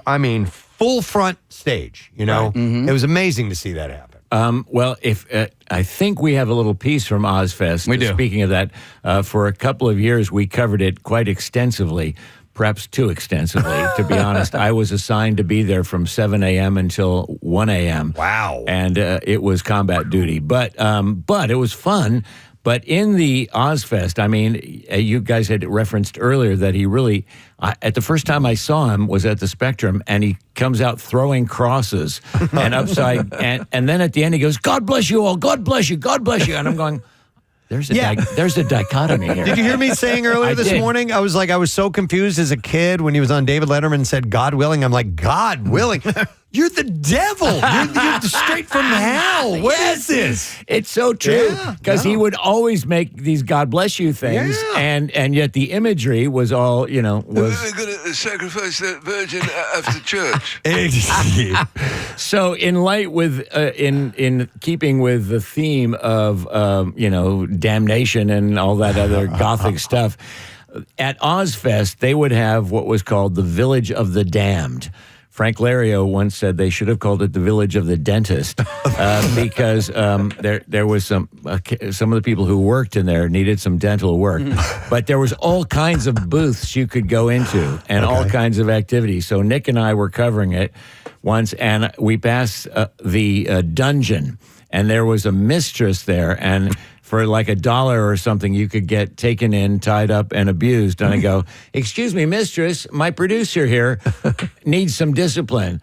And that's when we threw Nick into the dungeon. I think we have the audio. Hello, mistress.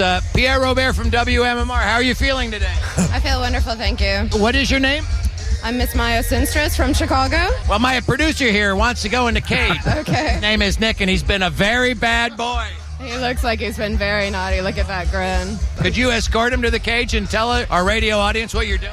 I'm taking this long leather leash and strapping it around his neck. Awesome. I haven't had my leash on yet today. I'm starting to asphyxiate him at the same time to shut his mouth. Get over here. Yes, ma'am. On your knees. Down. All righty. Down. Thank you. How long does he have to stay in there, mistress? Until I get bored with him. She was going to do stuff to me, but now she just left me. We only paid $1. We got the low budget end of the thing. That's all right, man. I don't want to pay any more than that. I don't know what the high budget thing is. Did they have this cage at the Buffett show? Who are you talking to? Shut up. Keep your mouth shut. I didn't give you permission to speak. Oh, that's the producer of the cage. Nick. That's where Nick belongs. Explain the collar around his neck. Now, what's happening here? Please explain the collar around my neck because... Well, I asked Nick if he'd volunteer for prison duty. The dominatrix here said, sure, it costs $1 and you get to go to prison for a while and get abused. Well, now you know when you're done, you got to get a spanking. Oh, mistress, can we release my producer? She's not quite ready to release. I thought the $1 bought a minute. Why couldn't we do the thing with the hot chicks on the motorcycle over there? Yeah, put me in the freaking cage. But right next door, I think $1 buys you like a ride on a motorcycle with 2 chicks in bikinis. No. Let's put Nick in the cage. That makes for better radio. Well, I think in this particular case it does because we've heard the mistress and we've heard her chastising you for being a bad boy. I don't know why people get pleasure out of this. But I'm afraid to... Oh, here she comes. I'm going to let him out now. Frankly, he talks too much and he's giving me a headache. Dominatrix, thank you so much. Oh, you're very Thank you this night for imprisoning you. Thank you so much, Dominatrix. You're wonderful. Thank you, Mistress Maya. Nice and loud. Thank you, Mistress Maya. Nice and loud. Oh, you smart ass. Nick is being released from the cage. The dog collar is coming off. Just as good as new for the experience. We need to look up and see if she's still around doing what she does. I'll bet she is. She said Maya something. She said her last name at the beginning, I think. So how many of these? So it was almost like an ongoing, promenade area? Yeah, it was. I mean, I can't even remember where it was, but it was prominently set up. You couldn't miss it. You didn't have to go into it, but there was all kinds of. It was like a crafts fair of goth, if you will. Yeah. And so many funny things like that. But that was the most humorous to me. I said, "Oh, we've got this. This could be potentially good." I wanted her to spank him a little bit, but we never quite got there. She did the collar. That was enough. That was good. But that was an annual thing. Not me being in the cage, but the Ozfest, and it was one of those things where it was a very different version of Buffett or Dave Matthews. Lollapalooza. Lollapalooza. It became an annual thing for Ozzy fans. It was huge. Yeah. I mean, there were turmoils and strife amongst the bands that would play it often. Some felt that they were unfairly blocked from playing it. Yeah. And there was all that juggling. Remember, that became the thing. And they're like, oh, F this, we're walking away. And then it came back. And I mean, you're talking years and years of rock history with, all sorts of bands. But Jackie had a lot of his friends, his metal friends, on last night, and Sarah had found the guitar player for Wolfgang Van Halen in Mammoth. His name is Frank, and he told incredible stories of. And one of the points he made was Ozzy gave younger bands a huge opportunity to go. If you're on the earlier sets, kind of like the opening act at the Emma Barbecue as a local band. But these younger bands got to tour, and some of the variety. I mean, I think Linkin Park, some bands that you might not expect, were on those traveling Ozfests. One year in Philly, in fact, Ozzy got sick, and Judas Priest had been on, and Rob Halford stepped in. I think it was Black Sabbath, actually. Rob Halford stepped in and sang the songs with about a half an hour's practice. Wow. And that's pretty cool. Wow. So there was a lot of cool moments of that traveling festival. Yeah. And you're also quite right that Sharon was behind everything. Sharon was, without Sharon, none of his biting the bat success could have happened. By the way, we have a picture of him not only from MMR in that interview that we did, which made NBC National News last night. Did it really? They did a package, is what they call it, a 2-minute piece on his life. And they flashed through all these pictures, and one of them was him standing in front of the MMR banner. No kidding. Which was way cool. But we have an earlier picture. His hair was blonde-ish, and he's standing next to Joe Bonadonna, our legendary afternoon person, and Aaron Riley, our music director, and Jack Quigley, our promotion director. And they got him somehow to put on an MMR T-shirt. Wow! And I think we have that on our social media. And he's holding a plastic bat. No. So he got asked to take a lot of pictures with plastic bats. That's cool. Long history with MMR, man. Yep. The other thing, one last point, if I could, the thing about this station which makes it special is our connection with our audience is such that it doesn't have to be an Ozzy. It could be anybody, but For example, when John Lennon died, I wasn't here yet, but people gathered outside the radio station on Rittenhouse Square, singing songs and hanging out and, staying well into the night with candles. When Jerry Garcia died, we had moved across town to 5th and Market, and people gathered outside and were singing and, and lighting candles and playing right next to the Liberty Bell and hanging out. And I would go and, we got that news about 11 a.m., and I was here till about 2 or 3 in the morning and running out with a live mic and interviewing these fans. What I'm saying is this station is like a community center. It's a gathering point for celebrations or in times of tragedy where people can go and know that there are friends on the radio and that they can gather with fellow fans and get some comfort from the music. It's a really incredible thing. And the people who were on the air here yesterday, Brent and Jackie and Sarah and Ryan, and what you guys did this morning is incredible. You did it in your own way. Really brilliant radio that you've done today. I can't salute you enough for it. But this station that's what we do. That's what we mean when we say live and local. That's what we mean when we do things for people, with people, and share things with people. So we are a community center, and we can be that on any given occasion. 100%. Thanks for articulating it that way, Pierre. Excellent. You guys just did a great job today. Thank you, man. Thank you. Likewise. And you as well. All right, we're going to break. We'll come back in a second, and we'll be returned. Wrapping up the program, Letter of the Day, Word of the Week, prize, and more. So stay there. We'll be back in just a second. Preston and Steve. Does that give you pleasure? Yes. Okay. So Right now, it's like- because I can't taste anything. Can't Like you- zero sugar ice cream. And Yeah, stuff like can't you that, find something that is will approximate it? that the approximates the texture and that is not Putty? loaded Yeah, you with. could. Case, you could. Yeah. All Those right. are great putty. Amy said she did the orange chicken at work. All right. Oh, well, if this is the case, then we Let's hear need it. to do this after the contest. Yeah, We'll try. right. Get an orange. I would love to go to these calls, but listen, I want to go through this and see if she can identify these things or not. So let's give this a try. We're going to be drinking things, by the way. We're not going to be eating. Oh my God, she's lost her She's sense of dead. balance. She can't stand up. You okay? Tripped over her own headphones. I had to move, and I tripped over my headphones. Okay. Oh, the headphones. So we have all grabbed some things from our cabinets and refrigerators and brought them in. And, oh, yeah, I have the sheet here. Don't look over here. Yeah, don't look. She's not wearing her glasses. No, she's getting blindfolded. She's blind and no taste. And, Marissa, are we putting the mask on her or no? We're putting because it covers up her nose. Exactly. So we have a But full. I do want to try to smell it afterwards if I mask. can't taste it. Okay. All right. Yeah, we'll figure this out. This is a legitimate. Should we be wearing goggles and lab coats? So here's what we'll do. Marissa has put all these in numbered cups, little shot glasses, and Kathy's going to sip it, and we'll just have her guess. And I've got the list here, and then I'll reveal what it is, and we'll see if she gets anywhere near it. The password is. Yeah. So do you want me to put these goggles on? Do you want to eliminate the smell as well fully? I mean, listen, I can sip it. If you hand me, I can sip it without smelling, All right. because I want to see if my sense of smell is there or not afterwards. All right, let's leave him off as long as it doesn't tip you off. So, Marissa, give her number one. We'll start with us. We can go in order. This is a good Marissa, I don't know where you are. order that we have, and she'll Okay. she'll put it in your hand. Okay. Man, I can smell it. Do you know where your mouth is? Shut up. All right, are you guys ready? Yeah, take a sip. Don't smell. All right. And see I'm what not you going to think. smell. You can shoot the whole thing. Don't smell. Probably don't drink the whole thing. You need to save some room. Okay, so you getting any sensation? Something. It's like, yeah, it's not water. Okay, not water. It's I want to say like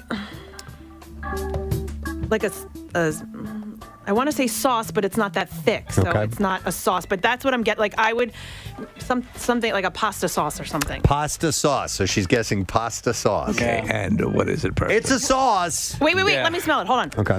Oh, she just spilled it on her She sweater. just- She just spilled it on the carpet. Mackle farts. You picked the wrong one to spill, too. Yeah, you did. That's going to stain. All right, get her sweater quickly. Kathy, take your top off quickly. I'm sorry. No, it's not your fault. You're legitimately handicapped. Guys, I have to touch the boob. Marissa, let me clean her. By the way, go on YouTube now if you ever wanted to see Marissa feel up Kathy. Oh, my God, dude. Now go a little slowly. I almost have it out. There you go. Oh, All my right, God. thanks. Preston, can you smell it on that side of the console? No, not from where I'm sitting now. Because I absolutely can, and the smell is very distinct. Can I guess now? Yeah, what is it? Smell Is it hot sauce? No, it is Oh. not. Oh. Kathy, that is soy sauce. Oh, yeah. Yeah, so that's way off. Not Yeah. even clear. And by the way, she took a sip. Like most people would go, "Whoa!" Yeah, it's soy sauce is very strong. It's very, very salty. All right, wait. And you could only handle a little bit of that straight, but she shot quite a bit of it. Yes. All right, I can't see, so I don't want to spill it again. Marissa, where's my water? A little bit. All right, here we go. Oh my God! I need 6 of water. Helen Keller had it Okay. together. Let's go with number 2. Don't spill this one either. You can do it. There's the microphone is right in front of you, so don't hit it. All right. Don't tip it or tilt it. Take a sip of this and see what you think. All right. So, by the way, Kathy's lost her sense of taste. Let's see. We're testing this out on her, and if you're just tuning in, that's what we're doing. All right. A little thicker, isn't it?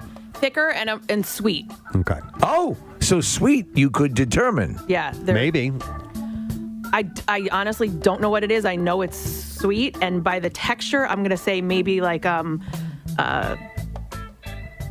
put it. What the hell is it called? Chick Jill? The chocolate that you put on ice cream, like a Hershey's? Like a chocolate syrup? Yeah, like a chocolate syrup. She got it right. Whoa! Kathy, lucky you that one of the things you can taste is chocolate syrup. Honestly, if you're going to lose anything, and keep one thing, keep your ability to taste chocolate. Did the texture help with that? Yeah, I think. Well, that's why I think I was able to get it. But you definitely picked up on sweet. And you know why you probably could? Because you just had really, really salty before that. Right before it. Okay, let's go with number 3 and try this one out. A shot of this one.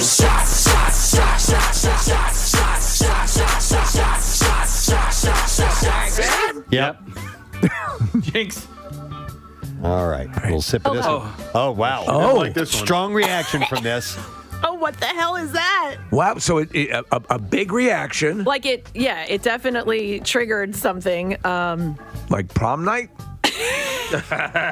No, like some sort of taste buds in my mouth, but I have no idea. Just describe. So What it is. sweet, savory. What is the reaction? No, like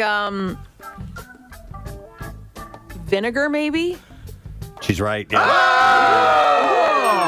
here's the thing: It doesn't taste like vinegar? No, it's the guess is the way it made me feel. You probably got a little tangy, sensation like you would on your tongue, like mouth watering a little bit from. Yeah, absolutely. But here's the thing: I'm smelling it, and I can't smell it either. It was white wine vinegar. But I could. Where's that? Is the hot sauce still? I mean, the FUD, the chocolate sauce. The FUD. What about? I think she was gonna say fudge. Like the FUD. So that I can smell. I can smell the hot sauce, but I can't smell that vinegar. That's not hot sauce. It's chocolate sauce. Sorry, chocolate sauce. That's Dear what you God. put on a chocolate FUD sundae. Let's do the next one. We got to move through these. All right. So number 4, Marissa, if you would please. So she's gotten 2 out of 3 so far. That's not But bad. it was kind of guessing. Well, and not going, yeah, that is this. You're right. It's a combination of cues that are helping her get to the answer. All right, Kathy. This is another one. All right. This one's kind of thick too. Pondering. I don't want any more of it, whatever it is. Okay. Yeah, that sounds about right. Does it? Yeah. I think so. You know. Okay, I have no idea what it is. Do you ever watch Dr. Pimple Popper? No. Oh my God! Stop it, Steve! Don't do that to me. Can I smell it? Yeah. Try it that Yeah. way? Okay. So you don't have a guess. Oh, no, I But smelling it? No smell. Nothing? Nothing. Okay. It's ranch dressing. Oh. Yeah, that's Hidden Valley ranch dressing. The goat of ranch dressing. And by the way, you guys know my sense of smell and taste. Like incredibly acute. Normally, I would have Yep. been. I could do this in 2 seconds. All of it. You were able to discern between water. Yeah. Types of Different water. water. Yeah. Seriously. All right, next sample. This is All number right. 5. Go ahead whenever you're ready. And this one this is very identifiable. Okay, there's a little sweetness to this again. Okay. Maybe like I want to say a juice. A juice. Like apple juice? Like apple juice. She got it right. Well, might. And here's the thing. I'm smelling it too. I can smell the apple juice. I mean, is it safe to say that I can, the sweet stuff, You're can picking up taste on a little sweet bit. more rocking so sweet. than Yeah. anything else. Yes. And you know what? A text came in that says sweet is the last taste to be lost even with aging. Like that's the one that we hang on to the most. Okay. Don't know if there's any validity to that or not. Well, but this has nothing to do with aging. That's why old people love Yeah. pudding. Yeah. All right, here's the next one. This is mystery drink number 6. Mystery drink number 6. She's grimacing. I know this one. What is it? I can taste it. Is it pickle juice? You got it. Wow. Kathy, so that is not sweet, unless it is sweet pickles. No, I don't know. And you don't like pickles, do you? No, I love pickles. All right. Well, good for you. So, See, we're finding things that you'll be able to eat and taste. That's Kathy, great. that's awesome. Yeah, So chocolate and pickles. We're curing her. You're pregnant. No, wait, Preston, you're legitimately curing her. We're getting somewhere. We should set up an institute. If you've had the taste issue, you should do this type of thing at home as well. You might find 1 or 2 things that stands out. By the way, Kathy, though you can't see it, I'm wearing protective goggles. Hey, I had to take mine off. you know what? And also, the caller that we had earlier, though, Kathy, had said that he could taste lemon for a moment. Yes. And then as he continued. 93.3 WMMR. It's Every Day It Rocks. Great song to end on. Our tribute to Ozzy Osbourne today. Mama, I'm Coming Home. Lyrics actually written by Lemmy Kilmister. Yes. Of, Motorhead, which is always surprising to think about. It is 10:44 on this, what is today? Wednesday morning with the Preston and Steve show. Weather-wise today, it's another nice one. It's going to be warming up after this, but 85 degrees and partly cloudy. It's just absolutely beautiful today. And tomorrow, high of about 90, and then Friday we get the scorcher. High 97 could be a record temperature, maybe an afternoon thunderstorm. And then settling down after that, we'll be in low 90s, high 80s for the rest of the weekend afterwards. But today has been unfortunate to have to talk about, someone who has passed, but it's somebody who left us a lot of great memories and stories and entertainment. And so it was really, really nice to reminisce, although be it for a sad reason. I want to thank Jackie Bam Bam for staying late. He came in the 7 o'clock hour. I mean, he got done working at midnight and stayed around till then. So thanks, Jackie. And Sarah Parker also checked in this morning. And thank you for Pierre coming in early, too. We appreciate it, man. Yeah. All right, I guess we need to do our orders of business, meaning the letter of the day, if you're ready for that. Yes. All right, here we go. Preston and Steve on 93.3 WMMR. Now, the Daily Letter. And the Preston and Steve show is brought to you today by The Letter.